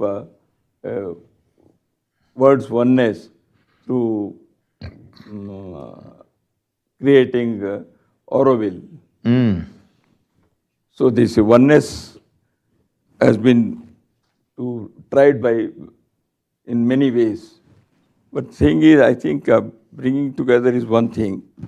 But feeling that oneness is possible, as you said, by better understanding of other people in society. And in a way, what you said also can be helpful in making people understand that oneness. Now, to get away from oneness for a moment here, Pakistan has recently reasserted itself as a significant player in Gulf and broader Islamic world diplomacy. From an RSS standpoint, how do you assess this development, and how do you assess what it means for India and Indian policy? RSS doesn't get into this politics of these things. However, what the government of India says and thinks and feels, that is in the interest of India, and we are in alignment with that. Okay, so on this particular issue, you and the government are... No, on many issues. Many issues, yes. Because the people who are in the government are from the RSS background. Yes, and this, when we mentioned earlier that that something like 40 organizations, national organizations, have come out of the BJP, of the RSS, or been started by its volunteers. One of them, I guess, is the BJP. So the relationship between the RSS and the ruling party in India is quite close, and one could even say profound, which is one of the reasons certainly that we at Hudson Institute think that Americans need to spend a lot more time understanding the worldview of the RSS and the aspirations of the RSS, because they're not unconnected to the ideas that are moving the current government. Of course, the formation of BJP in 1980 was because of the founders of the BJP. They wanted to retain the relationship RSS. So that was the prime reason for formation of the political party coming away from Janata Party at that time. That's why that umbilical cord relationship cannot be wished away. That's right. And I guess the Prime Minister has been an active volunteer in the RSS for much of his life. That is true. He is also proud of it, and we are also proud of him. Very much so. Well, you know, from 5 people meeting in a doctor's house in one city in India, to a movement that has generated the political party that now rules the most populous country on the planet and has perhaps received more votes in democratic elections than any other political party now existing on the planet. It's quite a movement. That's quite a first 100 years. What next? Thank you for that compliment. And if we are number 1 on the planet, we have not become big brothers, and we will not be. With the strength, the humility comes. That is what the Hindu philosophy says. And we not only believe in that, we are the practitioners of that. So that the strength and success has made us humble, and we want to be so. So humbly I would like to submit that the RSS will be, for the next decades and whatever time it takes, will be engaging in the same activity of creating selfless volunteers for the work of society, nation, and for the work of humanity, for the service of humanity at large. Because it has always been said that a real Hindu ceases to be a Hindu. He becomes universal global citizen. And the RSS believes in that. So that's why this work of creating Swayam Sevaks volunteers and engaging them in socio-cultural activities for the benefit of society, nation, and humanity will continue. And at the same time, we would like to see that India embraces modernity, it gets modernized, but having its cultural roots strong enough so that the succeeding generations of India, they should be able to realize the dream of the great patriots who worked for the emancipation of India for last centuries. So that dream should be fulfilled. But it also enables us to serve the humanity. And for this, RSS at the threshold of centenary has thought of 5 areas in the next years to engage itself. One of the challenges before the Indian society, and also a challenge before humanity, is cohesion and harmony. Within Indian society, the social harmony and cohesion, as I said in the beginning, the diversities and disparities, many a time they create tensions and mistrust. And in order to achieve unity, the emphasizing social harmony and working for that is necessary.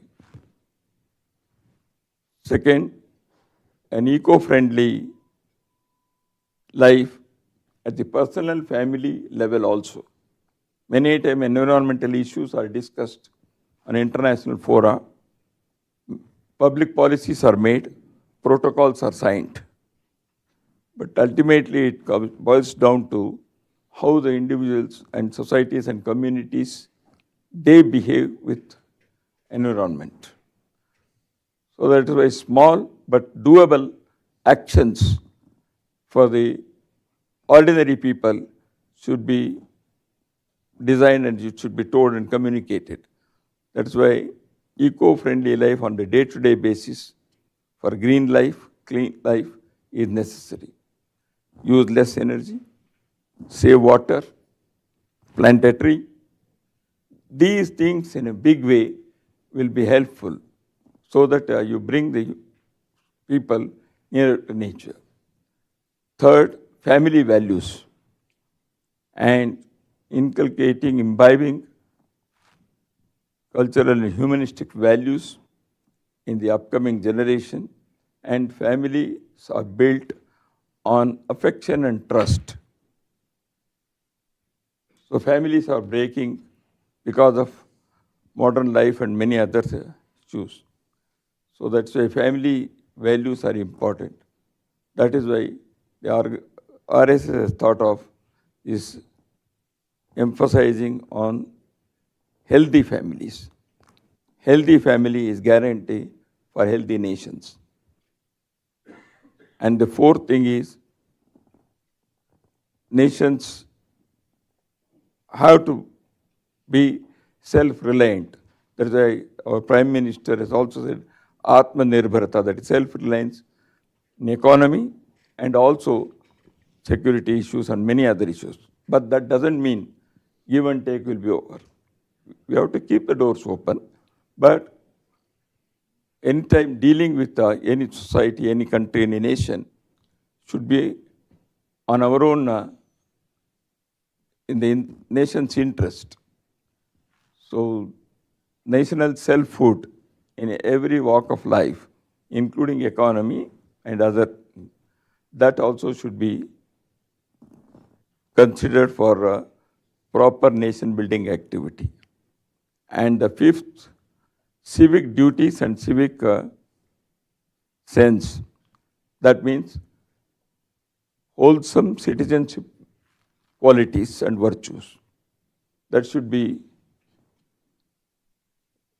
inculcated, imbibed in individuals and communities.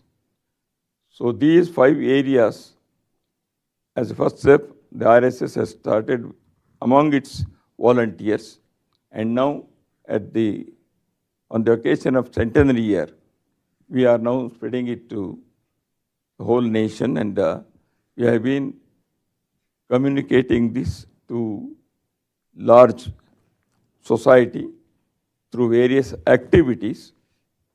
And I believe these 5 areas are universal things: social harmony, environment, family values, civic sense and duties. All these things are definitely, they are having their universal acceptance, and this is in a way universal value for the whole world.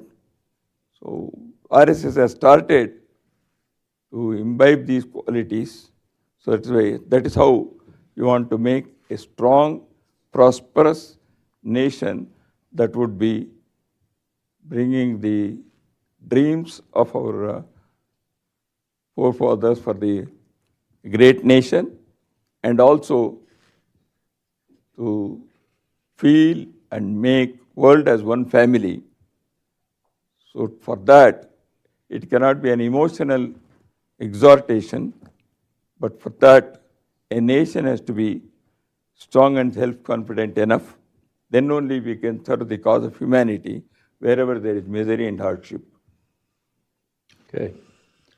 Well, that sounds like enough work to keep you busy for a while. That's a very, very ambitious and very thoughtful program. We want your active participation and cooperation also for this. There's nothing in any of those 5 points that I disagree with. So I think we can, I'm looking forward to continuing to get to know you, the organization, and India better, and working to build bridges. Thank you for this. And we actually do have some time for some questions from the audience. So please remember that a question is a short statement that would be punctuated with a question mark. So let's try to keep it short so that many can have a chance. Yes, the lady back here. And the mic is coming to you. And the mic is coming to you. Please introduce just tell us who you are and ask your question. My name is Sahana Singh. I'm an author. I'm based in Ithaca, New York. And my question is for Dattatreya ji, I wanted to know the difference between volunteering and seva and the Sanghatan work done by RSS. Because see, my daughter studied in high school, and the only reason she did volunteering was that there were credits associated with it. So many hours of volunteering and you get credit, and that's how you graduate. But with RSS, there doesn't seem to be any of that kind of incentive. There's no incentive of heaven or a fear of hell, or no credits. But still, there are so many of them getting into this kind of work. And how is it different from volunteering? I've already told. Volunteer is a loose translation of the term Swayamsevak. For short of better term, we are using this one.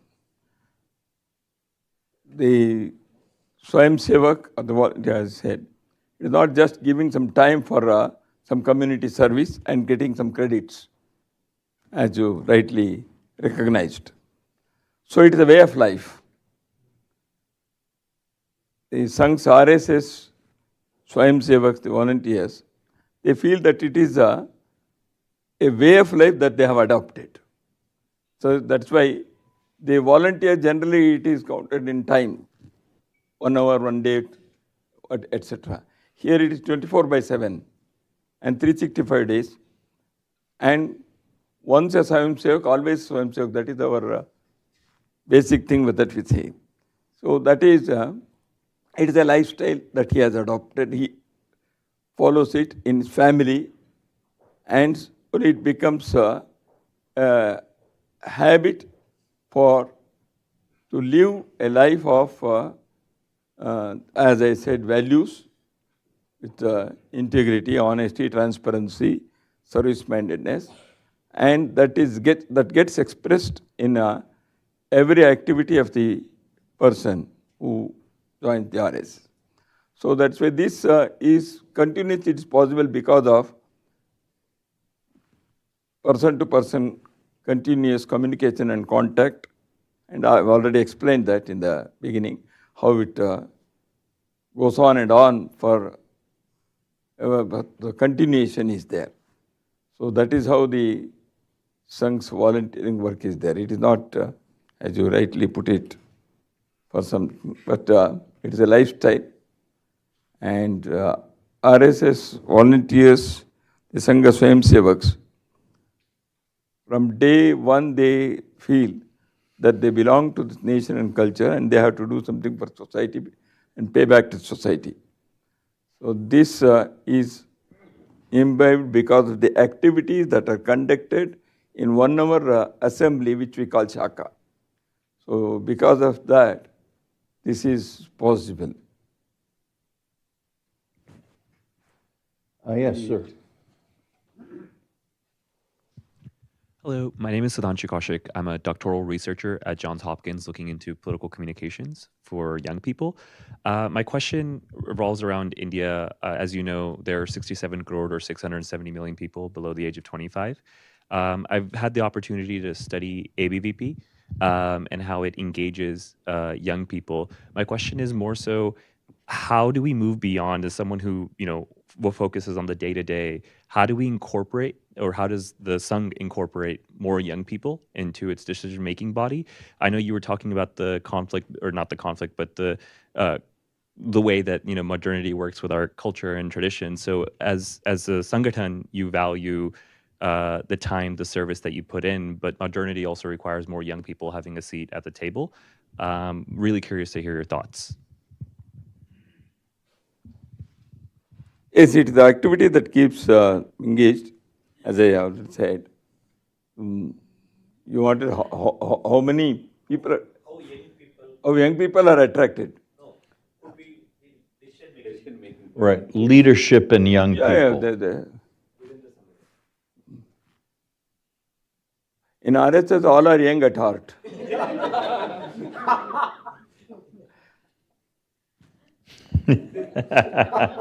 One more, the young people young by age, of course, because the Sangh Shakas are having on the age group based. The Sangha Shakas are for the young kids, boys, school going boys, the people who are professionals, slightly grown up, and people who are retired, who are aged, who are senior citizens. So the activity designed accordingly, that is why Shakas are also held. They are conducted on the age group based manner. So that is why as I said, sense of the young people contact the young people and they come because of that friendship, one. And another thing is, the leadership position is also there. These people are given the full freedom to design their activity. They conduct the whole, the activity, the Shaka activity, and also the young people in the RSS, they are given the organizational positions because of, one is RSS conducts training camps. Those who are having those training, because of that, organizational management is learnt. And another is experience because of their nature, behavior, and experience. They naturally, they take the leadership positions. And RSS believes in and practices teamwork and team leadership.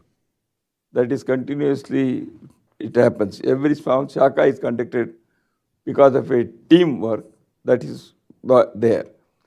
And these things help in achieving young people taking leadership positions and keep the activity going on. Okay. Yes.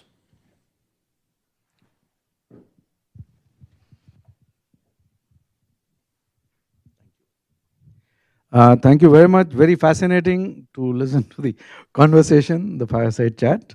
My question, I'm Pradeep Kapoor. I'm from the Indian Foreign Service and work now in the area of geopolitics and academics and passionately involved with rural transformation. My question is, sir, the India-US partnership has the potential to become the defining partnership for the 21st century for the world. The threat perceptions on both the sides are quite similar. There's jihadi Islam, there's wokeism, there is China, there is terrorism, and maybe even political Islam for both the countries. How do the two countries better sync their positions and get into alignment in a way that it's better for US, it's better for India, and it's better for the world? Because we don't see that happening. We see lots of ups and downs and roller coaster rides and hiccups. How do we smoothen it a little bit in the long run with participation of, the Indian diaspora here does a lot of work. Unfortunately, we do not have a parallel diaspora, American diaspora in India, which would, of course, help similarly if it was there. But what are your thoughts on that? Thank you.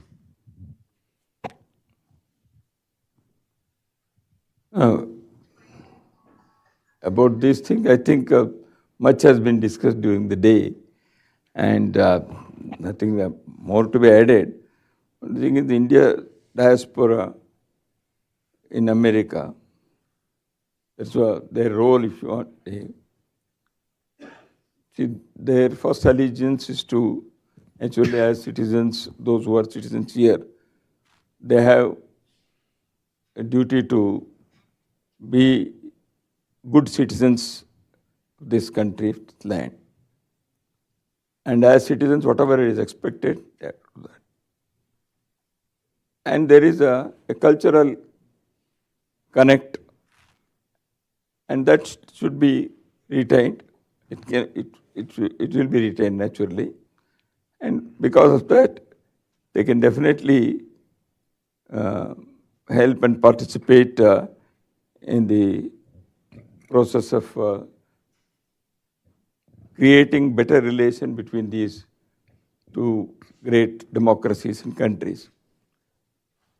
And back home, if they feel that they can serve the cause of the culture, they are welcome to do that.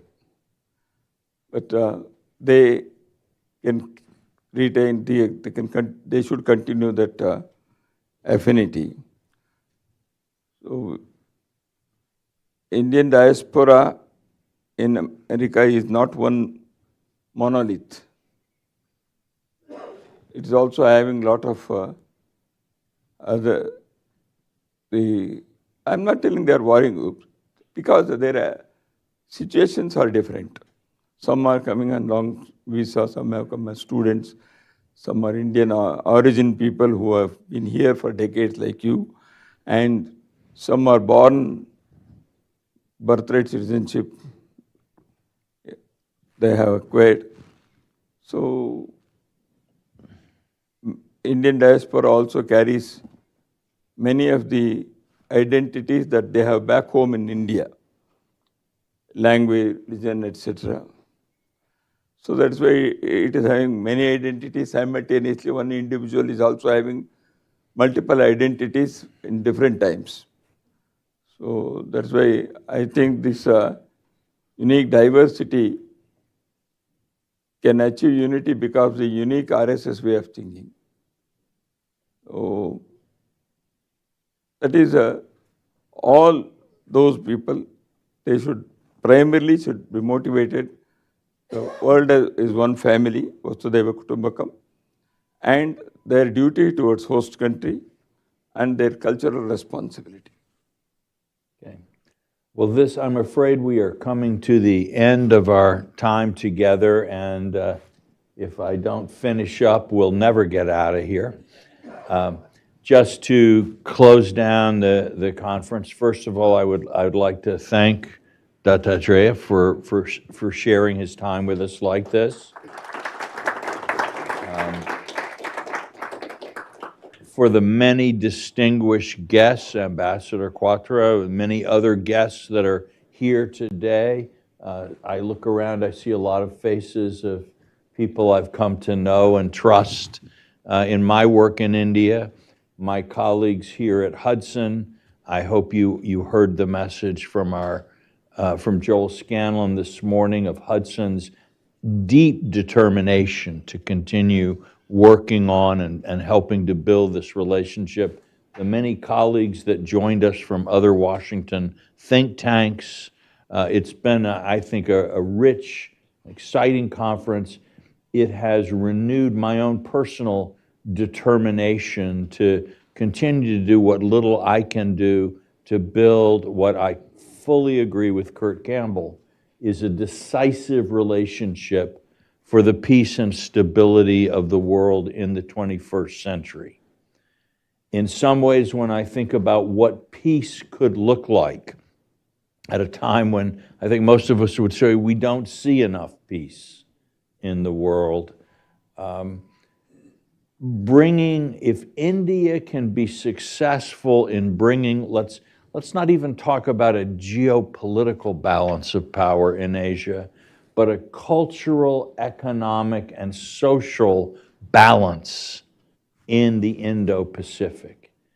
If India can emerge as the kind of great civilizational power, font of ideas and enterprise, of generator of wealth, yet also built around a civilization of understanding, and take its full place among the other great nations and civilizations of the world, and I would never exclude China from a place at that table, Iran, many other fine nations, civilizations.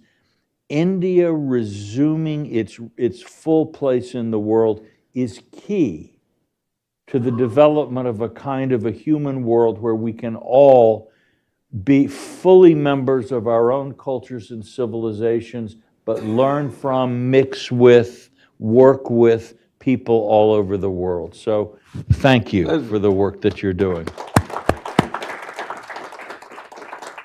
Great. Thank you.